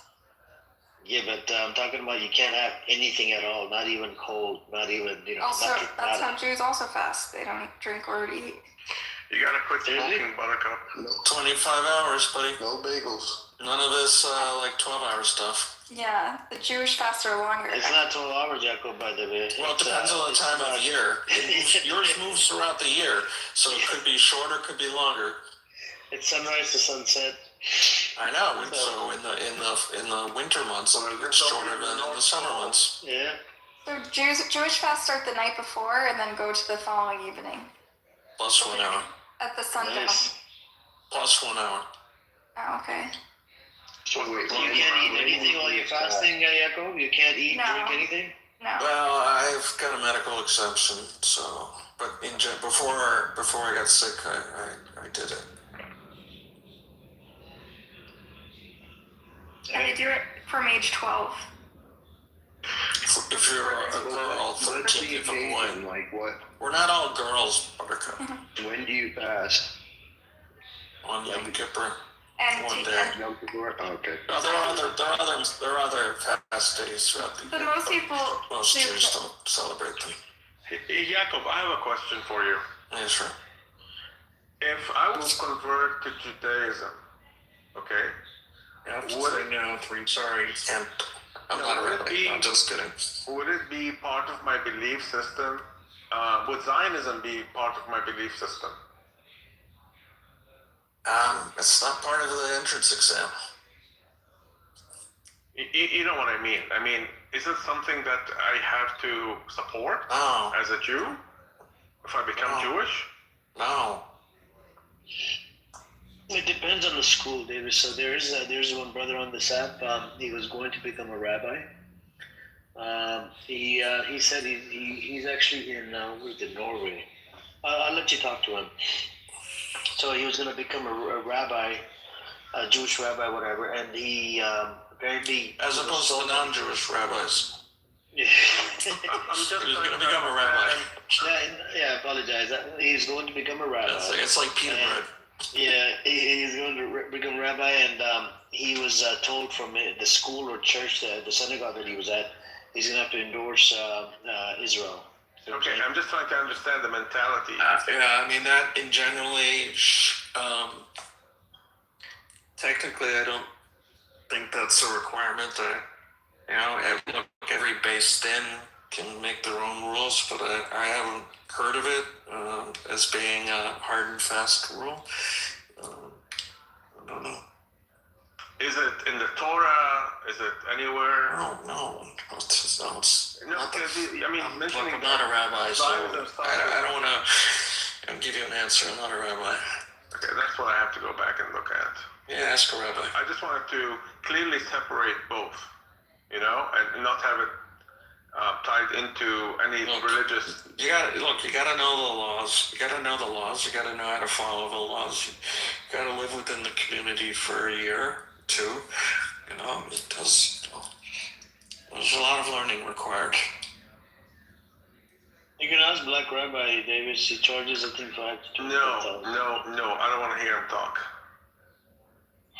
He's here. Speaking of the devil, he's here. Oh my God! Every time I see him here, I run. Don't follow his path. You end up getting all 4 getting spanked. What's up with you? How you doing? He's always talking about his books and his publications and his teachings.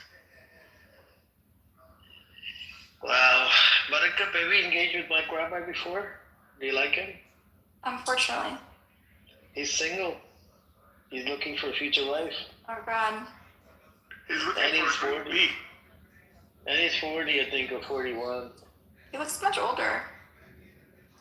He looks older, but he said he's claiming he's 40. And he's been around for president. He could be a first lady. And he's a rabbi. Amir, I thought he was looking for a Chinese woman. Didn't he like have a Chinese girlfriend? No, not this one. It's Leib. Leib is married to some. I think he was looking for a Chinese woman. Leib, that person. I think his name is Leib. So I thought he was married. I didn't know he wasn't married. Yeah, he's married. He's married to a Chinese. He's looking. So that guy. Oh my God, such a problematic person. He texted me a link of a nude Arab chick. He's like, look, you guys have the equivalent of lashon hara, so let's just not. Like idle gossip. Yeah, no. Evil tongue, evil speech. In my religion, if something was said in public, it falls under permissible backbite. By the way. Interesting. So it was done in public, and so I have the right to talk about it. And plus, it's evil. I have to expose the evil. It's that's another one. So did your prophet do that? Like, did he do that? We have a hadith on this. The Caliphate did it. We have a hadith. No, but did he personally do it? Is there any recorded? Did he personally do it? Yeah. There's a hadith on this. That's what I'm saying. Yeah, if there's something. No, you referenced the Caliphate. The school of jurisprudence. Yeah, the school of jurisprudence that I follow. It falls under permissible backbite. Okay. Yeah, and so because this is evil, he texted me a link that was a picture of a nude Arab girl. I can him in this room in front of everybody. I'm like, what do you think I am? I'm a pimp. He goes, if you can find me a chick like that, I'll switch and I'll become pro-Pali. And he converted to Judaism about what was it? I think like 5 years ago or so, or 10 years ago. And he's pro-Israel. You'll come across him. His name is Lee, but he's very racist. He's like he's Black American, but he's very racist. What are the odds that he was joking? He wasn't joking. He's a real nutjob. I met him, right? He's like. You talked to him, right, Buttercup? You met him personally? No, on this app. He's really crazy. He's not like normal. He's like even crazier than Black Rabbi. Really? Yeah. And then you have another real guy. So, Buttercup, now I have it from your own mouth that Black Rabbi is crazy. Okay, so I'm not the only one who thinks he's crazy. No, actually, that can be interpreted 2 different ways, Chindu. Which way? Black Rabbi is normal, and this other person is crazier, or a Black Rabbi is crazy, and this other guy is crazier, so he's also crazy. So it can be interpreted both ways. Well, Black Rabbi steals Ariel's wallet. I put the link in the chat. What? No, it's English language. It's English language. Technically, you're right. It was ambiguous. Yeah. Yeah, I have a question. You're right, Buttercup. And stealing. Ariel's the crazy one, right? In other words, the guy. They're all crazy. Okay. What, Chindu? I said, in other words, the guy is fucking crazy, right? Yeah, it's easier to just put some more adjectives on it to make comparisons. Yo. Black Rabbi knows Ariel in real life. They know each other. Yeah, they knew each other from before. Like literally, Black Rabbi used to give him sort of like a massage to put a tie on or something at his school. He was running a unlicensed yeshiva, you know. Yeah, I put the link in the chat. Check it out. Characters, I know, like they're real characters. Like They've had characters. standoffs. They've had like real standoffs. Othello, check out the video. He stole Ariel's wallet, man. Black Rabbi. It's crazy. There's like video of it. A lot of people don't know there's real video of them too. Yeah. Cool. All right, I've been trying to ask this question. Buttercup, how long have you been anti-Zionist? I don't know. I was raised Zionist, and then in college, someone gave me a book by Benny Morris, and it made me realize that we only were told half the story, right? And then, so I learned the other half of the story. And then I made friends with Palestinians, and it dispelled some of the stereotypes that we had about Palestinian people. I send you invite on Rose to check your How many Palestinians have you run into, or have you known besides Judy, of course? In college, I went to college, a very diverse college in New York City with a lot of, maybe like a dozen Palestinians that I met. We had a Palestinian club. Really rich Palestinians at NYU or Columbia. No, it wasn't NYU. It was a CUNY school. It was a public, it was like a commuter school for working class people. Yeah, immigrants. Mostly immigrants. What year, around what years did you? That's where you got your communism training. How old I am? No, I'm just curious. So like, do you have like a general? Don't let her. No, don't make her dox herself. She's not going to first. It's like 2 decades, basically. 2 decades. So you've been anti-Zionist for basically 20 years. Basically. Okay. All right. That answers my question. I'm not gonna ask a bunch of personal questions because I know there's fucking weird people on this app. So. That's it. That's all I want. But it was an evolution. Like, it wasn't like an overnight thing. Like, first I read Benny Morris, but I still was a little defensive, right? And then over time, you learn, and then you see what Israel does over every subsequent war in Gaza. It was worse and worse and worse, and so it becomes harder and harder to be defensive of Israel, you know. And so it was a gradual. Can we ask Emrose the same question? It was like 2014. No, Emrose was raised anti-Zionist. I wasn't raised anti-Zionist. I don't think there was even a question of like, in American politics, people even really talking about Zionism prior to like mainstream talks, like prior to like 2014. And that's when I started kind of educating myself about what was going on in Israel, and especially in the West Bank. The term anti-Zionist was not even a thing, even within radical like lefty culture. It was always Medinat Kol Ezracha, which I'm not sure how to translate. But it's in the past decade that the word anti became more and more important when you take that stand, right? Because it's not just about what you are for. It was also about trying to take a stand against something, which is like I remember having that conversation with my dad, and for a very long time I did not want to use the word anti. I used pro-Palestine Israel. I used pro-Zionism because it felt like it's going against something, against force. I'm for a one-state solution. But I think that the past 2 years have made it very, very clear that like you have to include the rejection of it, and not just the advocating for something else, but you also have to actively reject it, which is a very big difference. Emrose, are you able to express your beliefs in public in Israel? Well, it depends on most places. No, I'll probably get beat up if I do. Like somebody will stop me or punch me or throw something at me. So I wouldn't take the risk of saying something like this in public in most cases. Yeah, I would do that on your behalf, Emrose. I know you would, and I wouldn't let you because you will get shot. I'll just get slapped. Yeah, when I'm suicidal, I guess.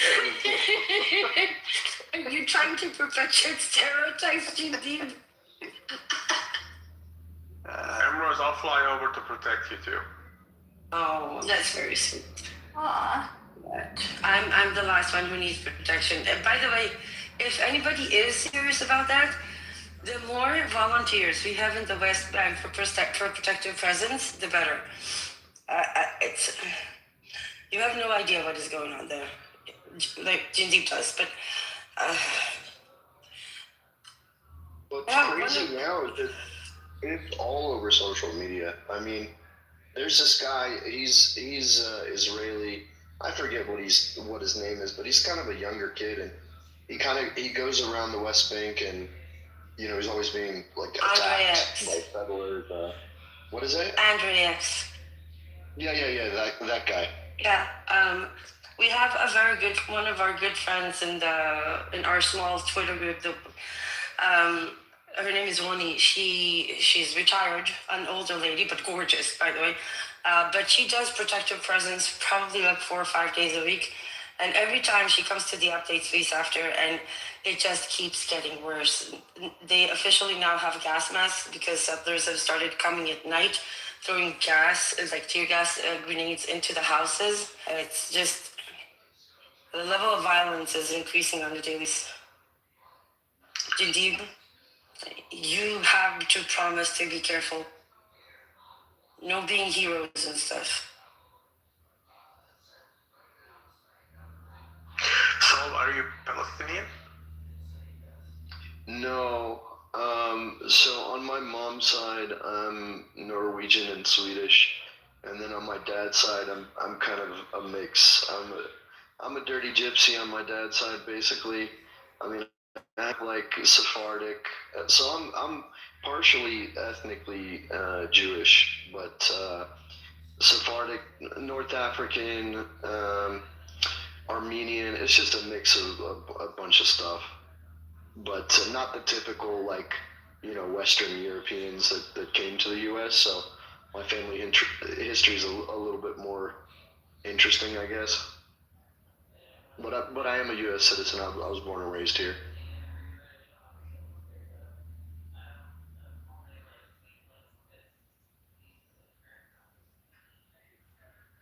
You like falafel? I like falafel. Okay, there you pass. You do know falafel is Egyptian and Syrian. No, you didn't know Emerald's falafel and hummus is Israeli? Yes, of course. Yes, I forgot. Come on, Yes. But isn't it the most overrated food in the fucking world? Falafel? Yeah? Jindeep, bite your tongue. Blasphemy. I think it's overrated shitty food. I think falafel is coming. I had the same argument with a friend, but you won't, about majada. I am never touching majada in my life. Neither would I, bro. Neither would I. I fucking hate that dish too. He said every day my mom would make majada. Every day I would come back, majada with this. I don't want to see majada. Yeah, I used to run away from home and my mother made that when I was a kid. Like, I don't want to eat that. See, so we stole it. Why are you complaining? Waganoush is better. Sorry? So I'm like, Baba Ganoush is better. No. We have and Lubna. Lubna I do myself, but Baba Ganoush, this is the $1 million question, right? So, cauliflower or eggplant? Eggplant. What? Who does it with cauliflower? No, not with generally speaking. Cauliflower. Oh, eggplant. No, cauliflower. Oh no. The original Baba Ganoush? No, just in general. Between the two. I've never ever heard Of course it's cauliflower. Yes, Jindeep is on my team. Yes. I'm sorry, eggplant looks like the swamp creature. You know who makes the word Baba Ganoush? The Iranians. It's like runny. It's not Baba Ganoush. Dude, the inside of the eggplant looks like. Do you remember the movie from the 80s, The Blob? That's what it looks like to me. I don't understand why anybody would eat it. Besides, it has no nutritional value in the first place anyway. That's true. Cauliflower rocks. Fiber. I know it's not so nutritious, but tastes good. Cauliflower. But yeah, but labne you can do at home, and it's really good. So you take yogurt, you put it in a cheesecloth and let it like drip overnight kind of thing to make labne? You add a little bit of lemon and salt to it for it to continue curdling. That's pretty much it, yes. Yeah, okay. Made it. I just add salt. I don't add anything extra because if I want to add something later, then I'll add. Then you make them into little bowls and you put them in a jar and just olive oil. But the thing is that if you have industrial yogurt or you have bad olive oil, it will be horrible. It has to be really good locally sourced yogurt, not just Israeli olive oil. No, ever. I was We never buy Israeli olive oil. Come on, Emerald. No, seriously, never. We don't buy Israel. There are enough Palestinians. They were joking. How many? Do you have a number? How many olive trees that they have stolen from the West Bank, Emeralds? That they have stolen or uprooted? The past few years, took it out, and then took it inside Israel, and then planted it. The past year is about a little bit over 2,000, I think. And please take into account each tree is worth somewhere between 20,000 shekels and 50,000 shekels. So let's say between like $8,000 and $15,000. Olive trees are extremely expensive because it takes a long time for them to grow to a point where they yield actual fruit every year. Uprooting an acre of olive trees can amount to a loss of hundreds of thousands of dollars. Correct, I agree. If you really take into consideration the amount of effort, if you want to do that and calculate that in terms of like a money value, dollar value, if you plant 30 trees and it would take you about 20 years for the trees to be fully productive, calculate the number of days and the number of years, multiply that by each tree, and if you pay yourself $1 a day for each tree, taking care of those trees times 20 years, that's a huge sum of money. Yeah. Which also goes to show why preventing the olive harvest is so detrimental, because those trees, they pay for themselves once a year if handled properly. The minute you prevent access during the harvest, that means loss of income for the entire year. Correct.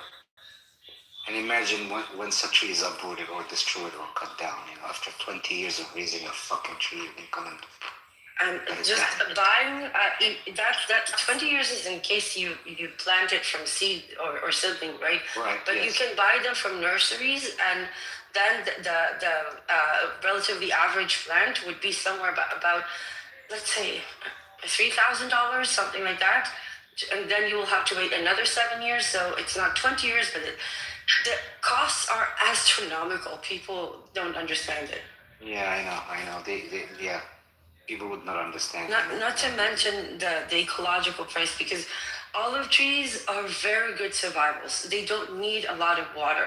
And the fact that they are still in the ground, even if not being irrigated, they keep the soil alive. The roots, everything they do, they keep the soil fertile. Taking them out and leaving the soil barren will create desertification and can potentially make the entire place unfertile for at least a few years until you can. People don't understand the long-lasting damages, and I'm saying this as an agronomist, right? Somebody who does this for a living. It's just so evil. Are fig trees the same way, Emeralds? Similar, but not the same. Figs need a lot more water, but they're still. It's olive oil and vines. It's olive trees and vines that are. There's a reason that they're being revered in this country, because these are plants that have the ability. The more they suffer, quote unquote, the better the yield they give. The more stress. They're just literally like the figs, right? Exactly, but the figs do need a lot of water. If they don't get enough water, they will not provide yield. Unlike grapes and olives, that even complete lack of water, they will still provide some yield, but very, very concentrated. But more importantly, their roots go deep into the soil and are very nutritious to the soil. They can keep soil that doesn't have life in it is a dead soil. So it will turn into dust and will slowly start to literally blow away. This is why things like olive trees and vines and fig trees are extremely important for the health of the soil. And rooting them up after years of them being there is a death sentence to the soil. And fig trees are much easier to plant and grow than olive trees. A lot more. They're very, very simple and easy to plant. I love figs. I used to have two in my backyard. You know that one of the reasons that the olive is so synonymous with Palestinians is because the way the tree grows, it grows deep into the soil, and its roots are so embedded inside the soil that it's almost impossible. This is why most of the time they won't rip them out, because that's pretty much impossible. They will cut them down. But it's very much like the Palestinian ethos, right? Deeply rooted in the ground. Like nobody can move it, and it's there for the oldest. There are two oldest trees, olive trees in the world. One is in Lebanon, one is in Palestine, and I think it's over. If I'm not mistaken, it's about over. Do you think it's 3,000 or 6,000 years? The oldest olive tree in Palestine. Yeah, because I own a few Roman, what we call a Roman olive trees. Really? Yes, of course. No. People, Roman olive trees are over 2,000 years old. Yes. And they're very common. But the oldest one, I think it's 6,000. I don't remember.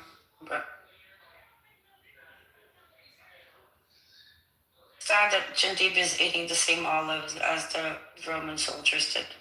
Yes, we still own. I mean, I inherited those from my parents, and they inherited from their great parents. So we call them Roman trees, Roman olive trees.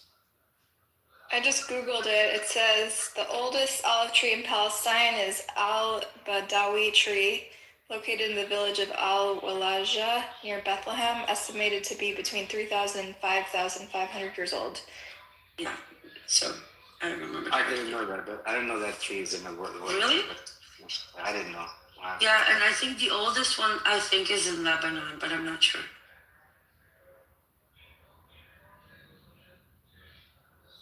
That's crazy. What other trees last that long? Redwoods? Like what other trees last thousands of years? To this extent, only sequoias and very, very durable trees. Most trees not all trees have the ability for vegetative regeneration the way that olive trees do, or the way that sequoias do. Willows have the same properties to some extent, but in this specific case, olive trees and vines are very unique. Very, very unique. You can say that pomegranate trees have the same similar attributes sometimes, but nothing compares to, think about, okay, let's take an example. If you think about Greek islands, they're not exactly, you don't see a lot of vegetation around there because the soil might not be desert soil, but it's very rocky. And when a soil is very rocky, that means that water cannot be retained within it. But the olive tree, because it goes with the really, really deep inside, it can get, I don't know the words in English, like little droplets of water. How would you call them? Irrigated? Like moisture.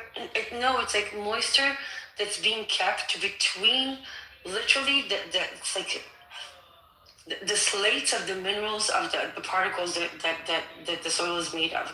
So if your soil would be, let's say, silt for the most part, then between the particles of the silt that are built from like plates of minerals, you will have hidden water molecules. Some plants have the ability to extract that moisture from a very, very seemingly dry ground. Olive trees are one of those. Yeah, and the roots of the olive tree retain whatever moisture. If you ever dug an olive tree root, you can see the moisture within the root itself. The olive tree secretes a lot of carbon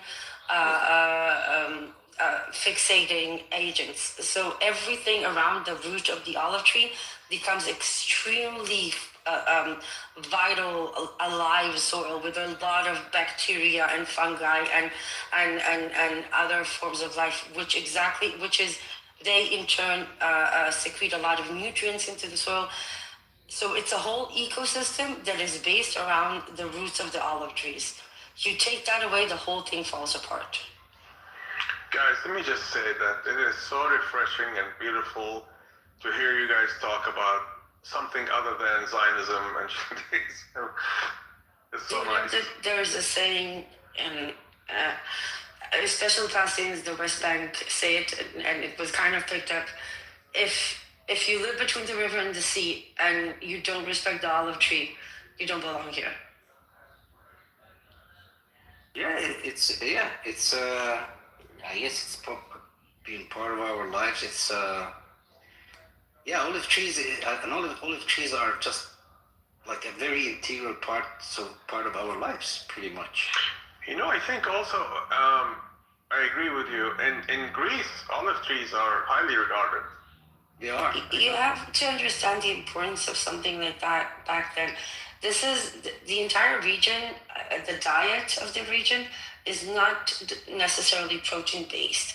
If you think about really cold areas in the world, their food mainly consists of fermented or preserved ingredients because that's what the topography, the weather allowed it. In Palestine, in the Levant region, even all the way to Greece and the Balkans, the olive oil was essential for preservation. Essential. Everything you made, you could preserve using olive oil. Olive oil was a source of nutrition. Even when you had almost nothing left, the level of nutrition and fat and healthy calories you can get from an olive is insane. There's a reason this thing became integral to the sustaining of human lives in this region. It's never a coincidence. And people learned to recognize those plants or those phenomenons and sacrificed it. And how do you say? Buttercup is not here. To make something sacred or holy, like this is the one thing that always sanctify. Thank you. This is why it's such a symbol. Which, by the way, most of you know, goes all the way to the Bible. Olive trees are mentioned in the Bible as an important part of this land. They still make soap out of olive oil. You can make a lot of things out of olive oil. Yes, we do. There's a very famous soap factory in the West Bank, right? I think it's still working. I don't know. It's still working. It's still working, yeah. I went on Amazon trying to find one, and there's actually one that says Palestinian olive oil soap. Actually, we still make it at home. I mean, we literally make it at home. We still do that for our own consumption. I think most of us that are awake, we don't buy our olive oil in the groceries. We all have a Palestinian friend that we buy it from.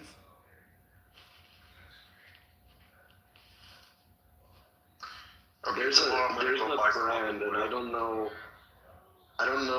like their ethics and who they're tied to and whatnot, but it's a Palestinian olive oil, but it's a pretty big brand, so I'm not too sure about like the history of this brand, and you need to be very careful. A lot of people will try to exploit the word Palestine and maybe mix Italian olive oil with a little bit of Palestinian sourced olive oil just to play on people's emotions. So I'll show you the brand because what's the brand? And I'll tell you what's the brand. Okay, well let me look it up real quick. Honestly, if you Google Palestinian olive oil, it'll probably be the first one. Actually, no. Where is it? Fuck, I can't find it. But there's a Palestinian. It's Al Ard. Oh, okay, yeah, I know who they are. What about them? So is it legit? Like, is it? Yes, it's actually this company is legit. Yes, the owners are Palestinians. Yes. What's the name again? So Al-Ard, the land, which means the land. Al-Ard. Yeah. Yeah. Oh, okay. But there is in America there is what's that organization? Something called Fair Trade or something. They do source some olive oil from the West Bank, and it's bottled. And there's a facility somewhere here in the West Bank that actually bottles the stuff and ships. Yeah, they make sure it's sourced from the origin, right? Yes. Yeah. That it's not exploitative. It's not exploitative of the farmers' free trade. Right. Yeah, and it's actually pretty decent, pretty okay. Yeah, I've had that olive oil. I remember it. Yeah. Okay. Because they do go to small farmers and they make sure it's organic. They actually, send someone to examine if a farmer actually used any chemical fertilizer in his land, and something that's not available to us anyway. And they I don't think anyone in Palestine uses chemicals. Yeah, because we don't have access to the stuff. We used to have access to chemical fertilizer in older days, but we don't have access to that anymore. But they do source that from small farmers, and they buy the stuff like right out of the processing facilities in the West Bank. Those companies, this particular organization, the Fair Trade people. Jindip, would you ever have non-filtered olive oil, filtered olive oil? Because I don't use the filtered one. I only use the real thing that doesn't go through filtration, that still has the murkiness and the solids to it. It's a completely different flavor. What do you mean when you say unfiltered? I mean, the machines those days are pretty okay. I mean, we don't use the very old system that we used to use like 50, 60, 100 years ago. Now we have machines that we bring from Europe, from Italy, mostly Italian machines. Yes, but the consistency, it doesn't go through the membrane that filters the solids that make it murky. Right. So you buy the olive oil that might has some like dark matter still at the bottom. I prefer it. I always prefer it. It's far more flavorful. I know people freak out over it, but yeah. Usually all you have to do is just put the after you crush the olives, you put them through a pressing machine, and pretty much a very simple process of extricating the oil out of the pulp of the olives. Most maybe not commercial ones for like cooking with though, because I think it would just burn. But I don't even think you can find that here in the U.S. It's illegal to import it. You're gonna have za'atar with it, right, Jindip? Have what with za'atar? I'm sorry, repeat that again. Good olive oil. Olive oil and za'atar. Yes, of course. That's like a part of our diet. Yeah, but you shouldn't be using olive oil to fry, right? Because that would kill the nutrients and whatnot. It's not about that. It's about. I cook with it. We use olive oil to cook, yeah. To cook, yes, not to deep fry. You can't do deep fry. Yeah, no, not deep fry, but we do fry. If you want to make fries, you can use it. If you want to make falafel, you can use it. Yeah, but that's deep fried. Because we don't buy other oil. That's all we use. Pretty much, that's it. So what I heard, Jindip, is if you deep fry it at a certain temperature, it becomes kind of poison, though. I don't know. I mean, I don't know about the deep frying. Because we don't use any other. You have the smoke point, right? So as long as you're under the smoke point, yes, you're not going to get any like toxic chemicals or oxidization. So it's just pay attention to it. Usually will say if it's a good bottle of olive oil, it'll tell you the temperature, the smoke point. So you just keep it. I don't think the medicine only tells you the smoke point. No, I don't. But the cuisine in this region never goes to a point where you deep fry something.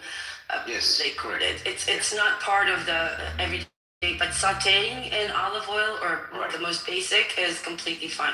Yeah, that's gonna be. I'm talking about the deep fry there, because some people do use it to deep fry. They think that they Do you know how much it will cost you to deep fry something in olive oil? Not to mention the health, right? But No, but like, I know people, they do that and in they're America. idiots. Yeah, but the thing is, what I learned about it is you shouldn't be deep frying it because it's supposed to be healthy, but then when you keep deep frying it, whatever. Deep frying is not part of our cuisine, I guess, right? Exactly. No, I'm saying falafel, you gotta deep fry it, right? No, but like that fries, you gotta deep fry it. It's just like you fry in a pan and then maybe you reuse it like 1 or 2 times. No, who uses oil? If you're using, people do that. Restaurants do that, Ambrose. Restaurants don't use olive oil to deep fry anything. No, they use any type of oil. They use it. They reuse it. No, maybe, but not olive oil. So are you telling me when you make the falafel, you throw away the leftover olive oil? Nobody makes falafel in olive oil. Jinder said he does. At home. And you don't use If that's the only oil you buy, then obviously you're gonna fry falafel. Yes, but we're not talking about a commercial fiber, right? We're talking about a small pot. Yes, I know. I know. I guess you guys don't understand. Like I guess someone like me. I mean, I don't know. I can't box my, but I make I produce olive oil, and decent quantities. So, and it's something I've done, all my entire life. So we don't store olive oil. We store olive oil in big barrels, in barrels. And that's not like some bottles or stuff like that. So we have constant supply of olive oil. So. Again, don't forget the olive oil that Jindeep is using is not overly processed. So the burning point for that specific molecule is higher than what you would get in commercial olives. Right, so if I wanna make some potato fries, I'm not gonna go buy oil to fry potatoes or to saute potatoes. It's not frying; we just saute. No, saute is different than frying. Yeah. Deep frying, what I heard Jinder, and what I learned, you could Google this, right? Even though it's good, it's healthy, whatever, like the olive oil, but when you deep fry it, it kills that good stuff in there, and it becomes like poison. You see what I'm saying? But that's what I learned about it. Whether you do it in a small pan or a big pan, what did you say? You know what oxidization is, right? So it's the same thing. Like oil goes rancid. You have like different omega fatty acids, right? Do you know the terms omega-3, omega-6, all those things, right? So what they represent is they represent the location on the molecule of the double connection between two atoms, right? So it's a double connection. If anybody remembers chemistry, it would be a 2-line connection between the molecules instead of one. The location of that changes the properties of the molecules. Certain oils like olive, like avocado, like coconut oil, the location of that double connection would be placed in a way that would make it a lot more susceptible to and a lot more easy to burn. However, if you look at vegetable oils, the location of the structure of that molecule, even though it's an oil molecule, fat molecule, will be placed in a way that would make it a lot more sturdier for an exposure to high temperatures. But the high temperatures that we're talking about, like deep frying, and that almost doesn't exist in Palestinian cuisine. Even if you talk about falafel, you think about the commercial way falafel is done, which is not what traditionally you would see at home or in the region. So you have to separate the two. And yes, I mean, you're right. Certain olives, like olive oil, like avocado, like coconut, should not be heated to the point of starting to smoke, because the way that molecule breaks down does create a molecule with an exposed end that is a free radical, which makes it carcinogenic to some extent. But it doesn't happen in Palestinian cuisine because no dish goes to that extent, and usually, by the way, you won't see deep fried or high temperature food in the region. you will only most of the places that invented deep frying or extremely high temperature, extremely spicy foods would be tropical locations where food had a tendency to spoil a lot faster. So they would have to take actions in order to kill whatever grew there. So deep fry, extremely spicy food like India, places like that, it always resulted for health reasons.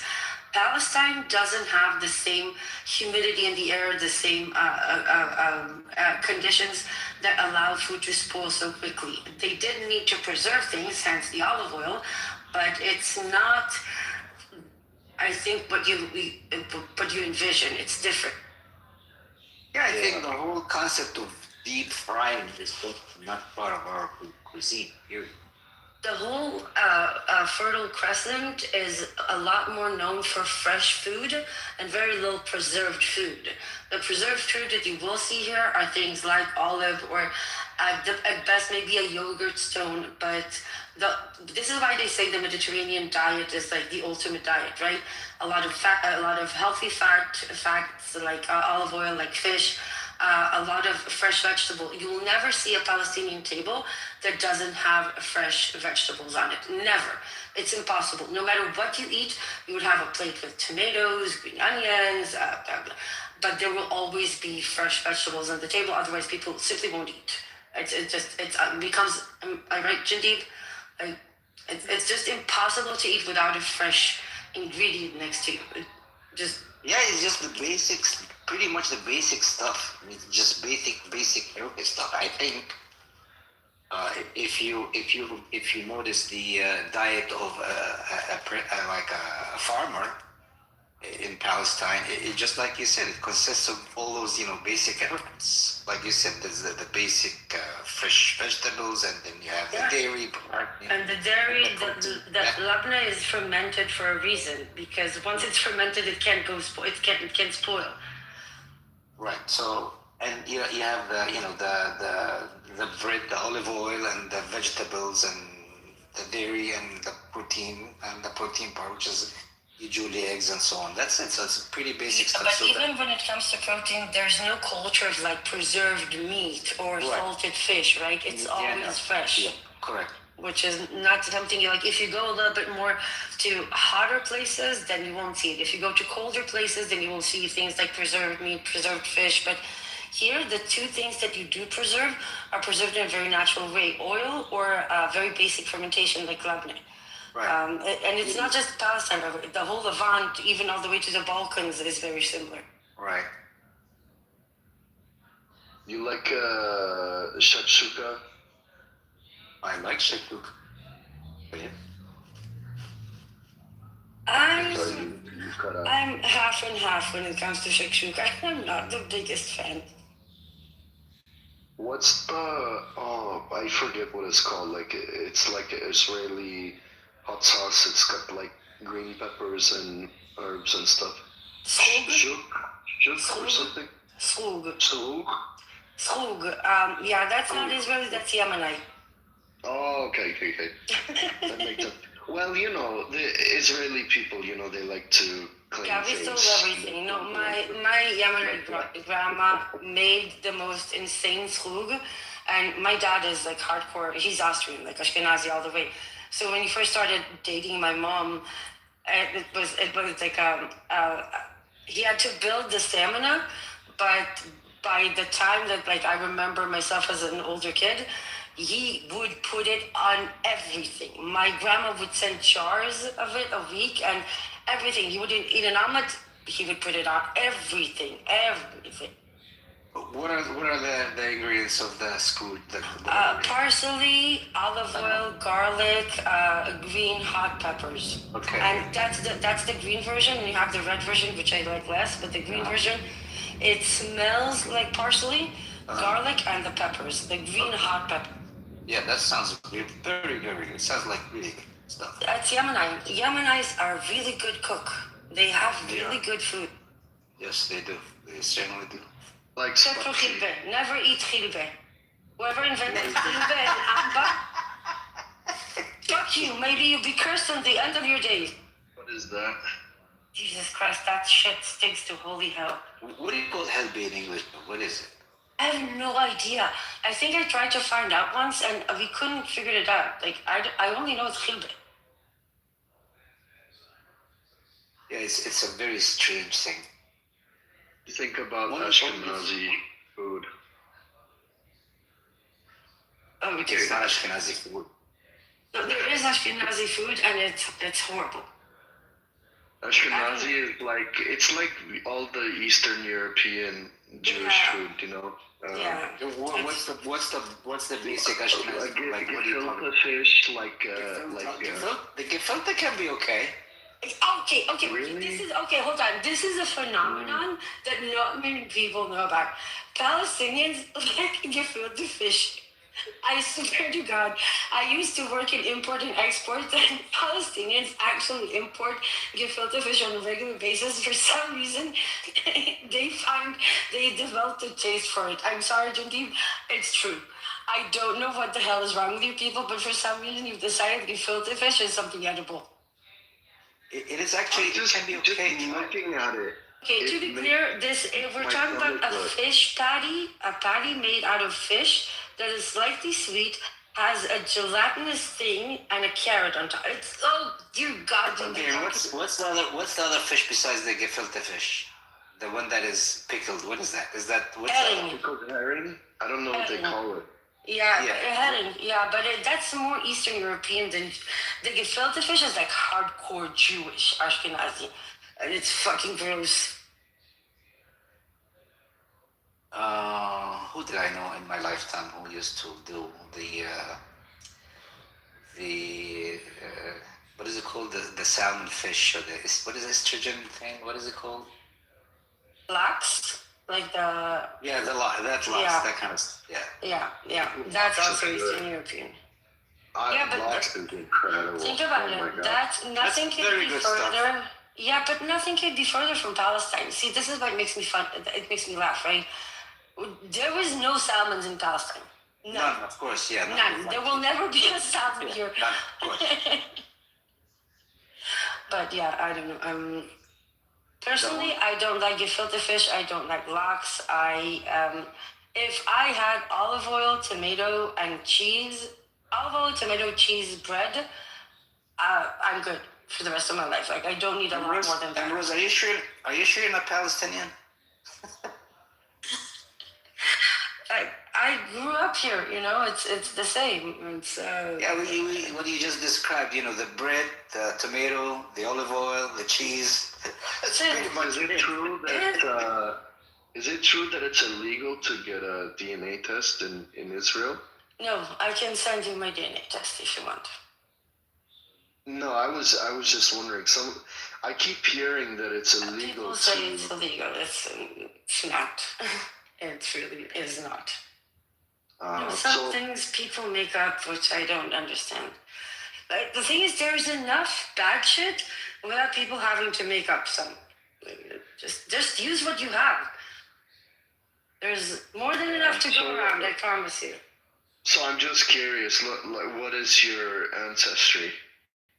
My father came from Austria.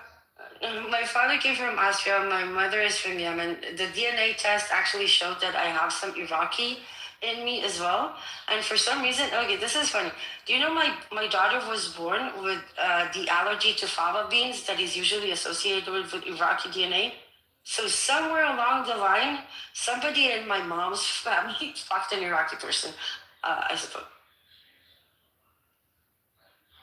But I'm half and half. There's such a thing as allergic to fava beans in Iraq. Is that the deal?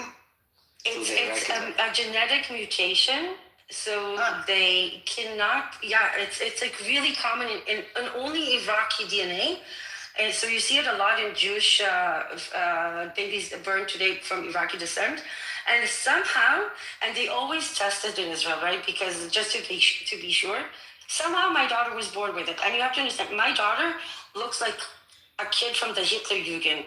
She has total blonde hair, perfectly blue eyes, but somehow she was born with the Iraqi gene that is allergic to fava beans. I don't get it. Genetics are fun.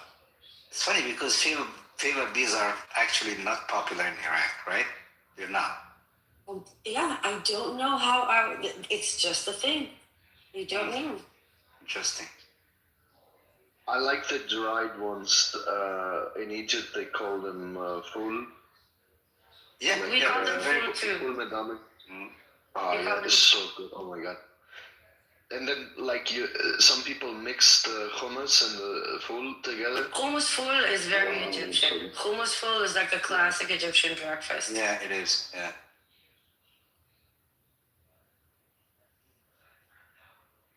But I'm sorry. On this, I do think Egyptian falafel is better than Lebanese falafel. But when it comes to hummus, like hummus, nobody does it like Palestinians do. I'm sorry. That I've had the entire region I've tried.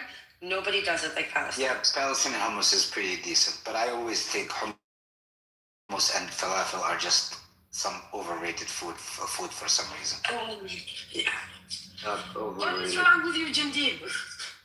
I don't know. It's not something it's just not something I eat. Growing up, it's just not my thing. I don't know.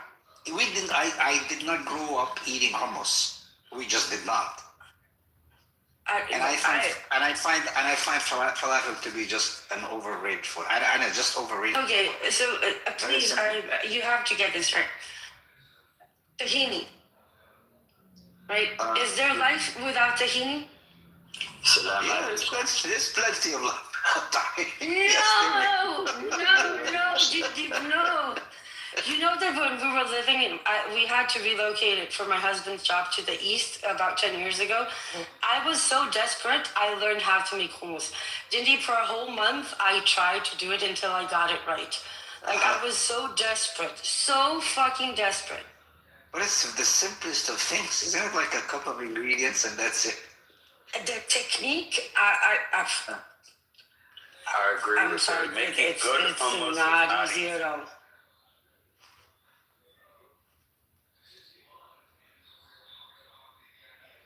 Yeah, Ambrose, I agree with you 100%. I tried to make hummus myself. Does not taste the way that I wanted it to, so I agree with you. No, I did a lot of experiments until I got a good one, but...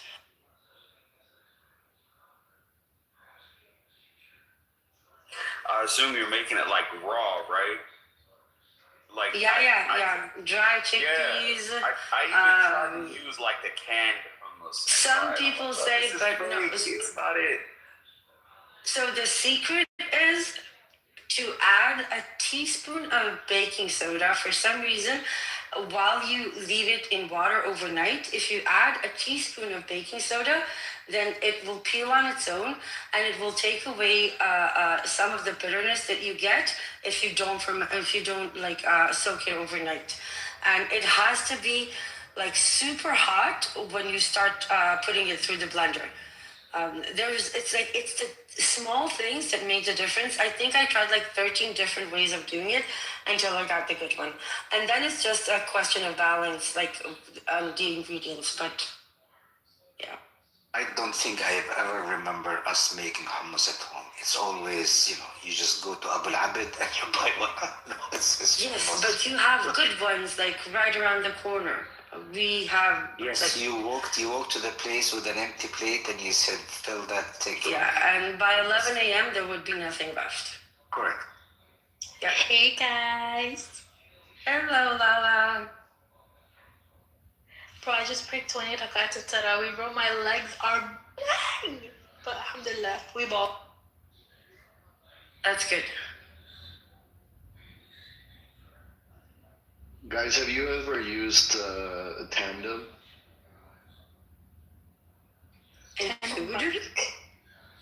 What is Tandem? The app? No. It's a language learning app. No, I use Duolingo. Oh no, well it's an app like this. Like you can have they call it parties, and so you can have like live chat and stuff. But somebody recommended that I come to this app. I've only been using this app for a couple days, but I got banned from Tandem like 8 times for talking about Israel and Palestine, and like because you get reported instantly, and if you get 3 reports, Wait, it's a talking app, and you use the word Palestine and Israel, and so on, you get banned. What? If you talk, well, it's not exactly like people report to you. That's the thing, and so anytime you talk about like Israel or Palestine, like the reports just come in so fast, and like you can get 3 reports in a day, and then you're gone. You have to use another device or emulate a device to make another account. Is that the case though? Is that really the case? I didn't know that. Yeah, I've been banned 8 times. Every time it's because I talked about either Israel or I talked about American politics. Like I talked about like how the U.S. is basically an oligarchy. So what do they want us to talk about? I don't know. What? Well, it's a language learning app, so they just I guess they don't want people, talking about it's a language learning app. Strange. Yeah. Oh, so it's not Clubhouse. I was about to say. I reported it a billion times. I made it like my pinned tweet on X, like the one on the top, is a tweet that has a thread from anti-Zionist Israelis, and I called it like the doctor's note. Like, if any of you are scared of being called anti-Semitic for speaking up against Zionism or the genocide, here's a thread of a shit ton of Israelis who are saying far worse than you ever will. So if anybody complains or call you anti-Semitic, just send him this doctor's note. Yeah, it's funny, before this app, I had not met in Israeli anti-Zionists or Jewish anti-Zionists, so this is definitely a very different experience, and I'm very glad. Oh, you should follow us on X. There's a lot more of us there. What was the study that came out that said around 30% of the Jewish diaspora were anti-Zionist, but they were just underrepresented, and the Zionist claims were pushing the illusion that every single Jew deep down is a Zionist. When the people who literally led the marches of after the genocide, they were Jewish people, Jewish students that were leading these marches, that were organizing the marches in the student campuses. But they tried to, the media spins this role that Jews are under threat and being attacked on campuses. They'll highlight, like on Piers Morgan, I watched, like, he'll bring on a Jewish student that says, oh, I got punched in the face because I'm Jewish. They hate us. When in reality, the video literally shows her agitating and another Jewish person moving away from her saying, you're doing the wrong thing. It's the silliest argument I've seen. That's the most anti-Semitic claim, that Jewish people are a monolith, as the old adage goes. All Jewish people believe this. All Jewish people belong here. All Jewish people are like this. This is why we say Zionism is anti-Semitism. Yeah, that's the clearest case of it. If you take a book and say on any people, all black people believe this, all black people are Democrats, all black people think this. It's exceptionalism. It's literally saying we're different, we're not like you. It doesn't make sense to call it anti-Semitism because typically the Palestinians are more Semitic than the typical Israeli. Technically, that is true, but it's the most stupid argument in the world. Language is an evolving creature. Even though technically you're true, right? The popular understanding of anti-Semitic is Jew hatred, right? Even though technically you're true. But the argument is just, people go for hours and hours over this, and it's just, call it whatever you want, right? We all know what it means in the context, but it's still, anti-Semitism is an integral part of Zionism. It doesn't work without it. Without anti-Semitism, Zionism loses one of its pillar excuses for existing. So they need it, and they need to put an emphasis on it. It's just part of the construct. But I did put something in the comment. It's like a segment from an anti-Zionist Jew comedy show, but the ending is really funny. I don't know if I can open links from here. Or I guess It's I like have to copy an it. exposed.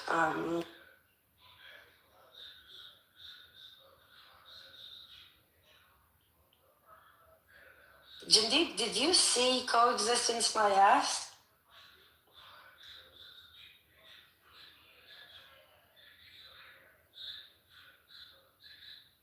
I don't know if he's here. There's an anti-Zionist Israeli named Noam Schuster.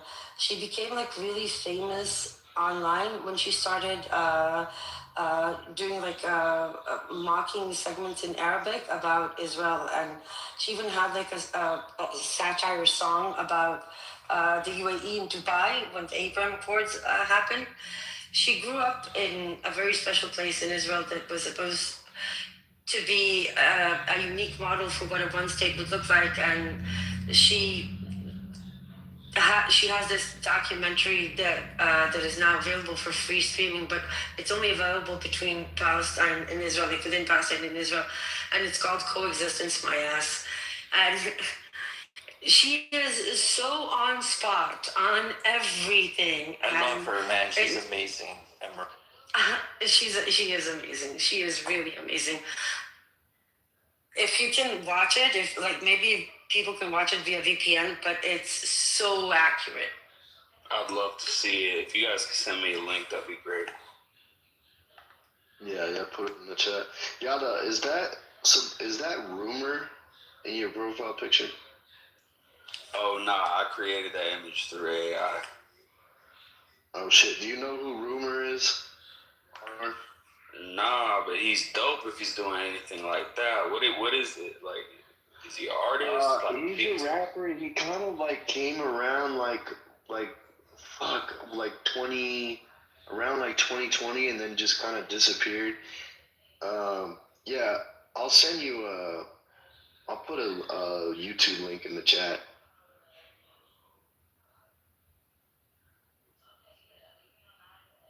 Yeah, put me on.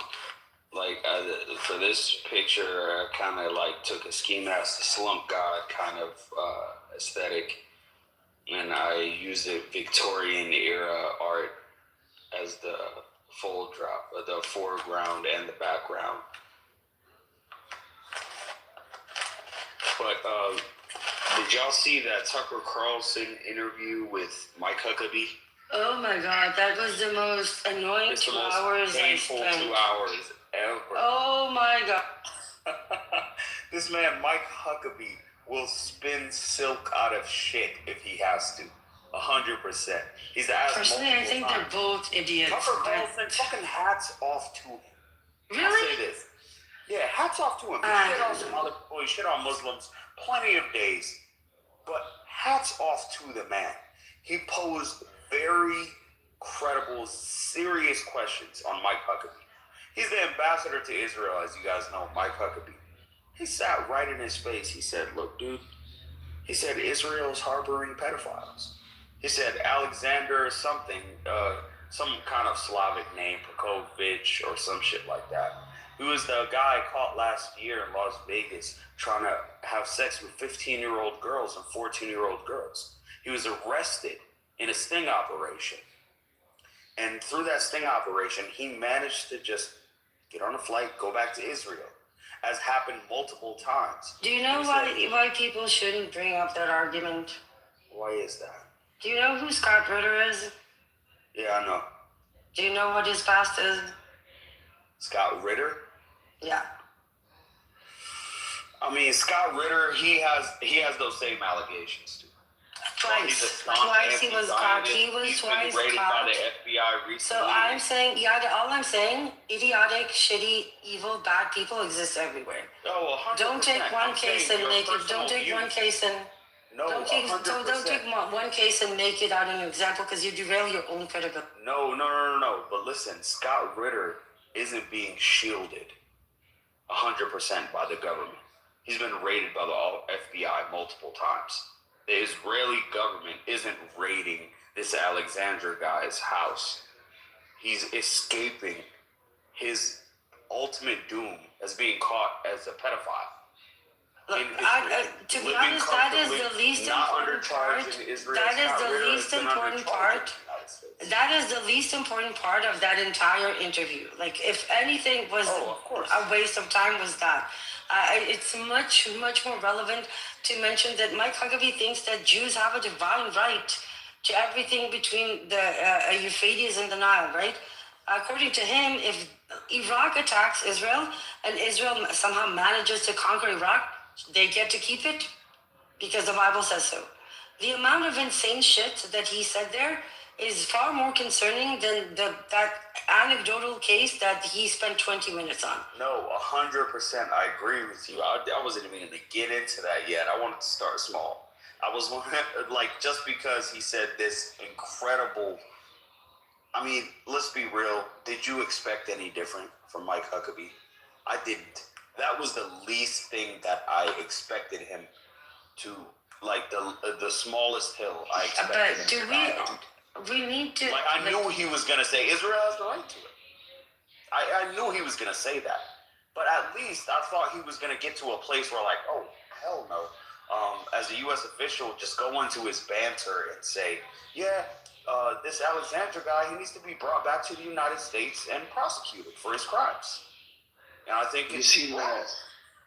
I expected him to at least put that forward, but he wouldn't even talk about the Israeli government in the way that they're harboring an actual pedophile, which they've done multiple times, of course. That you can actually claim is like being diplomatic, which is one thing. But the things that he did give himself liberty to say that were anything but diplomatic or representative of the U.S. government, I assume, or I hope, that is what's important, right? The things that he did allow himself to say that are extremely, because he did, when it came to the whole guy in the extradition thing, he gave very diplomatic, technical answers. It's the things that he said that are anything but that are insane. And we need to understand that this is somebody that directly appointed by the president of the U.S. He knew who he was putting here, right? It's a very specific choice to put that person as the ambassador here. And that says a hell of a lot. No, it's always been a choice. I mean, the ambassador to Israel has always been an evangelical Christian. Not like this. Yeah, not like this. No, this is... If like, we thought really, Friedman was like extreme, this is a whole different level. Let's ask yourself, truly, does it matter, truly? Yes, No, I think it does. I really think it does. Always been. The U.S. I don't think it's a surprise at all whatsoever. I found funny on how small of a hill he was willing to die on. It would have been easy as a U.S. government official for him to be like, oh yeah, I believe in Israel. If they take over Iraq, they took over Iraq. Which is exactly why it's so outrageous. Because 10 years ago, if a U.S. official would say Israel has the right, the divine right, to the land between the Euphrates and the Nile, maybe give some disclaimer, not in modern times, blah, blah, blah, blah. There will be like condemnation or clarification from official spokespeople within half an hour, right? The fact that nobody from the administration came out and said, look, that's his personal belief, he doesn't represent the U.S. in any shape or form, blah, blah, blah, blah. The fact that they didn't address it. What's surprising about this? We know who's in office. We know this man that's in office, that's the head of the executive body of the United States government, has taken hundreds of millions of dollars of ADOSIN money. He's a wall-kissing cunt, just like Biden was, just like Obama was before him, and just like Bush was. But didn't you find his statements to be the most unhinged, fucking diabolical, crazy shit? Oh, I think it's good. For an ambassador, it is good. Like you said, if this thing was uttered 10 years ago, the ambassador would have been recalled. It's good for him to have said that instead of dance around it like every other politician would have. He just came out and said it. And what happened? What happened? He said it, and what happened? This is the point. 10 years ago, hold on. That's exactly what happened from him saying it than not. Well, this is a pivotal point in American history because the Republican Party has always historically been pro-Zionist, right? And now you have people like Tucker Carlson, Candace Owens. It would have been Charlie Kirk. I think he was assassinated by someone connected to Mossad or somebody within that organization. Okay. But like the fact that all this shit is happening. Hold on, let me say this real quick. The fact that all this stuff is out in the open now, and you have people even on the right, basically exposing, the entrenchment of Israeli and U.S. foreign policy, But do you know what the surprising thing is? Even if everything you're saying is true, it has never been worse for Palestinians than it is now. You people talk about like there's more awareness, Tucker Carlson. While you're talking about that, the entire West Bank is about to go through extreme ethnical cleanse. It's already started a year ago in like slow motion, but it's amplifying day by day. And the entire Jordan Valley, the Negev Desert, East Jerusalem, not to mention Gaza. I don't care how much awareness there is. The fact is that the situation on the ground has never fucking been worse, and nobody's talking about it. No, This is why it's so fucking annoying. It's not that I'm saying. People talk about this anecdotal case or the other, or how Gen Z is far more aware.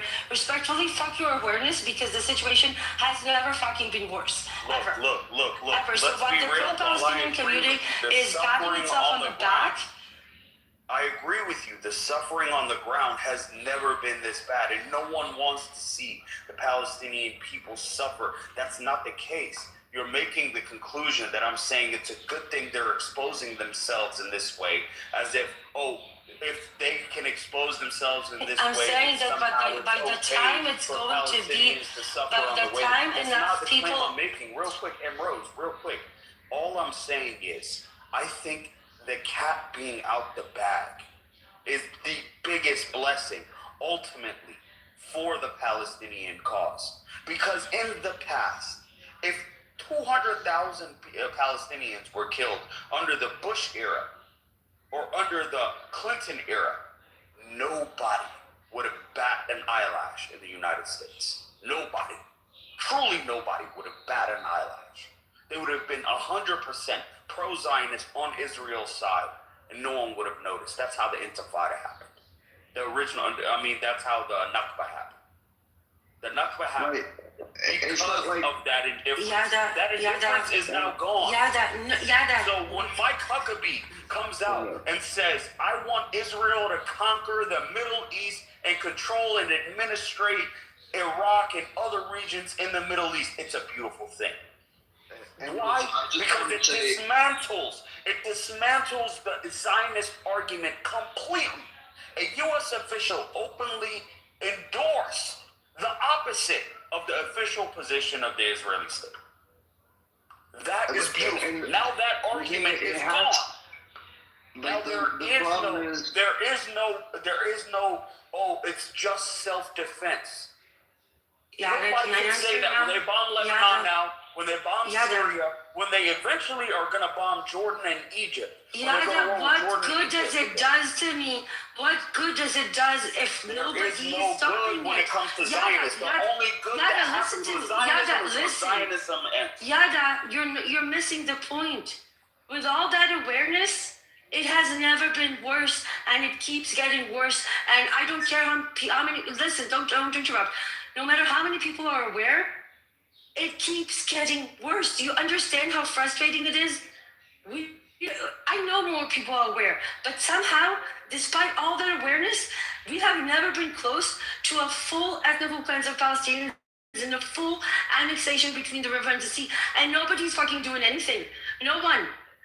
You keep talking about awareness. You keep talking about how people are now exposed to what real Zionism is. Well, great. Where are those people? What the fuck is happening? How come if they're so aware, nobody's fucking doing shit? Hold on. When you say doing shit, what do you expect? You think the United States government is going to be overthrown tomorrow, and then a U.S. military invasion of Israel will save the Palestinians? If that's what we're going for, then yeah, no one's doing shit. But the way that reality works is this. Our government is controlled by Zionist, blood-drinking, pedophilic, murderous, baby-killing monsters. 100%. And if their words expose their feelings and their true intentions, good.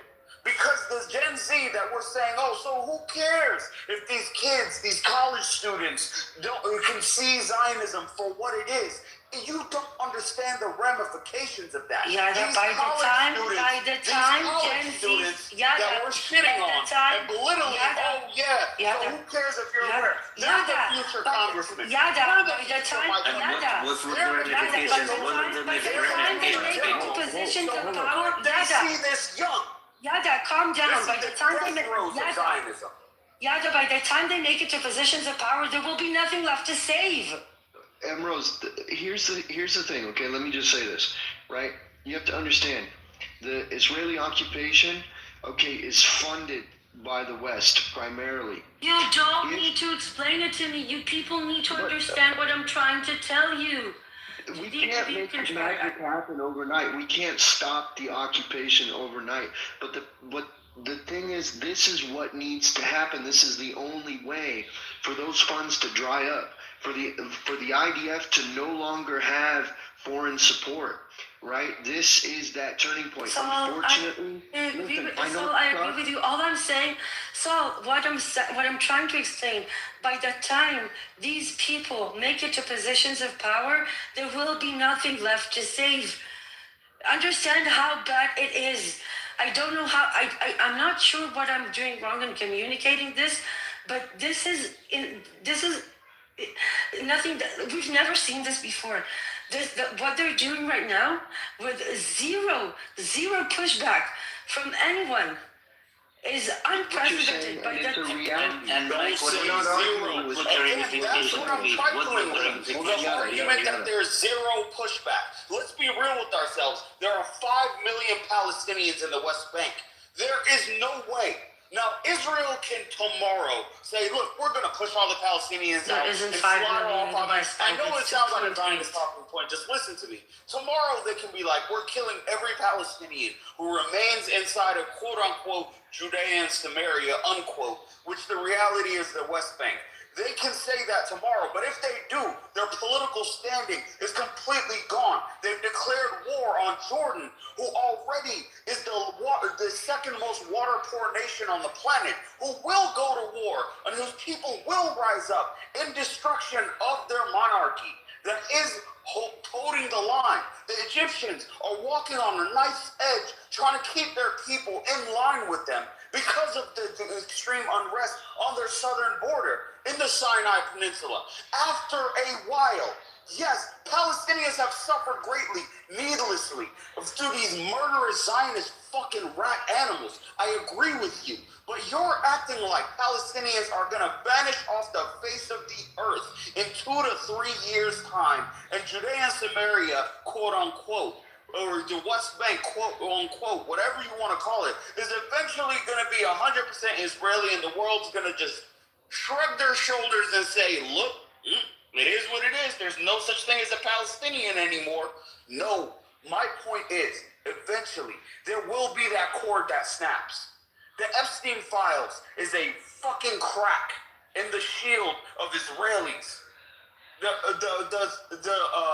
The statements by Mike Huckabee on Tucker Carlson is a crack. That crack's starting to show. Eventually, the entire structure, that thing that's been so solid over the centuries, you know what I found out the yesterday? exceptionalism of Israelis, Do you know what I found out yesterday? Now the Israelis are enemies. Now the American and Western society. Yada, you have to let other people talk. Yada. See them as enemies. Yada, you have to let other people talk. Tindita's been trying for like 10 minutes. No, I was asking, he talked of the ramifications of the statements coming out of that nut job Mike Huckabee's mouth. What are the ramifications? What ramifications are they? Where is, like Ambrose said, did anyone say anything about it? Absolutely. Look. You're looking for the elite structure to be like, oh my God, Mike Huckabee's crazy for believing this. Look, the elite, they're walking a line. They're toe and toe. They're all Zionists. We know this. Well, I'm not looking for Pierce Morgan to come out tomorrow and say, oh my God, Mike Huckabee, clearly I've had him on my show multiple times. You're insane for saying. He literally had, what's that lady that got nominated for the Nobel Peace Prize that's trying to conquer all of Gaza? She sat on his show in front of Pierce Morgan and told him we want to conquer all the land from the Nile to the Euphrates. That's all Israeli land. She said it to Pierce Morgan. I'm not looking for an elite to yell. You guys are looking for some politician or some public figure to come out and say, Mike Huckabee, you're wrong, it's evil. I'm not looking for that. I don't give a fuck about that. But Ambrose's argument is it would be too late. It would be too late to save anything. When is it going to be too late? Hold up. We have to face reality here, in that we may not be able. Hold up, Yada. We have to face reality here and accept that we might not be able to stop the complete destruction of Gaza. Okay, like that is a fucking reality. So more needs to happen, but unfortunately, the way things are, without starting an outright war with Israel, the only other option is to make, that foreign policy so unacceptable that they're completely cut off from London. Look. Gaza has been completely destroyed already. Yada, please let me talk. Right. Please, thank you. Look, the thing is, it's not just Gaza, and it's maybe some things that are clear to those who see it on a daily basis, but not to others. What has been happening in the past year goes far, far beyond Gaza. The West Bank is being pushed into concentration camps. We have over 40,000 displaced. Jenin, Tulkarem, Nur Shams, 47 communities in territory seized, cabinet officially annexing territories A and B. I can go into the Negev and the Jordan Valley and East Jerusalem, who's been under insane ethical cleanse. Every day there is another family that is being evacuated from a house that has had for centuries, right? And this is levels that new legislations against Palestinian 48 that is allowing the state to revoke their citizenship. This is far beyond Gaza. And what I'm trying to say is that respectfully to all those efforts and all that awareness, I'm not looking for anybody to attack and bring a military into Israel. But yesterday, for example, I discovered that Pakistan has a very solid trade relationship with Israel. Apparently, it's one of the biggest salt importers into Israel.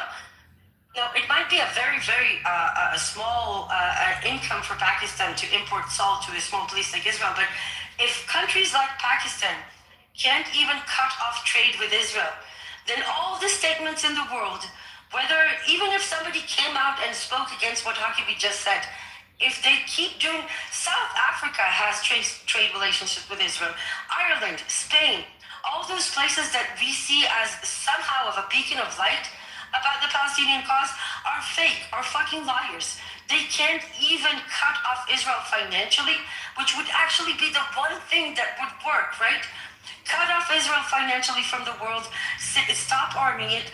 That might actually stop this psychotic show.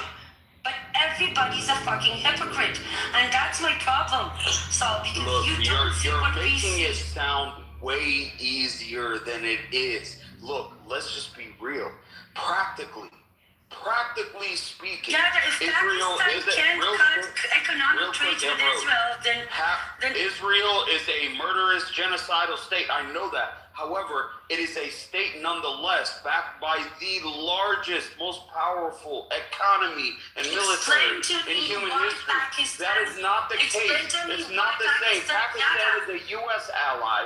It also benefits from trade agreements with the United States. If it doesn't give salt to Israel, it's going to lose its most its biggest Then beneficiary. you which understand. Is the Then United States you government. understand. Now Then the you Chinese also have trade agreements with Israel. Yada, Real quick, stop. Rose. Yada, then you're agreeing with me. Then you understand what I mean. All the statements we in never the world said we disagreed so with what you. we're saying is Gen Z, respectfully, by the time they make it to positions of power, considering the rampant genocide expansion in between the river and the sea, there will be nothing left to save. So I'm not interested in like we could like talk about Mike Huckabee and his statements is one thing, but acknowledging reality and understand that if we don't do something to wake up the world and make it understand that it's now or fucking never. Because the occupation, it's not going to nuke Palestinians, right? It has a very nefarious way of doing that. It will slowly annex and it will slowly make their life a living hell, and more will live and more will leave until it's just small enclaves of Palestinians. Look, I feel like we're talking about Look, you keep saying small enclaves. Like literally 80% of the population in Jordan aren't Palestinian people. Let's be real. They're already outside of the West Bank. They're already outside of Gaza. They're living in Egypt. They're living in Jordan. They're living in Lebanon. They're living in all these outside nations waiting to come home. If every single Palestinian in the West Bank, every single Palestinian in Gaza were forced out or killed, that doesn't mean Palestine is gone.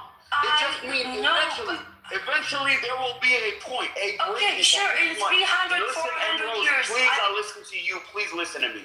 All I'm saying is, eventually that breaking point for Israel, the nation that has the backing of the United States government, who's already under so much financial turmoil and division, that most of its population for the first time in Israel's history is against Israel, is getting to this breaking point where Israel, it's now or never for them. Even if they take the West Bank fully and every Palestinian is gone and moved out into Jordan and into Lebanon and into Syria and into Iraq and into Kuwait and into all these Arab neighboring nations, their breaking point for them to do that will shift the balance of support, not just in the Middle East, but in Asia and in Europe and in North America and in South America, more than it already has. Now it won't be just the students, it'll be titans of industry. These students go through levels. Right now they're just college students. Right now they're just laborers. They're just regular people. Eventually they'll move up to the managerial positions, the supervisors, the CEOs, the politicians. All the new generation coming up see Israel for what it is. And when that breaking point comes, it doesn't matter if they have the West Bank and Gaza. Okay, can we tone down on now the think of it like this. It's like a long burn version of the Second World War. There was a point where Germany had France, and it had Belgium, and it had Austria, and it had most of Russia, and they conquered those regions, and it pushed the Russians into Czechoslovakia, and they had it. But eventually they got crushed. And when they got crushed, came back into the rightful place. And that's what will happen to Israel. But when it happens to Israel, this is the death throes. Enough, calm down. Respectfully to the ethos, respectfully to all that. In 2 years, what happens in 20? But again, respectfully, I don't want to wait 20 years. I don't. You have to is the point. Hold up. No. Look, I don't think people understand how pivotal the U.S. is a player in this game. Because look, what has it been? I think that you guys don't want to face reality. I think you guys, you don't want to face reality. To grow don't up understand. And run the country. The people who are powerful in the U.S. right now are turning against Israel. Okay, we don't necessarily have to wait for, the new generation to rule the U.S. You need to understand how the occupation works. You don't get it. They have a way of doing this. This is why the management of the conflict, right? They slowly do it, and every time they reach a new level, they stop, they normalize it, and then they take it up another notch, and another notch, and another notch. And this is how we normalized annexing the entire fucking West Bank. This is how we normalized the Nakba. This is how they normalized everything. By the time 20 years will pass, They will have created such a facade that nobody will care. This is how they do it.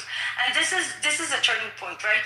The world has never given Israel more impunity than it has now. Because like it or not, along with that awareness, there is another side that was awakened, and it's a far more dangerous Mike Huckabee kind of side, and they are also vocal. And the problem is that right now, this side is giving Israel enough impunity, at least for the foreseeable future, to do whatever the fuck it wants. So, no, of course Palestinians are not going to go. Not the foreseeable future No, for the first but time. again, you don't understand how this works. This will be so difficult to if we let it go on. And the world is not fucking waking up. Because they do it in small steps that the world is not aware of. No, let me ask you this. Let me ask you this, Rose. If Palestinians leave the West Bank or are forced out from the West Bank and Gaza, is your argument that there's no such thing as a Palestinian cause after that? No. Who said that? No, my argument is that there will be Palestinian cause. There will always be a Palestinian cause, but it doesn't. I don't want it. I don't want it to go to regret point where it will take centuries to undo it. And this is where we're at now. Hold on, Emerald. Do you think? Hold on, y'all. Do you think that we're going to forget? Okay, I understand the history of the occupation. I understand that they ramp down and then it comes back around worse every single time, every 5 years or 6 years or 8 years or whatever the fuck it takes. Okay, but the thing is, every other time in history that happened, nobody was paying attention. Okay, a small minority of people were paying attention. Now it's the whole fucking world. And the U.S., who has been fucking so brainwashed for like 60, 70 years, are finally waking up. I don't think we're going to go back to a point where we just say, oh, we have a ceasefire. Everything's fucking honky-dory. Everything's okay. No, people are going to wake the fuck up. You know, if they ramp down, that's an opportunity for us to fucking make arrests, to take things to international courts, to actually hold people accountable, to actually do something. I honestly think this might be the next step. Okay, like we can't hide shit anymore. People don't fucking forget like they used to. You know, people are paying attention. And I don't know. I mean, like, I support a war against Israel. I mean, we've fucking had so many unjust wars over the past few decades. Why wouldn't I support a war against Israel? But the point is, that might not even be necessary. Okay, so many people are boycotting Israel. So many people are not doing business with anybody who's Zionist or has any Zionist ties. You know, Europe is pulling its funding. Okay, the U.S. is the biggest financial supporter of Israel. They cannot survive. The IDF cannot operate without our support. So if it becomes unpopular enough, and I believe it will, then, you know, the IDF is going to be sucked dry of resources, and they won't be able to continue their occupation. 100%. That's all I'm saying. Look, Israel is not a nation that creates its own fortune. It doesn't have any natural resources the world wants. No one gives a fuck about Israeli olives and dates. Every nation on earth, the United States, Russia, China, Saudi Arabia, England, every single one of them back themselves by two things. Either they have immense military power and financial influence, or they have natural resources the world needs. Israel, on paper, has none of this. So the United States, which is where the most powerful Israeli Zionists, the most powerful people, the most powerful Israelis that live in Israel, they live in America, where all the military power, the financial influence, and the resources are. If that is severed, that little tether breaks, I celebrate what my country said, not because I agree with it, but because it represents a break in that precedent. Respectfully to the passion and the motivation, which I appreciate, and the level of investment, I really, it's amazing. But you people need to come back to reality. I'm trying, and I'm not saying this because I enjoy this, right? I don't know how to explain to you that this is not good. Everything you're saying, nothing about it is good. It's better than what it was. Yada, you have to try and listen. Please, please. Trust me, I know enough to know what I'm talking about. Everything you're saying is a very macro, borderline philosophical predictions. When I'm talking about what is happening on a day-to-day basis, and nobody is talking it. And the way this occupation has done, nobody's talking about it. Okay, never mind.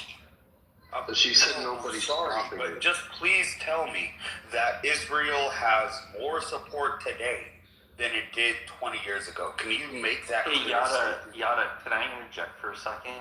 Sure. I've been listening to you and Emrose, and I think you guys both understand the danger, but different timelines, okay? You're looking at it from more, you're saying, in order to stifle this regime, the Zionist regime, we basically, it comes down to America, and within America, it has to come down to basically Gen Z getting into places of power later on. What Emrose is saying is equally in terms of alertness, but saying, hey, if we wait till that long, we may undue damage may be done by that point. So here's my question for you two: why can't we work on parallel paths? Why is it either or?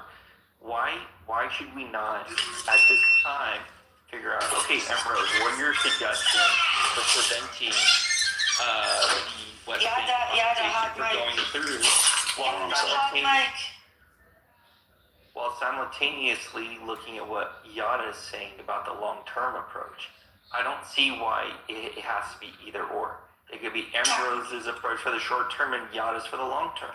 What I'm trying to say is, look, we have a group, we talk every day. I think it was about 6 months ago, we had a low point, and we realized we need to change approach, because it became like a whack-a-mole, right?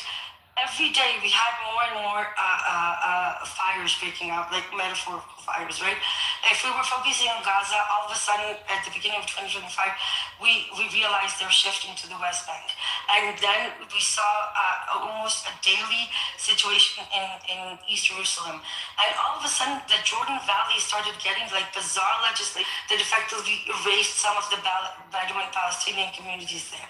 Then everywhere, and it became we were becoming frantic, right? We didn't have enough people to send for protective presence. We couldn't get enough people to work on petitions to counter. So it became overwhelming. We stopped and we said, okay, what now? And then we realized we needed to change course. And the objective right now, and I know it's going to sound a bit maybe childish, is to protect Palestinians, right?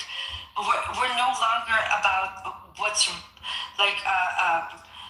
normalization, don't normalize, whatever. We used to be against voting in Israeli elections, right? Don't be part of the game, of the system. But it's gotten so bad that we've shifted to, okay, we need to give Palestinians as much power as we can in parliament, because we need to push back in any way we can, because they're expanding the genocide and the ethnic cleanse to 48 now. So it became instead of a big Palestinian cause, it's okay, we need to in a fragmented way push back against every fire that breaks out.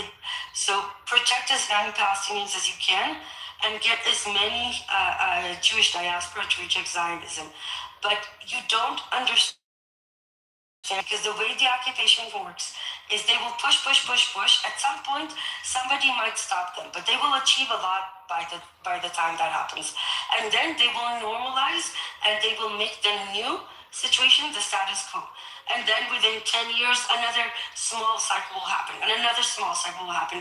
And they will normalize the management of the occupation until it becomes the de facto reality, and there will be no point in pushing back anymore. At least not in, let's say, the next century. And this is what we're seeing in the past year is unprecedented. And this is no longer about the long term. If we don't stop the short term, the long term will not take 20 years, it will take 200. Okay, so Rose, let's go ahead and go with your premise. Okay, so give everybody in the room, most of us don't live in Israel, Palestine. Okay, what do you want us as Goy to do to help with this? What do we do? Echo the truth. That's it. It's very, very basic. Echo the truth. Okay, listen. When we talk about these things, focusing on global Zionism, and I understand that for the international community, that is important. But if we don't talk about the individual situations, then I don't know, Taco. I don't know. Come to protect your presence. There are foreign volunteers that come. They come here for a month or so. I can give you various names of organizations. Simply having foreigners, Westerners mostly, sitting with them, with Palestinian community is so. We have so much requests for protective presence that there was one of the families that my friend Ronnie works with. Yesterday had her house burned down just because there was one night that we didn't have enough people to send. One night, and they burned the whole place down. So you see, this is the level of can I, that we're trying to do. I've been listening for, hang on a second, I've been listening for a while with you and Yara, right? If I may, both things can be true, Amos. The slow action, or whatever you want to call it, with Tucker Carlson, they're both idiots according to you. And if they have 2 million followers or 3 million followers, why not, maybe get some people to change their mind about Israel-Palestine? That's a good way to go about it, right? I agree, but I would. No. So both things can be true. You see, you can't take away the credit from what Tucker Carlson is doing, even though we have difference of opinion.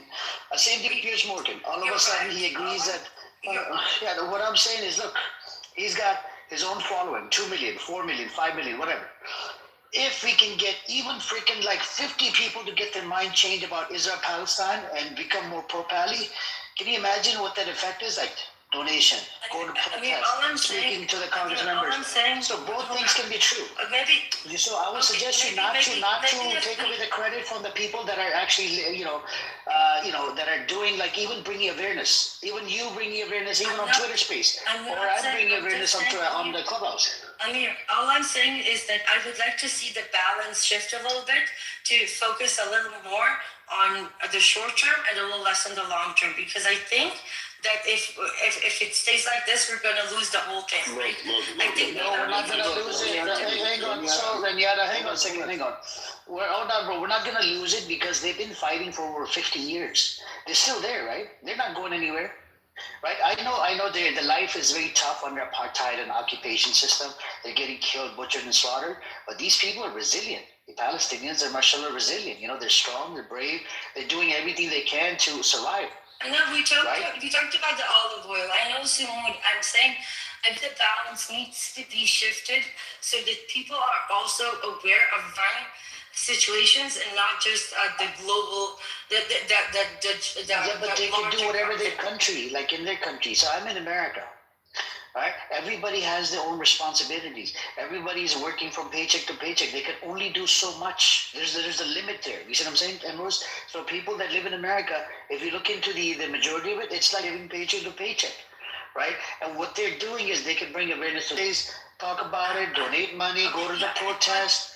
They can't fly out to Israel, and I would never fucking fly out to Israel. In my whole life, I would never fly out to Israel. I'm sorry. I'm desperate, and I'm not talking about flying to Israel. I'm talking about flying to Palestinian territories.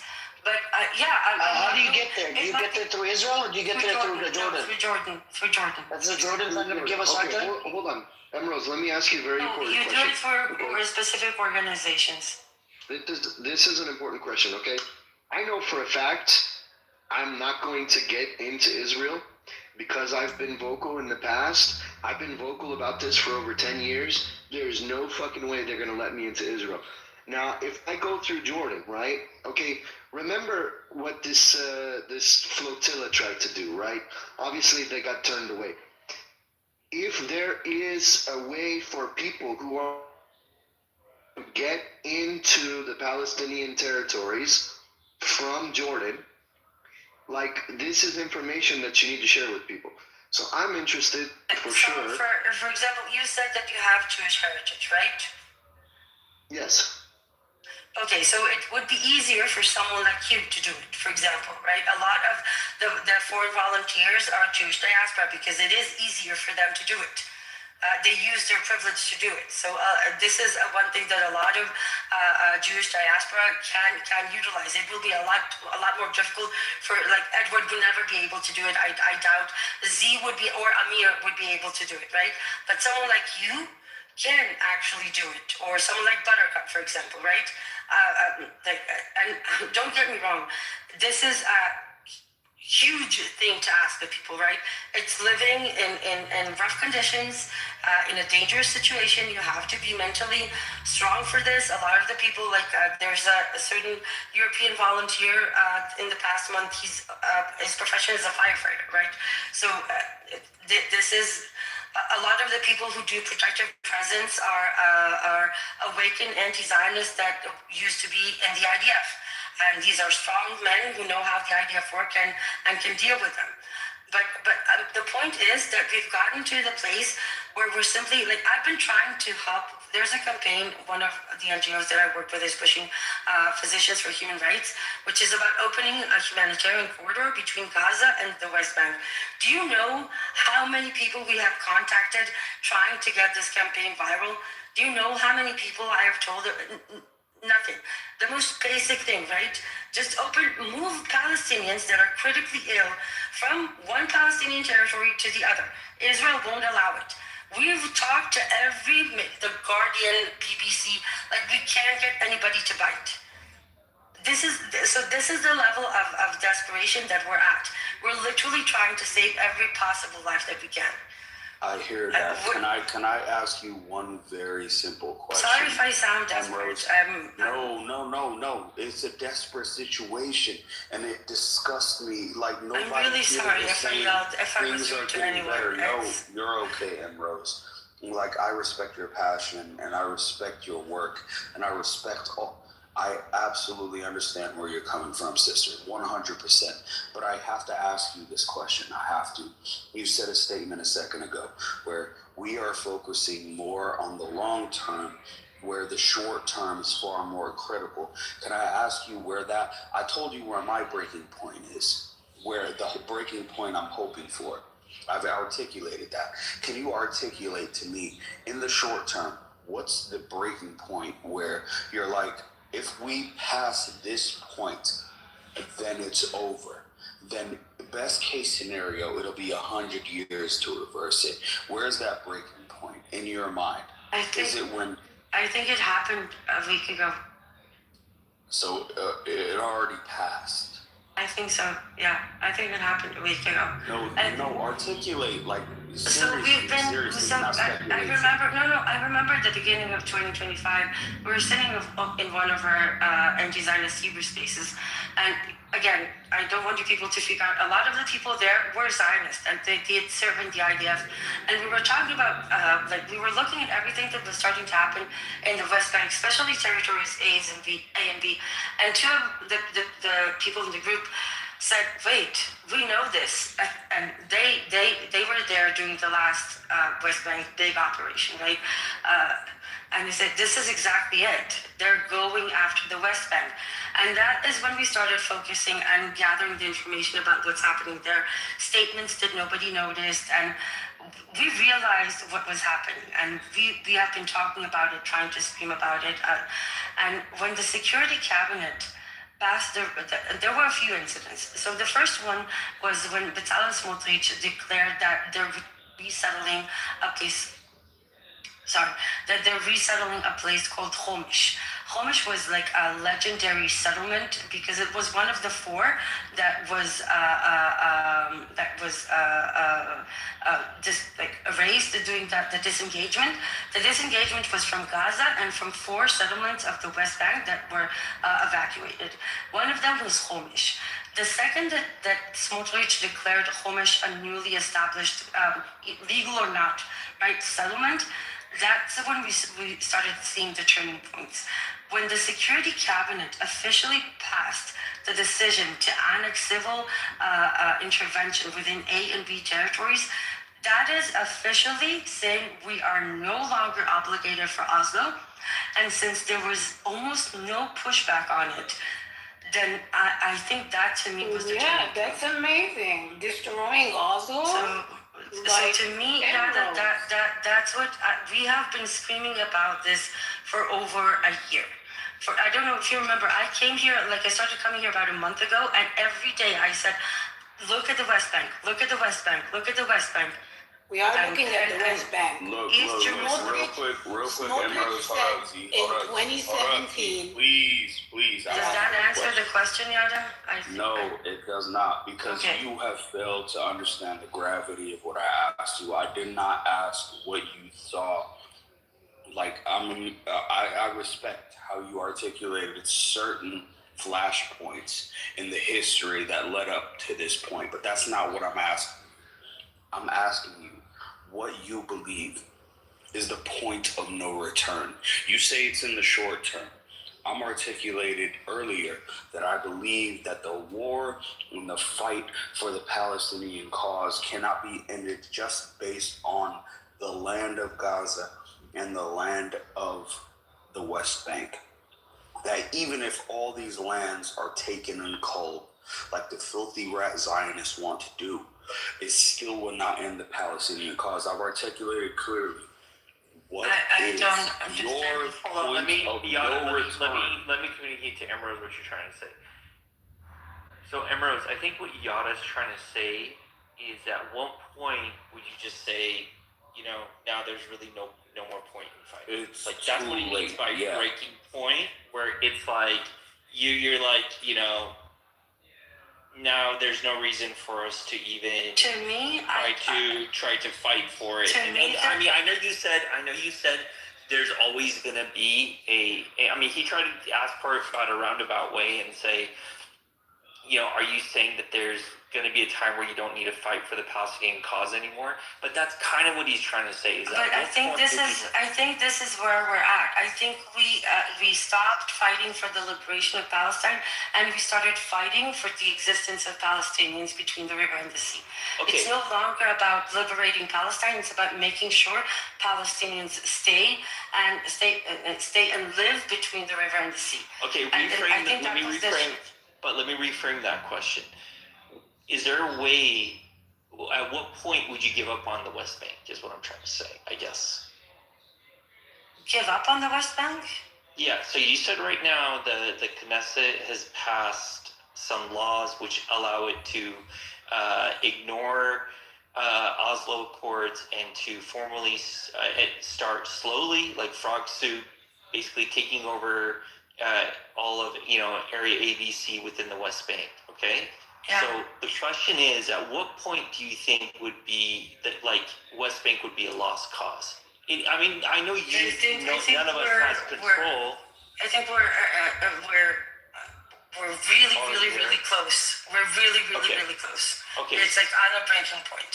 Okay, so then to articulate your position, my understanding is what you're saying is that the West Bank may also already be a lost cause. Right now, we're just trying to find a way to get Palestinians to have rights even after Israel fully annexes all of Gaza and the West Bank, correct? Yeah. Okay. Yeah. All right, Yada, what do you think? I think I understand her point a little clearer. However, it really doesn't negate like there's political ramifications, there's societal ramifications, there's historical ramifications that need to be taken into account to ignore the fact that throughout the entire history of this demonic experiment called Israel, throughout its entire history, we are now living in the very first point, the very first flashpoint where the majority of the populace of the nations that have propped it up, the majority of Brits, the majority of the Franks, the French, the majority of the Americans, those who have put blood, sweat, tears, material support, political support behind the existence of this demonic entity, for the first time, their youth completely rejected, if not at least halfway rejected. I would say half of their youth. It's never happened before. Never. And to say that that's meaningless because we're already beyond the breaking point and Palestine's already gone, if in 2 years there's no Palestinian state, then the game is over, which is what I'm kind of hearing from your argument, Ambrose. I think that kind of shits on the monumental precedence of what we're seeing. So when Mike fucking Huckabee, the goddamn ambassador to the Israeli state, comes out and publicly endorses this Greater Israel policy, where Saudi Arabia, Iraq, Jordan, Lebanon, Egypt become sovereignly administered by foreign. Real quick, M. Rose, let me finish. Where these people administer these states, where the ambassador of the United States is openly advocating for that. If you don't see that as a clear sign of the death throes of this ideology, I don't know what to tell you. I would rather conversation. Richard like Nixon these. believed the same thing. He would never say it out loud. That's all I'm saying. I would rather conversation like these. I would want a bigger part of these type of conversations to be about a humanitarian corridor and about Mike Huckabee's insane statements. Not that they're not important, but I feel like how many survival. Yes, I am. Yeah, but when is the death? Where's the point of death? You can't even articulate. This is where Palestine dies. But you're focusing on Palestine will never die. No one knows that. The only way to focus Palestine, on survival. stop talking with that. Listen, this melodramatic, ethos kind of speeches. Come back to the ground, okay? There are 18,000 critical patients in Gaza that we need to save. There are 42,000 people that have been displaced from the northern part of the West Bank. There are 45 communities erased from Territory C. Respectfully to the ethos and the melodramatic speeches, I need people to talk about how to get those critical patients from Gaza to the West Bank. A little bit more than they talk about Mike Huckabee.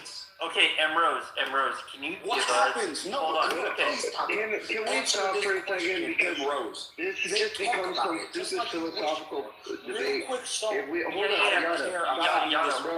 on, Yada, you've been like yapping for so long. Soul, please stop. Say this point, Ambrose. You're never gonna stop, dog. Say Yada, let us bridge the gap. I know what you're trying to say, Yada. I know what you're trying to say. Let me bridge the gap here, okay? You'll fucking see Emrose, chill, bro, chill. Emrose, give us some practical steps we can do. Are there charities? Are there organizations we can donate to? Yeah, Let's so be practical. I said there's a campaign. I said there's a campaign by Physicians for Human Rights, and backed by a few well-known activists. The campaign is about opening a sharing corridor. It's being led and promoted by a doctor from Nasser Hospital and the physician from Human Rights.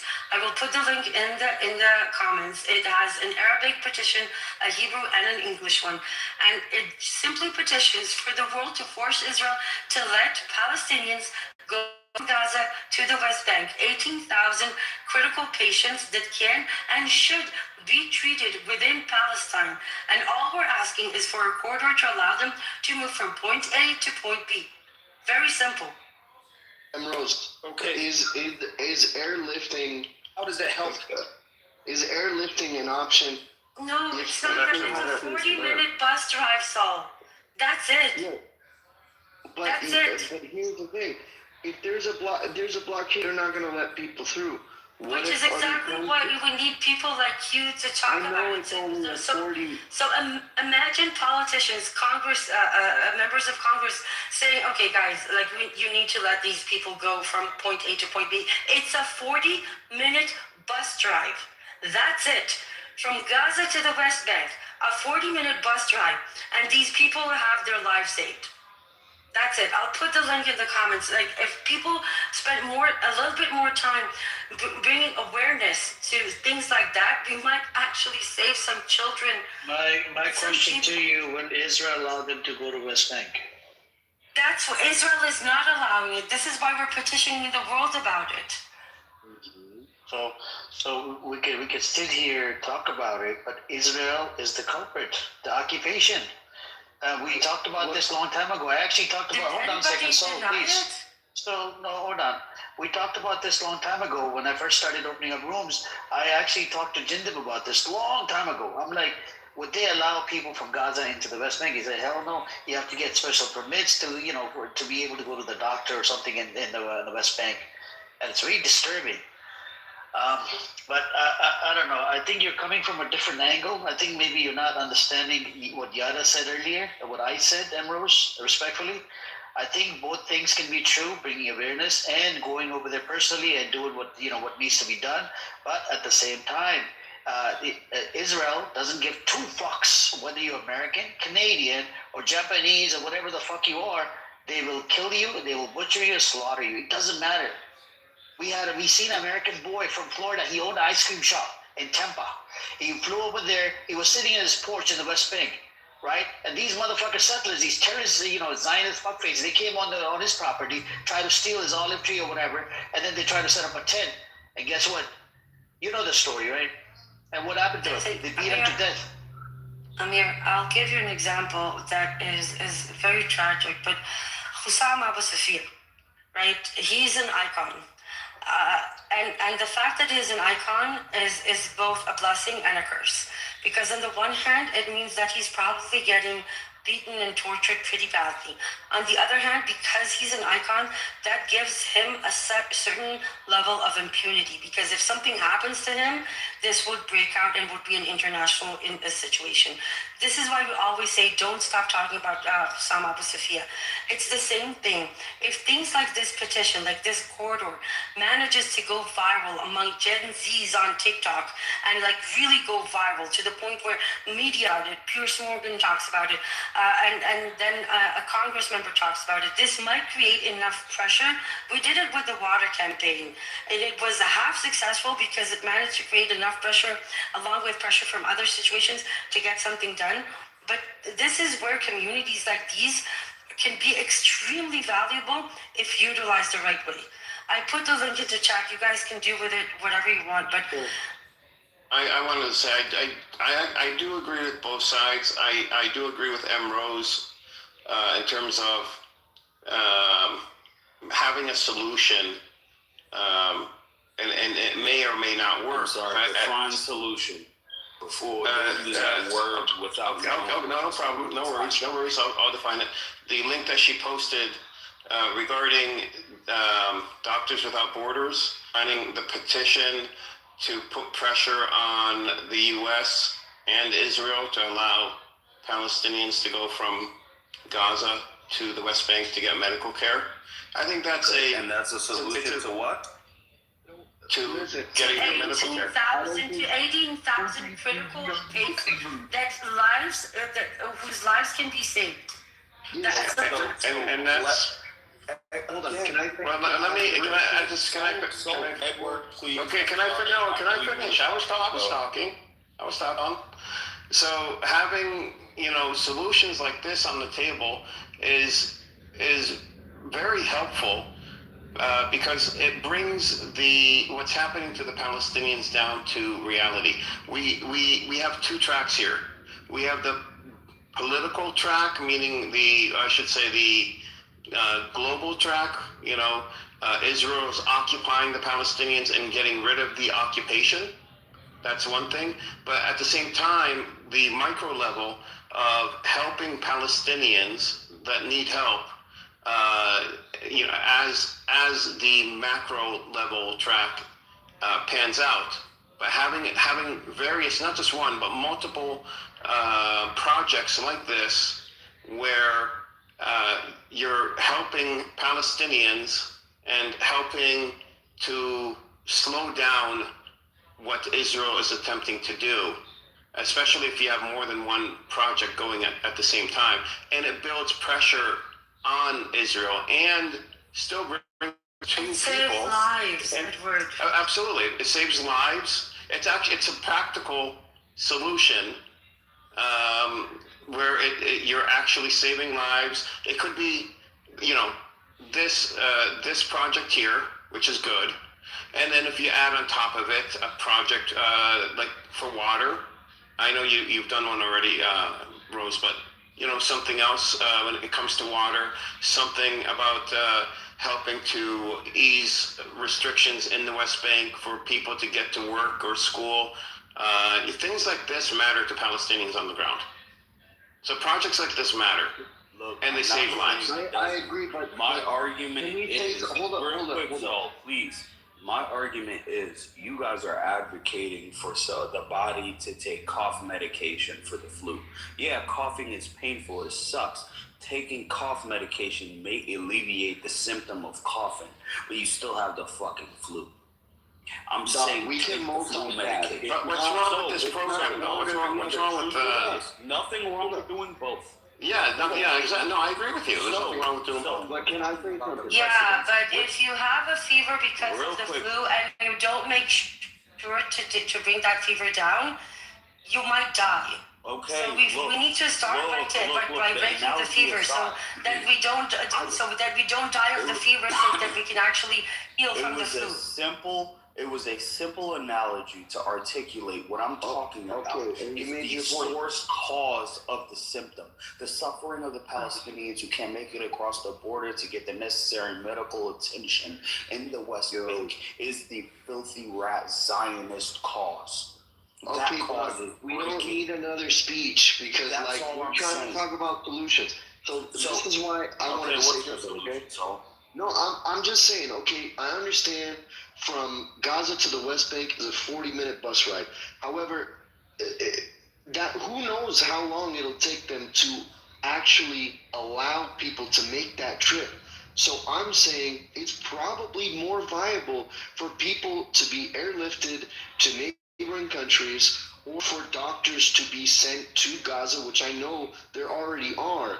So I'm not saying don't support putting pressure to, allow people to be transported from Gaza to the West Bank, but at this point, for it's God's so urgent. sake, there's nothing wrong with wanting that. What's stopping it? Who's saying no? What I'm saying is, it might be a less viable solution short term than to just airlift people to neighboring countries. That's what I'm saying. I'm not saying that. I'm saying I think we should focus on getting people medical care. I want you while to they're in Gaza. Bro, let me finish. I'm just saying there needs to be people also focusing on just getting medical care to Gaza or getting the people who are injured out of Gaza to a neighboring country that can So we don't want them to go to neighboring countries. There's no reason for that. They have perfectly modernized, well-equipped hospitals in Palestine, right? They don't need to go to a neighboring country. And bringing in physicians into Gaza, as important as it might be, is not relevant when we're talking about critical patients, cancer patients, kidney patients, other forms of critical diagnosis. This is not when we bring people into Gaza, it's mostly for emergency care, right? Surgeons, trauma physicians. We're talking about people that need specialized care, and which they can and should be given in Palestine. It's a very basic request. And the thing is that we need to save lives. We don't want to ship them outside of Palestine. There's no reason to do that. A perfectly modernized, professional, high-quality hospital is 40-minute drive away. That's all I understand Israel that, but has if to say Israel yes to. doesn't let it happen, you can't. Look, I don't know how many signatures. But they wouldn't let airlifting happen. If they won't let this happen, they're not going to let I mean, they're really strict on, allowing Palestinians to We've leave. seen situations where these things go viral and things budge. And all I'm saying, it's not a high chance that something will happen. But what if 10% of the people that talk about Israel-Palestine spoke about this corridor 30% of the time, right? These things can go viral, and these communities are not utilized the right way. Bruce, Do you understand what I have a question for you. The South Palestinian Israeli cause, it did go viral. Even the Pierce Morgan, right, that idiot, the Zionist scumbag, he changed his position a little bit, and he went back and forth. I mean, you see Tucker Carlson, he was Islamophobe before. He became, all of a sudden, he became sort of like pro-Pally, sort of. So you see all of these things, right? There's a lot of pressure, but the U.S. president, we have the pedophile, right? Not only a pedo, he's a freaking Zionist scumbag, right? We can do the, we can do the petition, we can bring awareness to the community, but the biggest hurdle I see, right, in my opinion, it's actually the occupation. Look, I agree with you. Look, hold on. I support you, what you're doing, right? And I really appreciate it for what you're doing for the people over there, right? It breaks my heart to see these people, suffering and whatnot.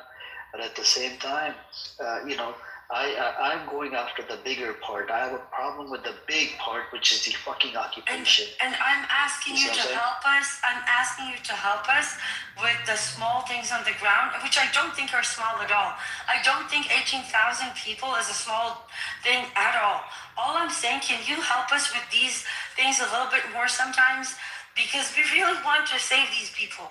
We really, really, really want to save them. And they really, really want to live. I understand, but the problem is, let's say we go past that, right? We go make it wire, whatever. But at the end of the day, it's in Israeli hands and American hands, right? A lot of times they don't even accept it. I mean, look at the biggest issue I have. They could have allowed this like a long time ago when kids are suffering, when they flattened Gaza. The hospitals and whatnot. They could have done that. They could have allowed them into the West Bank.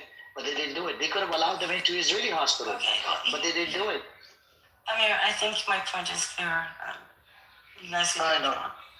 Now, all I'm saying is, Israel's ever gonna let people. That's they want to kill them.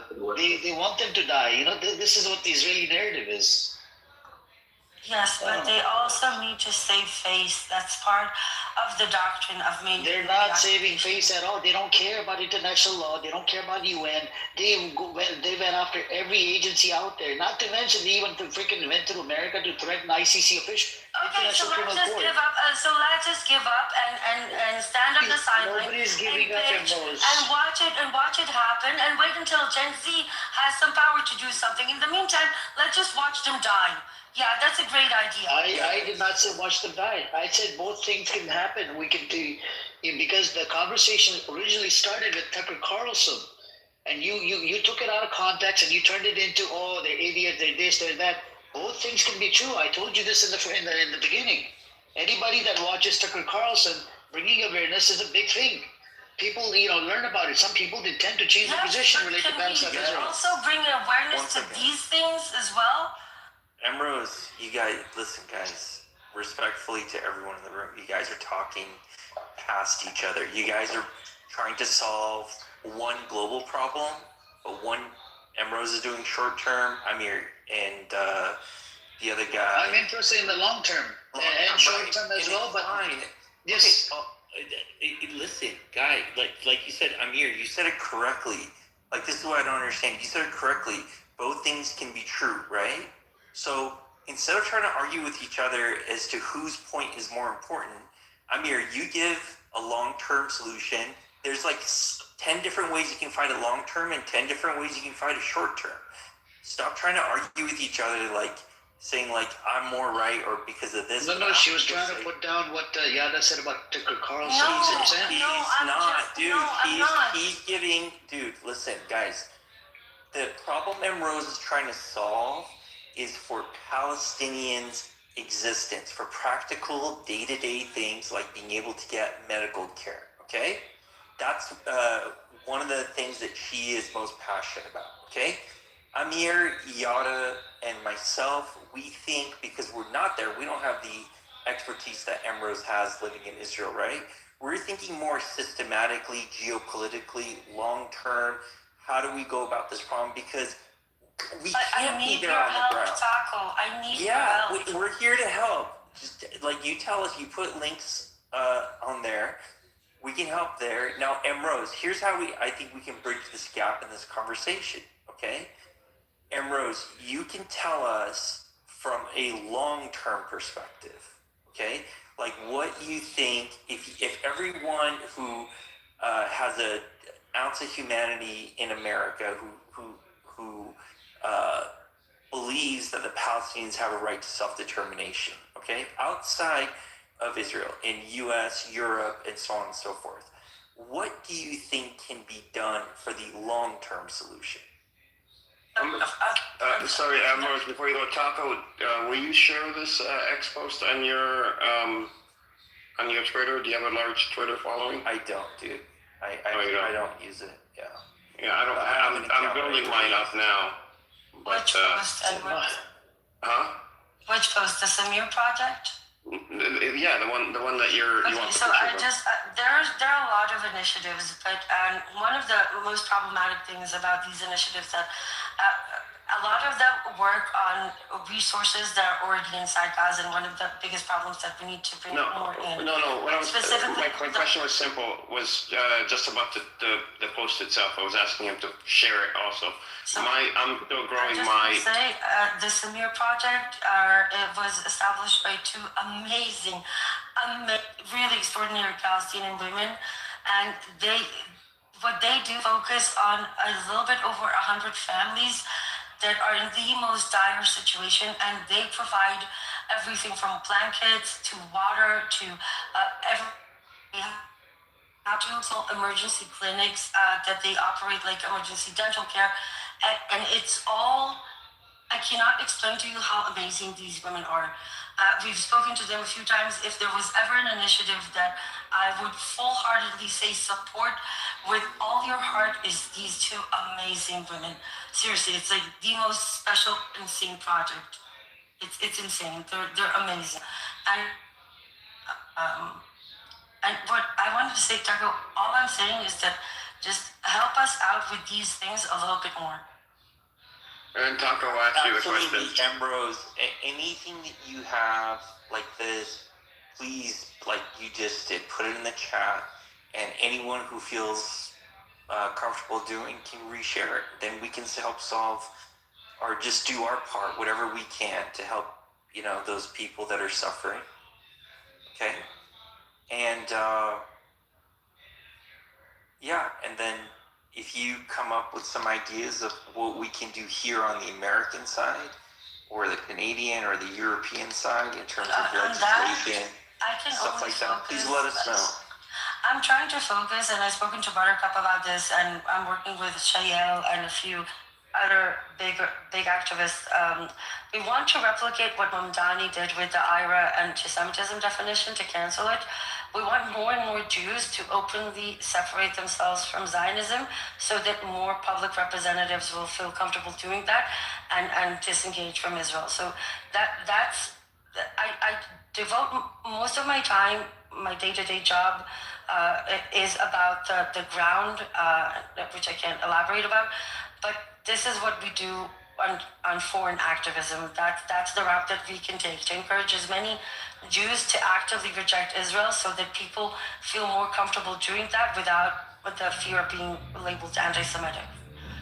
I think also have Muslims reject the Islamic regime in Iran to be equal on the both Amir, be quiet, man. We're not talking about Iran right now. Okay, be quiet. We're talking about Palestine. Fuck Islam then. Fuck Islam and Palestine. Okay. Fuck yourself. Go. Your mom should have swallowed it. Fuck the Shah. And fuck the Shah as well. Yeah, go suck a Raza Pahlavi's dick, bitch. I did retweet. I don't have a large following either. I did retweet, and I'll see. Send it to your families, WhatsApp groups, Sure. whoever. Talk about it at work. It's really, think about it. Palestinians need to go to a Palestinian hospital. It's a 14-minute drive away. That's all the world needs to pressure on. Really shame Israel. Shame Israel from the most basic concept of why won't you let them take a bus from point A to point B? Shame them. Israel responds to shame. So, I don't think Israel responds to shame, but I completely agree with you. Look, I don't think Israel has already admitted to losing the culture war, to losing the psyop. Now they're just openly promoting genocide. Crimes. Yep. Yeah, there's no hiding anymore. I don't think Israel really gives a shit about how terrible they look. They know who their supporters are. They know, whose pockets they're using to fund the IDF, and they know that those people don't give a fuck about their own constituents. They don't give a fuck about civilians in their own countries. The American government doesn't give a fuck about what we think, as American citizens. They've never given a fuck about us. Okay, I'll give you an example. There was a 15-year-old Palestinian American that was taken into kidnapped, right? Administrative detention. And because he was American, there are over, I think the last count was 280 between the ages of 14 and 16 in administrative detention. The only reason that he relatively got out fast, and we're talking about 2.5 months, was because he was American, and a lot of Palestinian Americans made a lot of noise, so somebody intervened. There are many examples of these small cases, and I know it looks like minimal to the point of non-existent, but these cases are important, and these cases, if they go viral, if they get enough attention, can create enough pressure that it won't be worth it for Israel to say no. Now, this is not a single case, right? This is big, but there's nothing to lose here. At the very best, we expose a little bit more people to the truth. At the very worst, this is the minimum that we get. At the very best, we might actually save some lives. Do you care about lives of Iranians as well, or just the Palestinians? Amir, not right now. Fuck the Shah, yeah.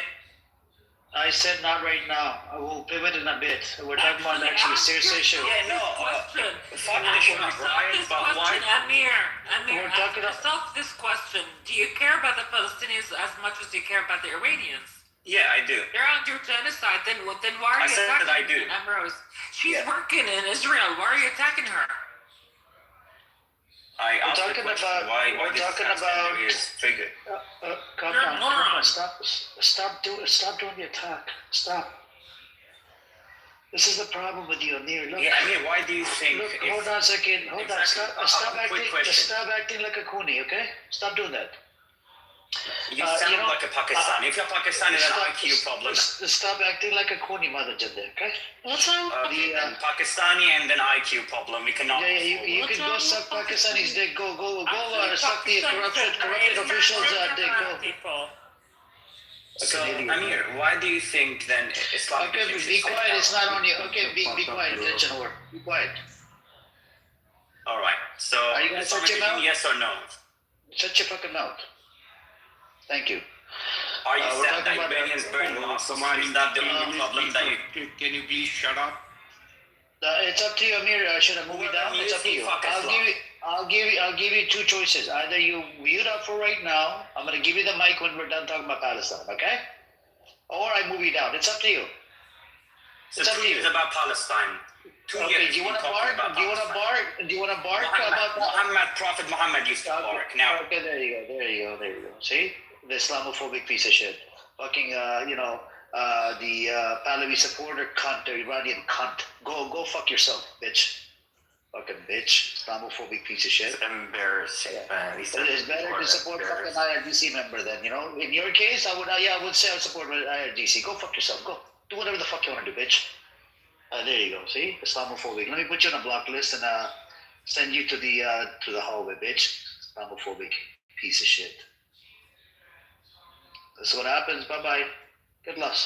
Your Iranian cause is not important to me more than Islam. People on the stage, people in the audience, please do not think Amir represents all Iranians. He does I not. know. I don't. But I do like to say wild shit. I don't really give two fucks. I don't have no respect for I these kind think of he disgusting meant the other guy in here. The one he kicked out. Yeah, not you, dude. Come on. Amir's not Iranian, bro. Unless he is. Whoa, that makes sense. Oh, Why the not? IRGC connection. Yes.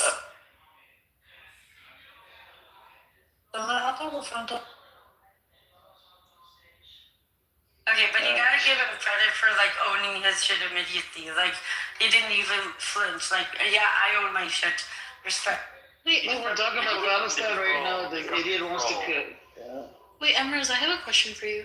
So, when you were talking about that legislation, or I think it was a petition, right, to allow a humanitarian corridor.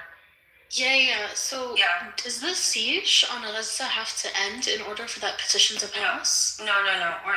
This is why we call it a humanitarian corridor. There are videos from both a physician in Nasser Hospital from Gaza and from an Israeli doctor from a Physician for Human Rights.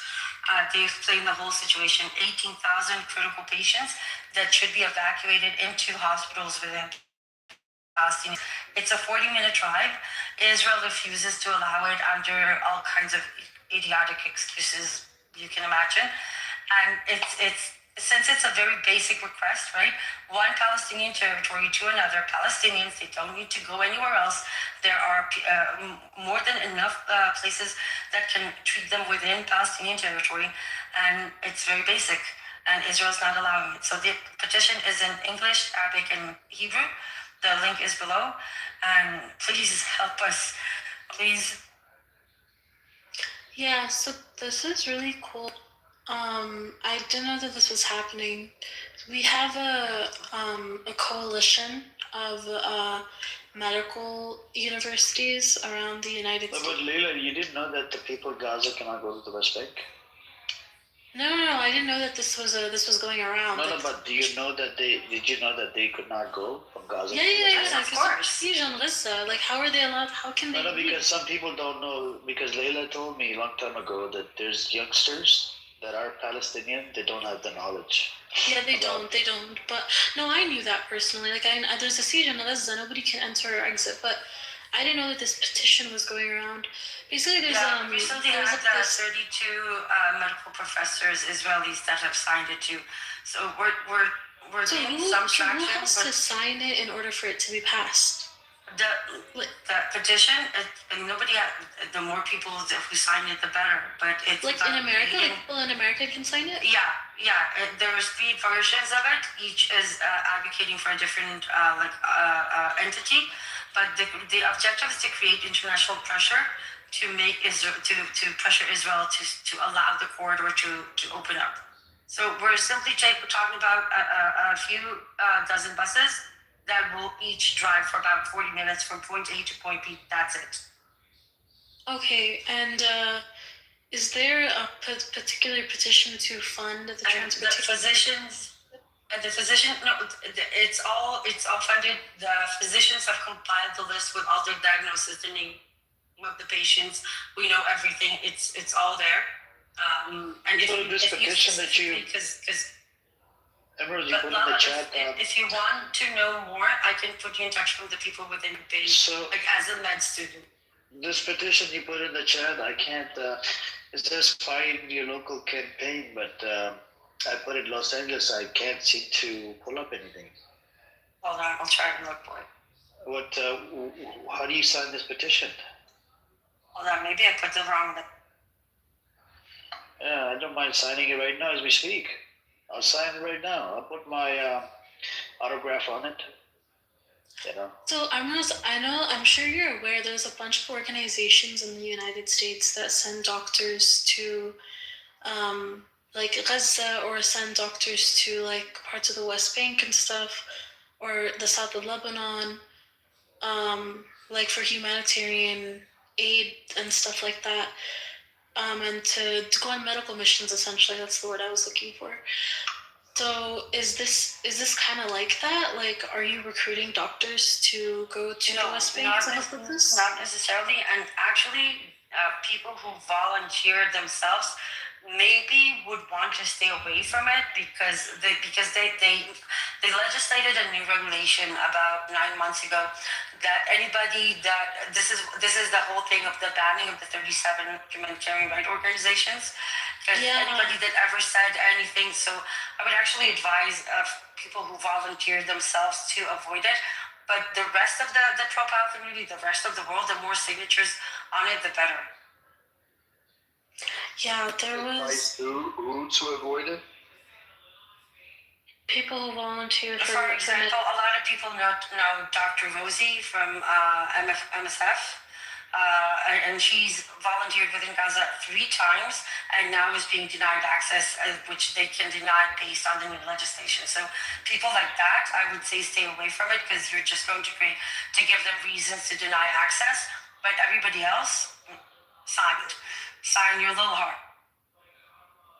So if I sign the petition, does that mean that in the future I will have problems like going to medical missions and stuff like that? Potentially, yeah, but I assume you will have problems regardless because you're Palestinian. They're never going to let you come volunteer. I mean, no, like there are lots of Palestinian people who volunteer. Yeah, because not before the legislation. You will not be able to scrub your record clean in a way that they won't find something on, right? It's enough for a Palestinian to have a family member. Trust me. Like, I'm sorry, I don't mean to be brutal. I'm just being honest. No, I think it's important to be honest. But how many signatures do we need, Ambrose, to sort of like get Israel to change its mind? I think if we do get 7,000-8,000 signatures, would Israel consider allowing the bus from Gaza to the West Bank for medical? Less about the number of signatures. I think it's more about making it viral, have people talk about it to the point where it's in mainstream media, where everybody is addressing it. Right. So we need somebody. Jindit, do you have any connections in the industry? Jindit, Pierce Morgan, anybody? You know anybody? Anybody famous? What about DJ Khaled? We can get DJ Khaled. DJ Khaled? DJ Khaled. What is wrong with you? DJ Khaled. You know what I wanted to do, Ambrose? I was trying to convince Edward. What? Me and Edward, we go over to DJ Khaled's house and we sit down and we have a conversation with him and see, maybe he'll change his mind. Because I think you need to have a conversation. I think a Palestinian on Palestinian needs to have that conversation, It's about that time. Okay. Can you imagine? Yeah. What about have we talked to Alana Hadid, Ambrose? To who? Alana Hadid. She was on this app, and she was active on Twitter as well. No idea what that is. You don't. Yeah, okay. Do you know their family? The story of their family story? Like Gigi Hadid and those people? Yeah, Gigi Hadid is Alana Hadid is Gigi Hadid's sister. Older sister. Yeah, she was on here. I know a little bit about his story. Yeah, she was on this clubhouse. I know the story of the father a little bit, but Alana Hadid was on this app, and Gigi Hadid and the father, their story is they allowed the Jewish people into their house or whatnot, and I think the grandmother was pregnant or whatever with her father, and they went to the hospital to actually they gave refuge to the Jews, into their house, and at one point the water broke. They had to run to the hospital, And when they came back with a baby, they weren't even allowed back into their own house. There are many stories like that. Many stories like that. So they even have a mosque. I think did they open a masjid or something, Layla? In one of the states, I forgot. The Hadid family? Yeah. Isn't there like a mosque name after the family name or something? I think it's in Chicago. I don't know if it's that one or a different Palestinian family. I don't know. Yeah. Let me look it up. Wait. And I put two new links. One is the post on X that leads to the English petition. The other one is the actual. See if one of those were. Let me copy it.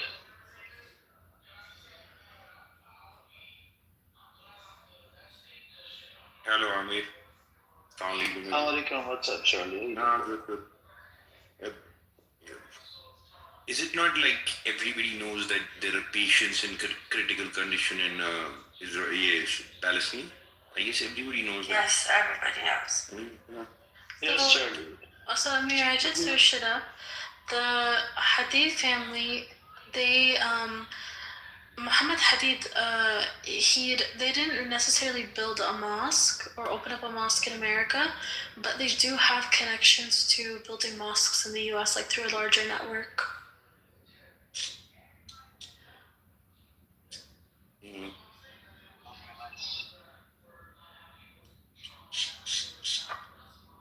So, for example, Muhammad al-Hadid was involved in helping build a mosque and Cultural Islamic Center in Virginia in the late 80s and 1990s. The mosque was as Dar al-Hijra in Northern Virginia. It's called Dar al-Hijra, meaning house of refuge, and described it as a welcoming place to everyone. Nice.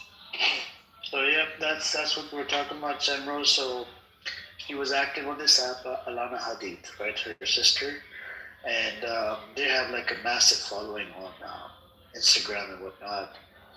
If you can find some actors like that, or if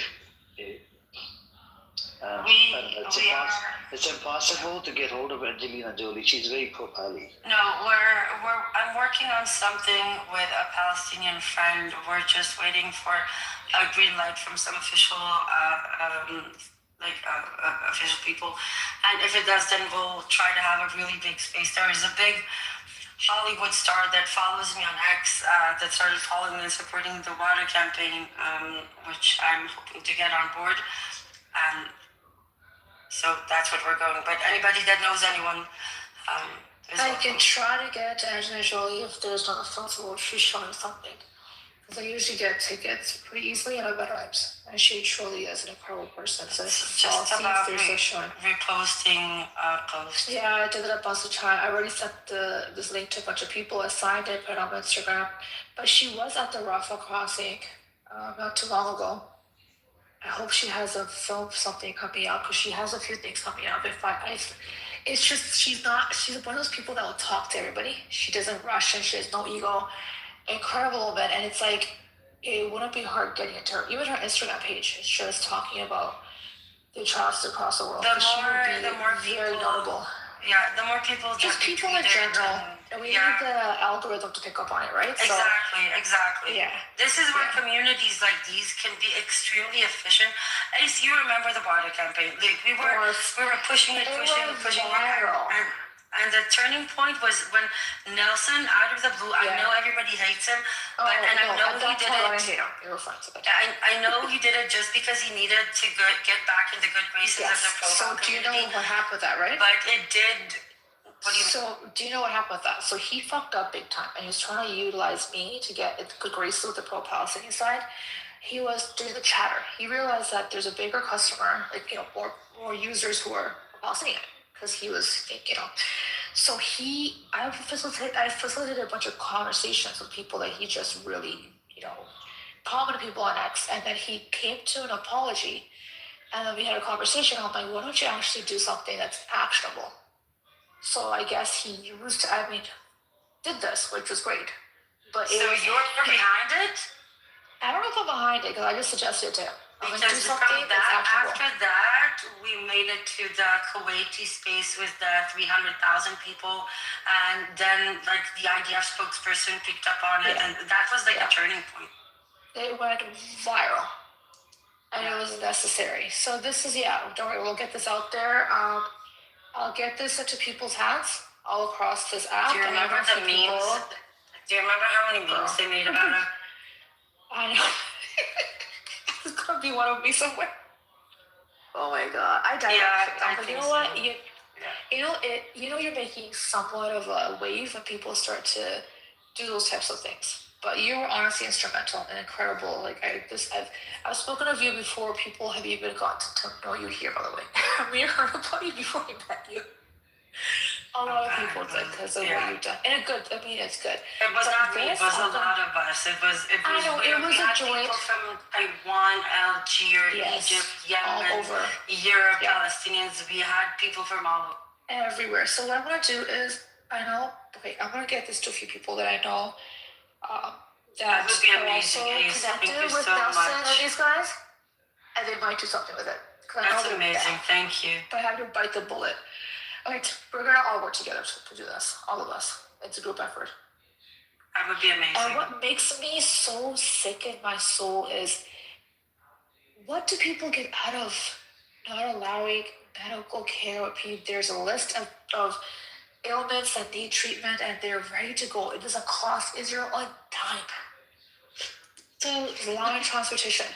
Ace, do you remember when there was the whole humanitarian aid blockade, where they were allowing things to come into Rafah? So we actually had conversation with, this was AMP.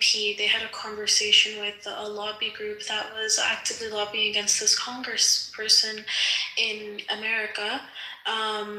This congressman in America to vote on a proposition, right? And we had this meeting with that organization. We were like, why are you doing this? And essentially through that conversation, we kind of came to the conclusion that if they were to allow, the humanitarian aid to come in, then it would affirm the crimes that Israel is committing against Palestinians. And I think that this is the same exact thing. If they're not justifying it.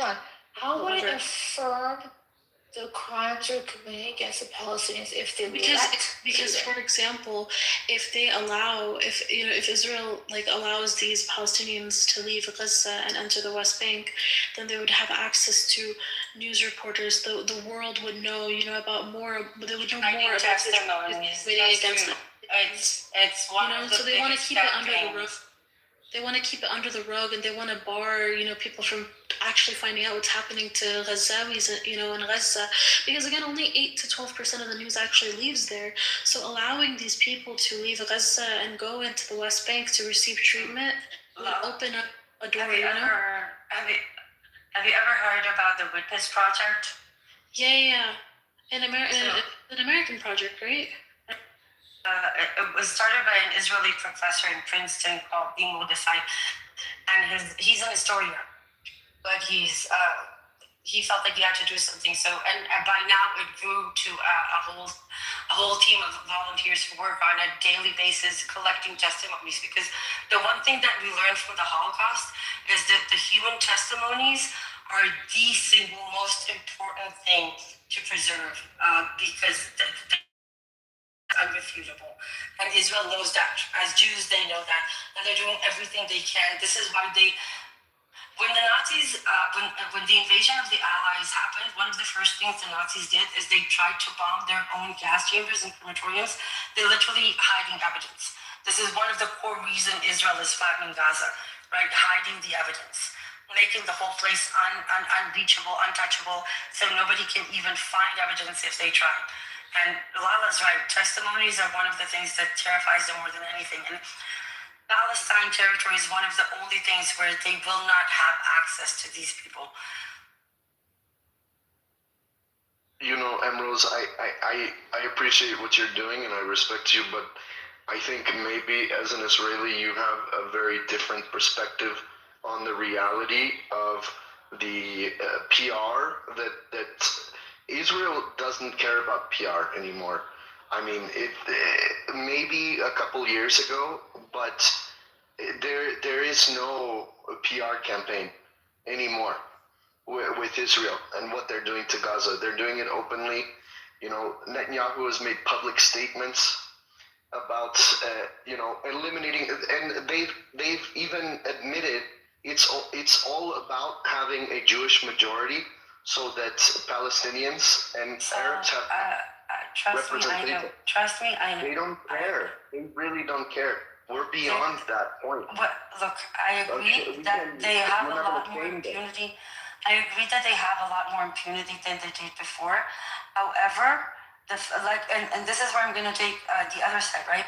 There is a lot more awareness and a lot more people willing to share posts like about a humanitarian corridor, right? This is not an extreme post. This is not necessarily even I'm taking a stance post, right? It's so basically humane that we can reach a lot more people. This is the same thing was with the water campaign, right? This is why it was named H2O for Gaza, because who's going to say no to water, right?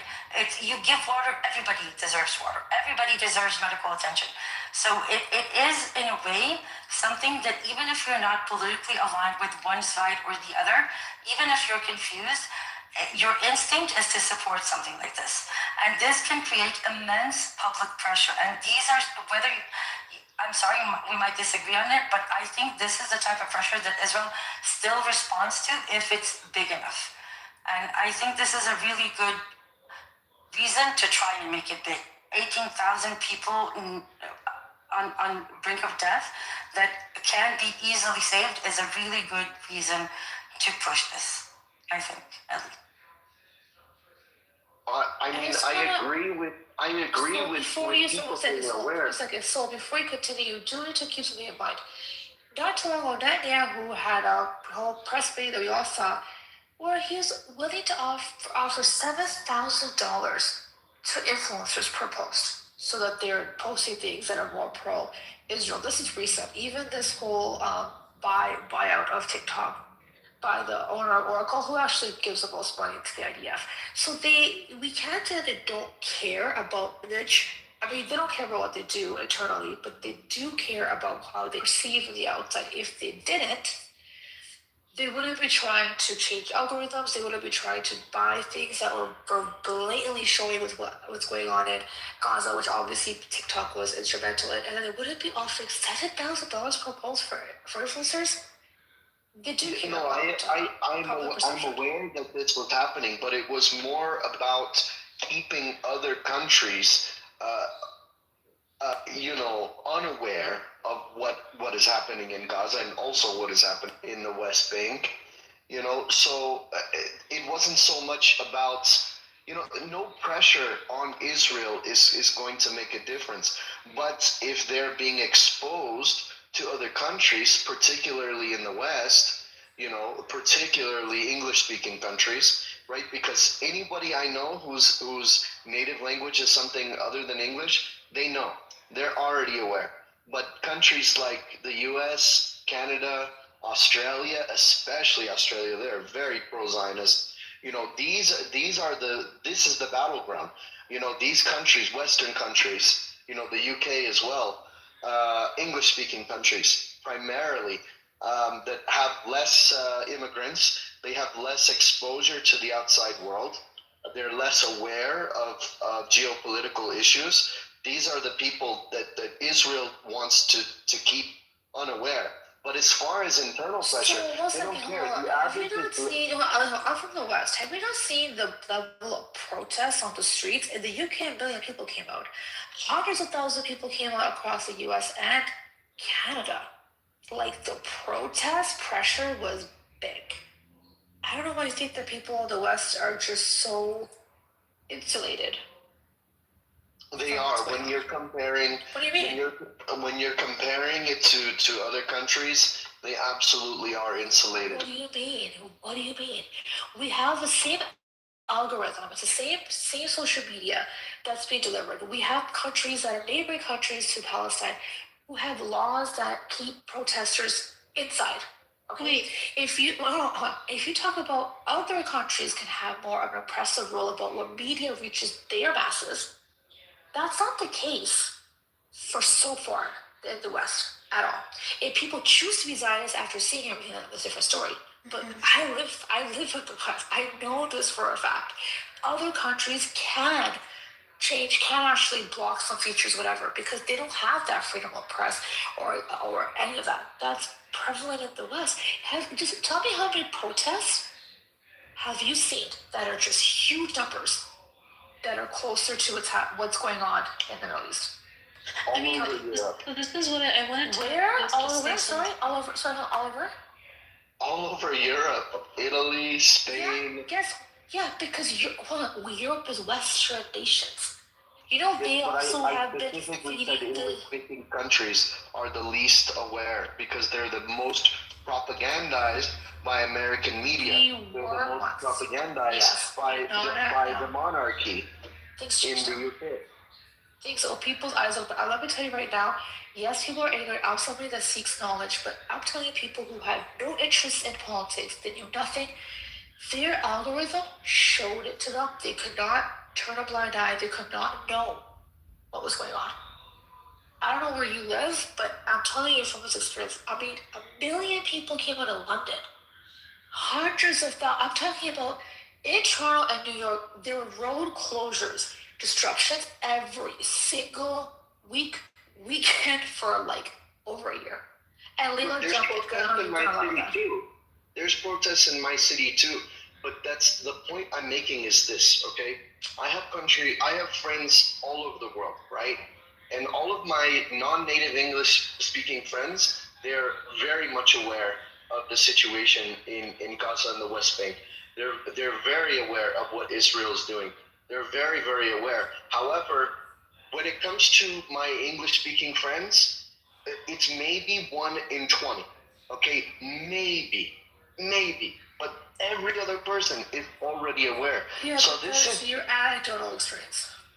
it's not anecdotal. I'm because talking I sheer talk to numbers people- of protest numbers. It's not Okay. 20 people. But look, there's a difference between humanitarian support, wait. Can I just supporting organizations, and really people quickly? demonstrating in the street. Look, they don't care about So you have to demonstrating. understand something. So you have to understand something. Number one, I just want to get this across the board. What's happening in Palestine, again, especially in Gaza, only 8 to 12% of the news actually even gets out. So nobody, except for people living in Gaza, actually really know 110% what's happening. So that's just want to scratch that across the surface. Okay. The second thing is that the United States is the country with the highest population of Palestinians in the diaspora. Okay, there are about last stat that I read was about 250,000 Palestinians in the diaspora that live in the United States.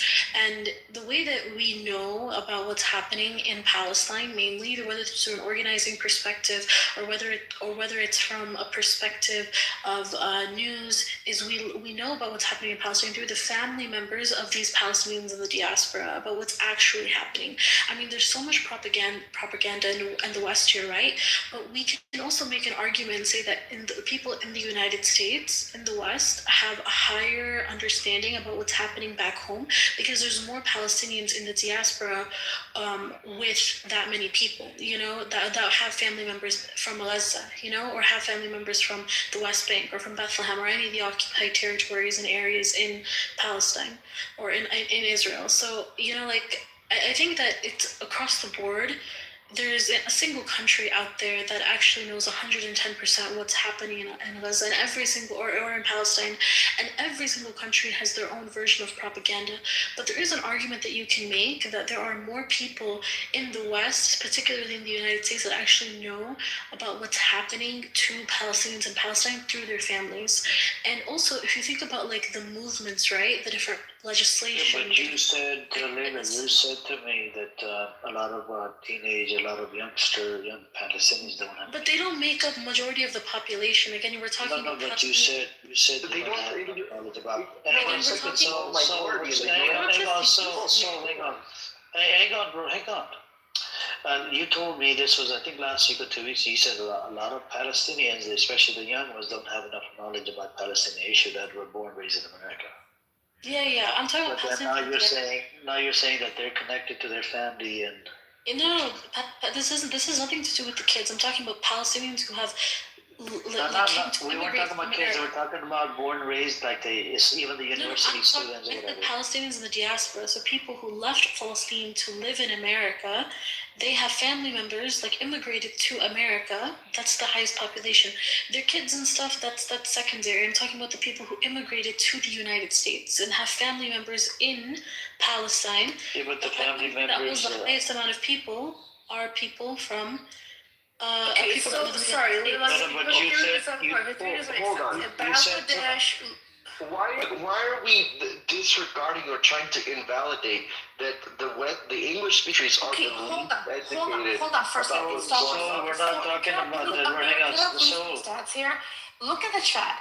The countries with the most protests for pro-Pali. Number 1, Bangladesh 1 billion. Number 2, UK 800,000. Number 3, USA 300,000. Italy 200,000. What are you talking about? That is nothing. And Layla, it's not late.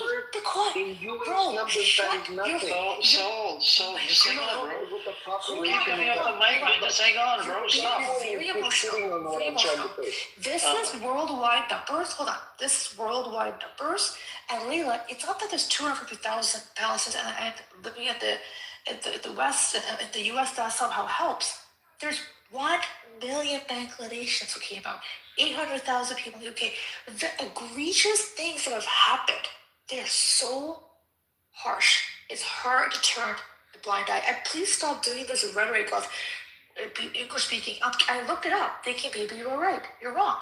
Bangladesh 1 million, the UK 800,000, USA 200,000. So I was speaking in terms of the news, right? Like in terms of things that we know about Palestine.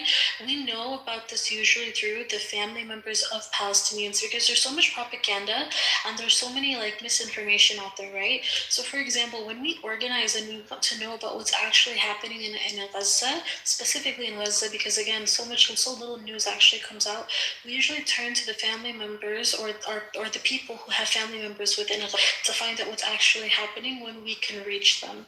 So that's what I wanted. This population in the country that has the highest number of Palestinians who have immigrated from Palestine to a Western country is the United States. The population of people who have family members from Palestine that live in the West is the United States. That's what I'm trying to say. Okay, but when you said 200,000, that is less than the population of my city, which is a very small city. What's your city? In a very large state. Where do you live? Albuquerque, New Mexico. Albuquerque, don't give a fuck about brown people, bro. What are you talking about? That's also not a city with a lot of Palestinians. No, that's not what's the point of the argument? There are Palestinians. The argument is so pointless. No. Listen. Hold on for a second. Do you know that Americans haven't even come out to protest for things that matter to them? They're not even out there protesting for the pedophile Trump. Can we just not ignore the fact that the U.S. Please let me talk. Nobody has let me talk for the last 20 minutes. Bullshit. It's not bullshit. You know what the population is of the U.S.? Do you know the 340 million. 340 million. So 200,000 in U.S. numbers is nothing. That means that a very small minority. That's the point of the argument. That doesn't if people haven't gone out to vote, if people haven't gone to protest, that doesn't make them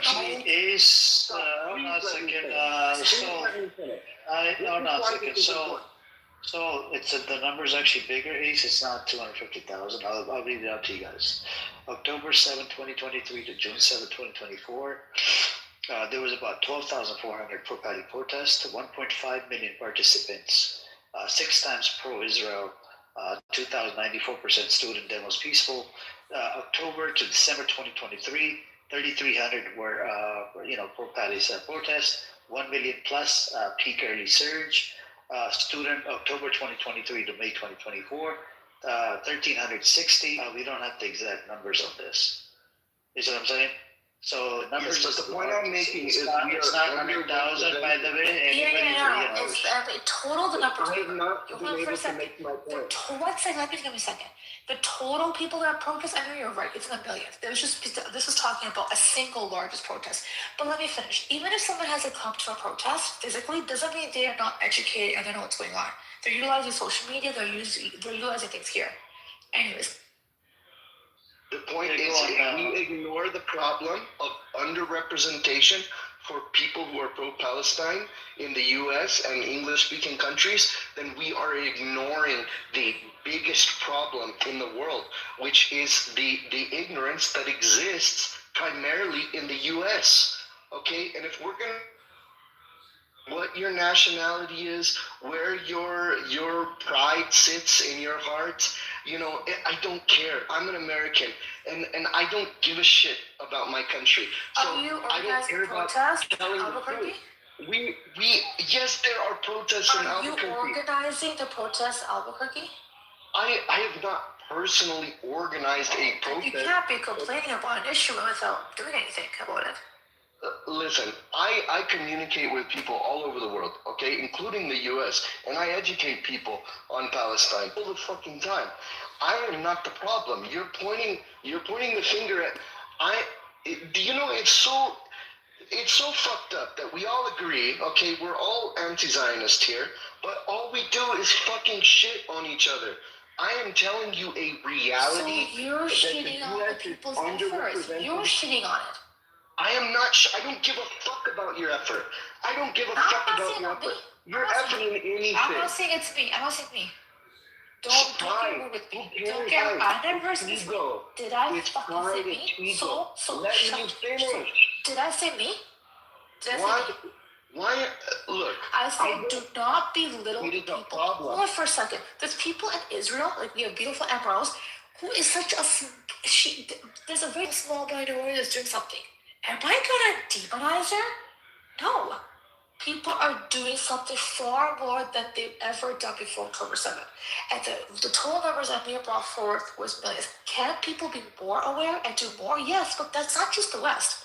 It's across the fucking world. Yes. All I'm doing is pointing out a fact, and that the U.S. is the most pro-Israel Zionist country in the West. You're talking about the government, right, Saul? I'm talking about my own country that I know. I know my own country very, very well. So government. People are different opinions. No. Civilians. Pro-Zionist civilians. We are the most pro-Zionist. Become the mayor in a very predominant in New York. The biggest population of Jews is in Brooklyn. And honey, this is people have shifted and tried, and he became I am happy that Mamdani was elected. Look, I'm not shitting on the efforts that people are making. I'm just pointing out that I'll give you a survey. I'll give you a survey about more than half of that. Hold on a second. So more than half of the Americans have become anti-Israel. Do you want the survey? Okay. Would you deny the survey? If the survey was done, it's more than half of it. Majority is anti-Israel in America. Would you deny that? I'm talking about people and civilians. Because that's not true for my city. That's not true for LA. That's not true for New York. That's not true for Houston. That's not true for. Even the already Jews are protesting. The Jewish Peace for what's it called? Jewish Voice for Peace. Yes. Do you know what there's? Oh my God. You tell me that's not true for New York? I'm telling you, there's still an issue. Can I just say something really quickly? So as why are we kicking America's dick right now? One second. We don't talk about America. One second. Hold on. I feel like you live here. So I feel like this conversation is extremely disingenuous because, what you're saying undermines the effort that so many people, so many college students, so many people have gone. I'm not undermining anybody's effort. Into jail for, as a student organizer, I can tell you, I've been arrested twice. You're so poisoned by your ego. You people are so poisoned. Where did my ego come into this? I don't give a fuck what celebrities you know. You're over here. I didn't even mention. I didn't even mention. Did you get burnt that I brought up Anna Jolie? Are you jealous? Is that what you're I'm talking to you about protesting. over Angelina. God, I'm telling you about the students that have put down their lives for this cause. You're being disingenuous by saying that this doesn't work. You know how hard and how much hard people have worked towards this movement of liberation, and for you to come on here and say that people don't care about protesting or that it doesn't work is completely disingenuous to the work that put in. I want to go over the survey if you guys don't mind, because this is going to debunk Sol's claim. Sol is saying the civilian Americans are pro-Israel. I put the link in the chat from Pew Research, and another one is Politicio. You should check it out. They have unfavorable opinion about Israel, Americans, okay? It's more majority of the Americans are anti-Israel, okay? Statistics are the least valid of any science. Just look at it. Bro, look at it instead of fucking bullshit and talking out of your ass, man. So you're 20 friends. You asked me for the stats, I give you stats. I go read some stats, man. 20 friends are more. Then I want you to just relax, calm down, and think straight. Take those surveys. Let me speak. Most Americans. All you're doing is hogging the mic. I want you to concede. Go look at the survey really quick. I want you to concede. Wrong. Americans. I don't give a shit about you don't give two fucks. You just asked me for it. I live on the street. I talk to people. I don't care about your anecdote. I don't care about your anecdotal experience. I mean, that's his survey. I don't care about the survey. Oh my God, your anecdotal experience. You can go shove that experience up your asshole, bro. I don't give two fucks about that. Nobody cares You're about such an idiot, man. Seriously, go based on survey. Go based on fucking data. What's available to even the teenage Jewish kids. About 30 to 40% of them decide with Palestinians or the Hamas. Do you want that survey? I can give you that survey as well. Do you know how much people have sacrificed? Such an idiot, man. We have idiots like him, man. Perspective based off of your own anecdotal experience. Don't understand shit. So much work that people have put towards liberating Palestine in the United States. It's so disingenuous for you to come on here and say that. As someone who's been arrested twice, that's so disingenuous. I'm shitting on people who are name dropping celebrities because I think celebrities are fucking disgusting. I know Angelina Jolie doesn't give a fuck about anybody but herself. I think he's jealous. So are you jealous that I've met her and all? I'm not jealous. I don't give a fuck about celebrities. Slap the fuck out of you. Do you know what the fuck she's done for people? And all celebrities are usually pieces of shit, and I don't like any of them. This woman has adopted children out of countries that are impoverished. She went to the Rafah crossing. This one was talking about backing freaking Palestine October 7th. She didn't even talk about any of the contract she lost. No, you know what I'm telling you? I'm not refusing that. You know what you are? You're a low testosterone bitch because women are doing more shit, and you're like, oh my God, these women are. Shut the fuck up and level up, okay? Level up. We were talking about sharing a petition and getting them. Now you're trying to tell me a fucking gender war? I'm doing it on purpose. See, I tricked you. See, I got you. See how fuck your gender war. I don't give a shit about. Do you see what I did? Do you see what I did? I did it I got him exactly where I wanted him. I got the reaction I wanted. don't care about men versus women. Okay, hold on. Amber Rose was somebody who's talking about this. She's done quite a bit, and she's trying to get this out there. And I think Amir said, can we get into a big thing? And I clicked, and I said something. This is not about me. Why are you getting so... How about you figure out how to get that petition out there? Instead of judging, instead of critiquing. How about you fucking do something? How... Okay, they get out there. I was the one who told Yada to shut the fuck up and stop preaching so that Emerald could actually give us solutions. What the fuck are you virtue You've just come across Ambrose. Okay, you just come across. Some of us have been in this for fucking years. We're not trying to. We shouldn't be fighting each other. We're not trying to fight each other. You're We should be working together. All you do is attack people. We should be working together. You pushed me to the point that I had to talk. I pushed you. Oh. You have no control of your emotions. Average American doesn't take those surveys. Okay. The average American Great. is not involved in politics and don't be pro-Israel. Okay? Most of these people. You should read the public chat. It's funny. It's what fucking I'm about dying you and now. Fire. I You and know. Fire. Take it out.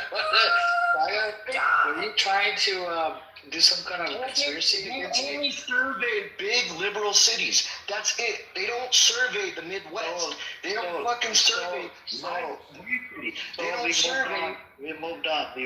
Thank you. We moved on. I want you to concede that you were a bullshitter, and I think I should issue you a certificate, the dumbest pro-pally on this fucking app. I issued Brent a certificate, the dumbest Zionist on this app. I think I need to issue you a certificate for being a dumbest pro-pally on this app. I think I need to do that. I've been issuing these certificates for past couple months. Say, who gives Do you want one? And then it's gonna say my name on there. My signature is gonna be on there. Do you want it? Can we give it to you? Yeah. I should start. See, even the pro-Pally side, we have dumbasses, and then we have the pro-Israeli side. We have a lot of dumbasses. I don't care about being cool. I don't care about being fucking popular. Dude, I came on hold on. Driving a bulldozer. Just because you drive a bulldozer. You want to talk to him? Listen, you just bulldozing everyone around by you screaming. Calm down, man. Calm down, man. Calm down, bro. Do you like Angelina Jolie? I like Angelina Jolie. You like her? Oh, poor thing. She's cool, man. You like her? Hi, I'm Mujandib. Hey, Leilush, how are you? Good, alhamdulillah. I'm trying to stay awake for Qiyam al-Layl. Qiyam al-Layl. May God help the Layl. You should read the chat, man. You know, Amir, and you don't know me. No. So stick around.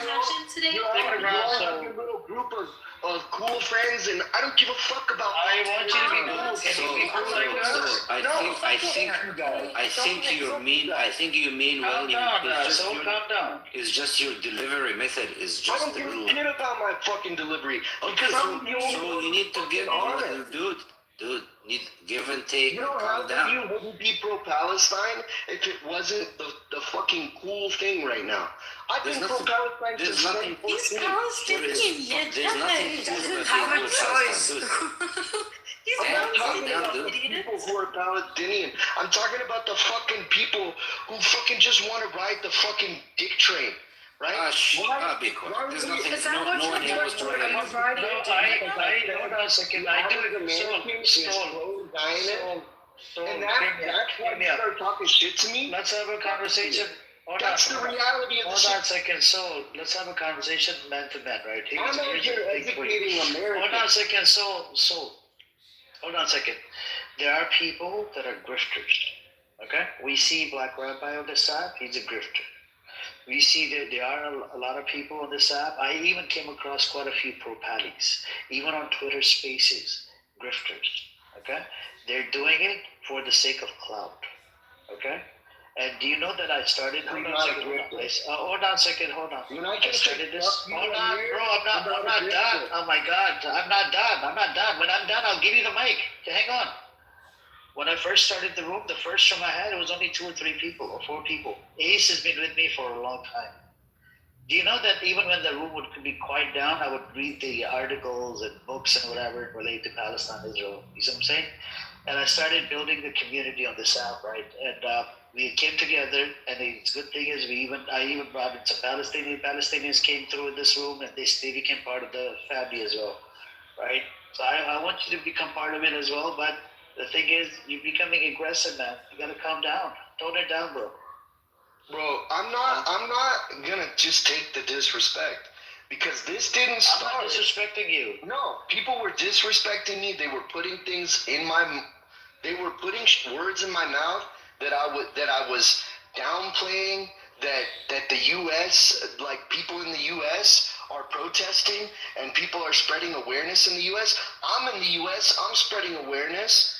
I've been doing this shit, like I said, since 2014. Listen, I know you mean well. I just think your delivery method. I don't care about my delivery. I am an asshole. I'm a fucking piece of shit. But you know what? I have morals. I have values. I don't give a fuck about what's popular. I'm not a grifter. I know for a fact that the average American is pro-Israel. Okay, that I don't give a shit what your surveys say.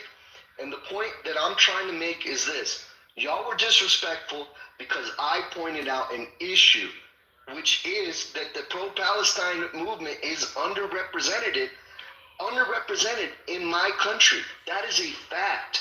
It is. To Europe, No one disagreed with you. No one disagreed. But yes, they did. Yes, they did. Ace disagreed with me. Okay, and I don't know who else. Lala, she left. But like, those two were being mad disrespectful to me. Mad disrespectful. And that's why I had to get Buck. And I don't give a shit. They started throwing all this like, oh, you don't like strong, powerful women. I never said any of that shit. Most of my friends are females. I don't fucking care. Oh, you had to get Buck? You had to get Buck? So I set you up and you fell for it and you're still falling for it? Why are you, yo, you got fucking issues, Ace. I got issues when I speak to people like you. We are coming together to do something about it. We all can do more, but then I thought maybe you were right, so I want to check the stats. I'm like, you know what, maybe the girl, I checked the stats, I gave you the stats, Amir gave you the stats. Instead, you go, I'm on the fucking ground. I saw 20 people. Where's Get the fuck out of here. Do you think that my experience is anecdotal or not? We give you stats. Intellectual. Honestly, when I talk to people on the streets I don't give a fuck. I don't care what you're doing on the streets. Not on social media. I'm not on social media. Okay, then go on the streets then. Come on. Like what I've been doing. Then go back. You're causing dissension here. We're supposed to be working together. It's that you're being you're also rude to Emeralds as well. Well, you're on his railing. You don't like. You're rude to her. You just want to start beef with people today. Calm down. Take a chill pill. Take a nap. People were mad disrespectful. You were mad disrespectful. I am mad disrespectful. No, I wasn't mad disrespectful. I was a little disrespectful. If you want me to get mad disrespectful, you won't be back on WhatsApp. I'm gonna be my mic to save your You have the power. You have the power to remove me from the job. You'll be embarrassed. You'll be embarrassed. You would have the balls left to come back on. You think you can remove me from this app? Bitch, try. Bitch, try me. Hey, dude. Remove me from this app. I can block you from this group. Remove me from this app. I said you're gonna be You think you have the power? Oh, so stop attacking Ace, bro. Stop cursing, bro. What are you on about? How do we stop doing that? Stop cursing her. She did not curse at you. She just told me she can remove me from this app. You can't remove me from this app. I never said that. I said I get embarrassed if you don't want to come back. So don't let me get there. Listen, and also you have no right to call her. Working together. Absolutely no right to call her. We're supposed to be coming together. Thank you. We're supposed to be working together.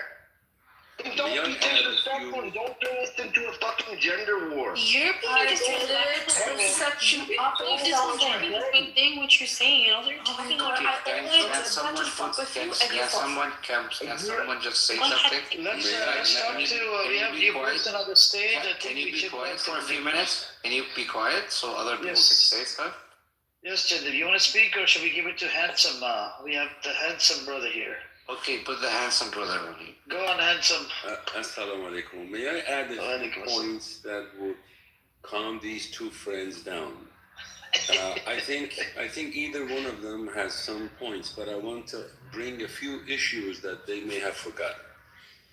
A year or so before, I think a year before Iraq attack happens by the U.S., 1 million people, including me, were in the streets of New York City demonstrating against going to war with Iraq. 2 million were happening in London. But what happened? It did happen. The system, I'm familiar with US and England. I don't know about the other ones. The system is set up in a way that you're free to come out and demonstrate. You can tear up your vocal cords, but then you go home and nothing happens. That you're free to, it's a democracy, so-called democracy, you can demonstrate, yes, but nothing happens. The ruling elite run the show.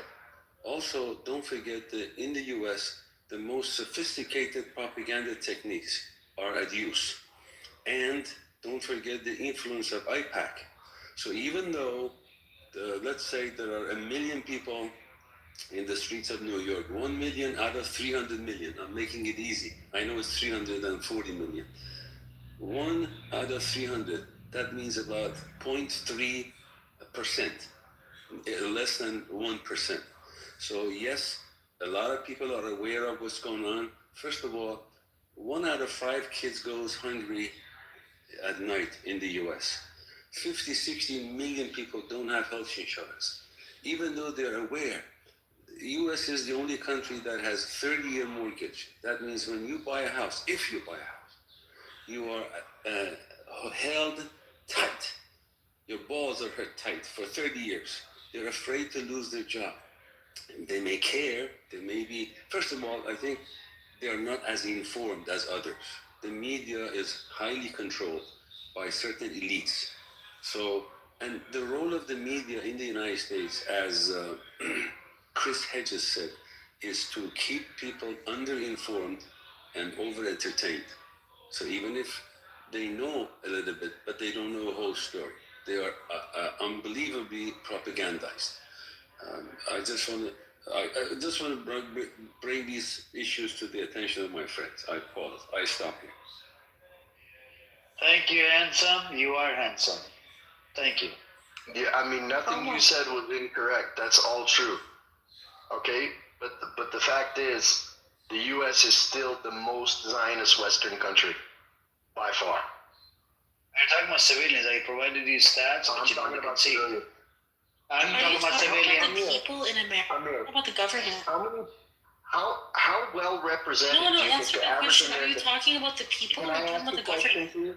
I'm Yes, asking yes, a question. yes, You're not answering the question. Oh my Yes, god. what is your question? Oh my What is god. your question? The amount of ignorance is insane. I'm here. My question is this: how many Americans are represented in the survey versus the population of the USA? And how? And So you don't usually think the there's any survey. bias?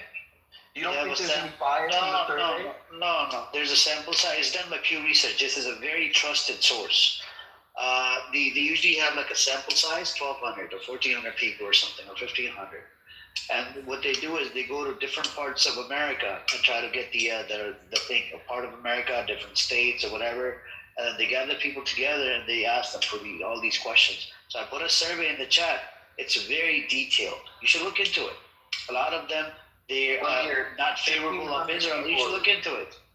1,500 people is a very, very small number. That's a normal thing. That's a normal part of the survey. That's how the surveys are usually taken. You should look into it. I understand. There's a science behind the survey that goes into the how this. Listen, I don't follow the propaganda of Okay. Research is propaganda. All right, cool. It is. There's a bias. Okay. It doesn't represent real Americans. Okay. What is a real American? So these are illegal aliens that were No, Amir, let's ask you, what is a real American? What do you want? Is it somebody who protests? People. What is a real American? Personally, throughout my life, are you illegal?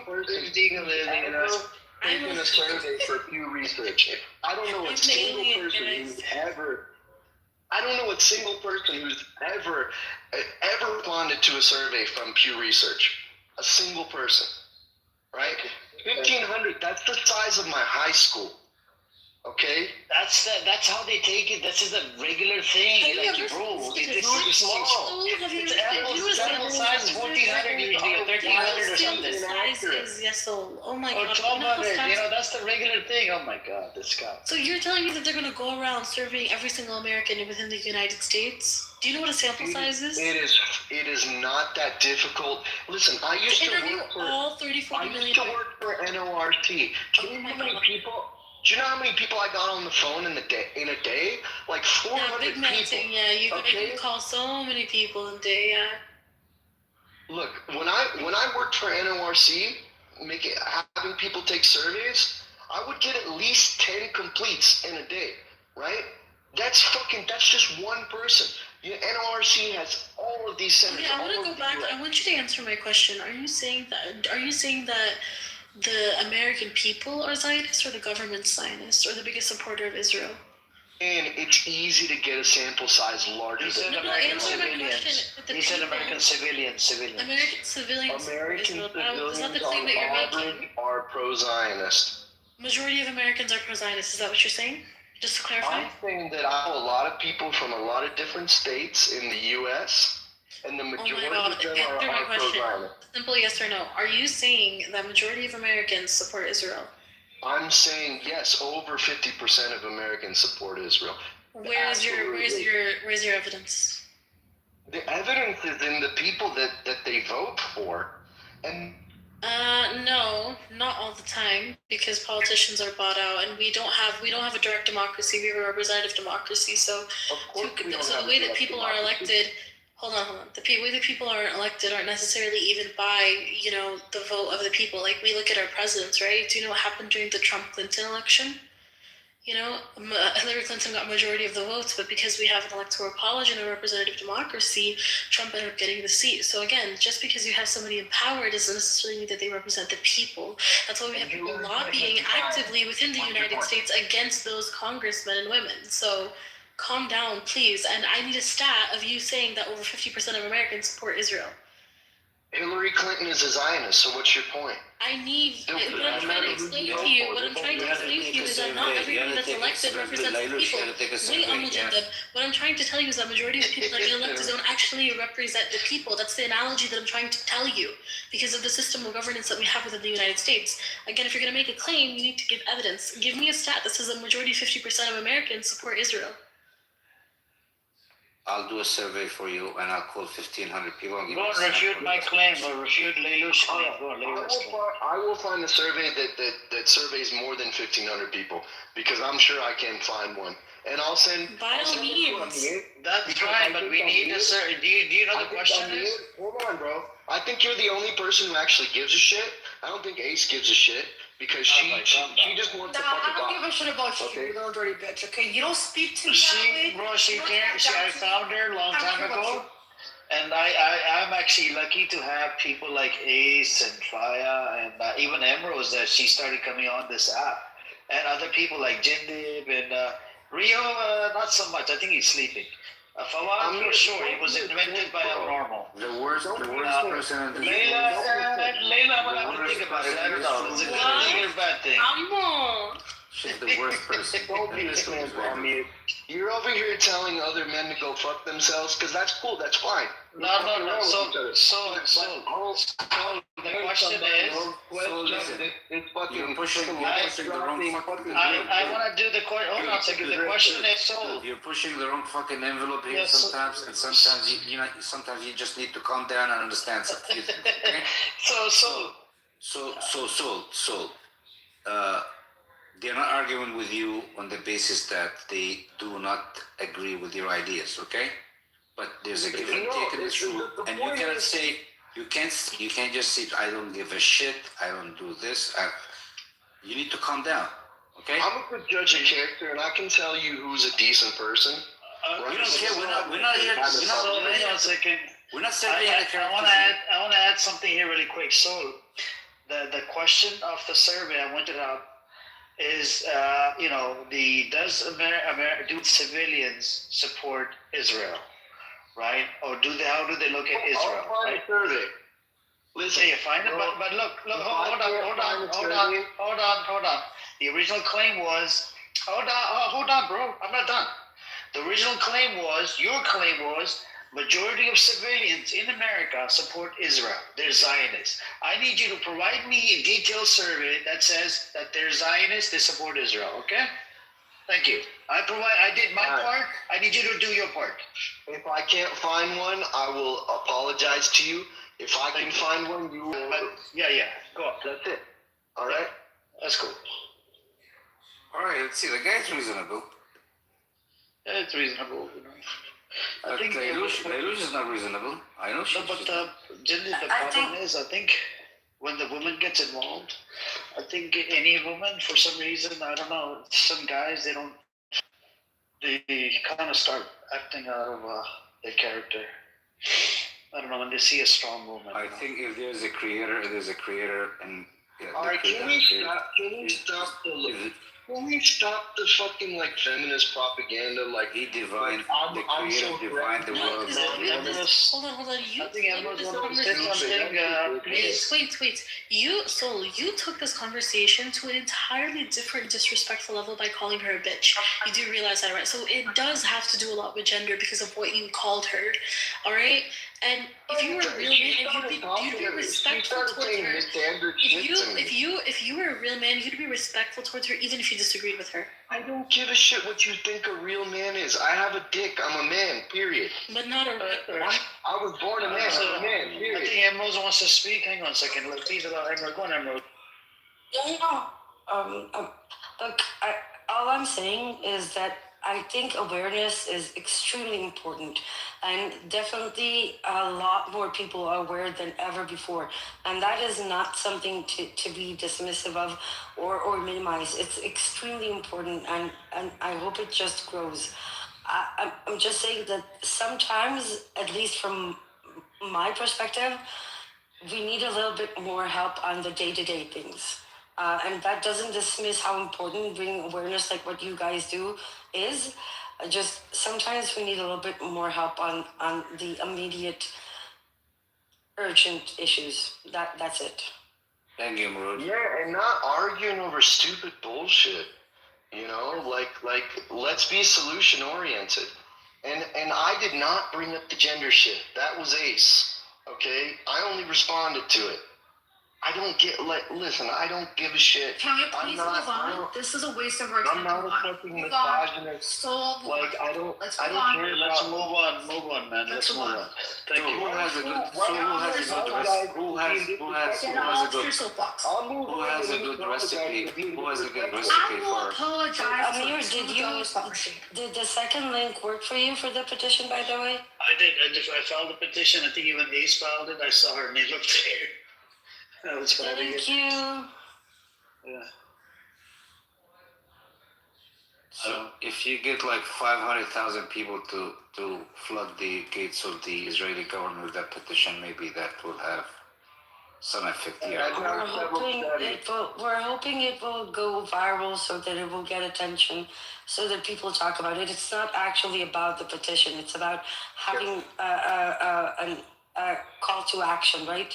So we can't ask people to just talk about it. But the point is to make it go viral. And again, I want to emphasize, the easy thing about this is that you don't need people that have insane awareness. It's very basic.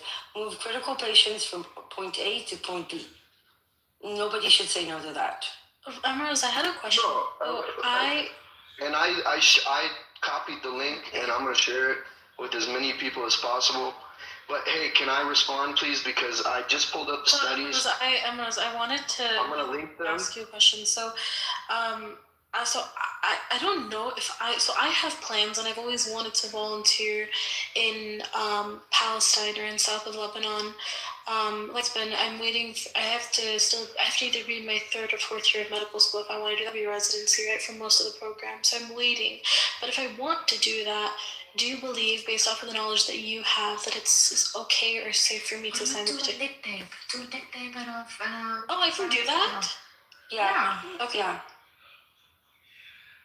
And again, even if you don't share it yourself, or even you sign by it in a pseudonym, even talking about the humanitarian corridor is a step, right? Make the term humanitarian corridor go viral. Okay, thank you. Thank you, love. Can I have? She's gonna run the world one day. When you're gonna volunteer to pick olives in the? Respond? I would love to. I'll talk to your farmer. I was asked to look. I was given a task. I did my task. All right. I'm gonna link the studies in the chat, and then I'll just read them off. Okay. There's several of them, so give me a minute, but I'll just read them off. Seriously, by the way, ironically, hold on. It's not a waste of time. I was given a task, If you're gonna challenge me, I'm gonna read it. Hold on. I can look over it and get back to you. Yeah, I can get back to you. No. You wanted me to find the information. Sure. So I'm finding the information, right? All right. I'll look at it. So I want you to mute up. Other people are speaking now. Okay. Thank you. I'm gonna look into the study. Okay. Thank you. I have several. I'll post all of them.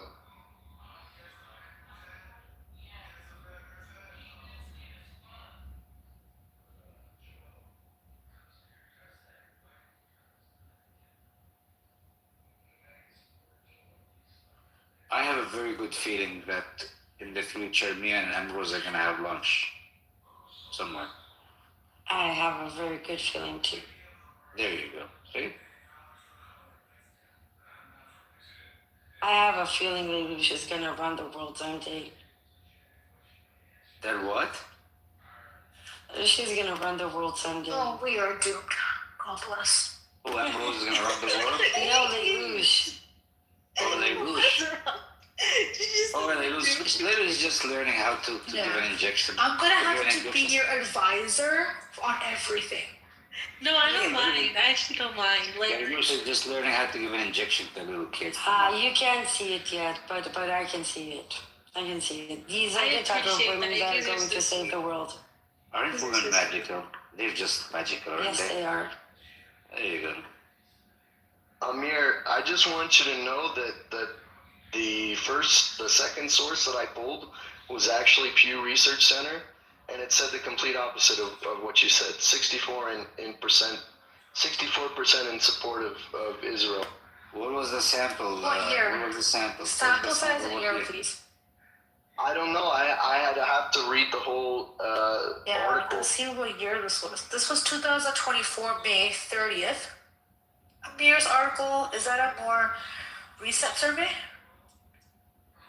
Amir's is 2025. What is it? Yeah, his is from 2025. He has two. One that says September 29th, and then he has one that says October 3rd, 2025. So his is more research. So the article that you said, the very first point is it that says that Americans have less confidence in Israeli Prime Minister Benjamin Netanyahu than Israelis have in U.S. President Joe Biden. Only 30% of U.S. adults express or a lot of confidence in Netanyahu, while around half, 53%, have not too much or no confidence in him. An additional 15% say they have not heard of him. So I think I don't understand. What does this prove? I think this just the numbers are still less than half. I have to make sure that I sent the right. It's still less than half. I have to make sure that I sent the right articles. I also don't understand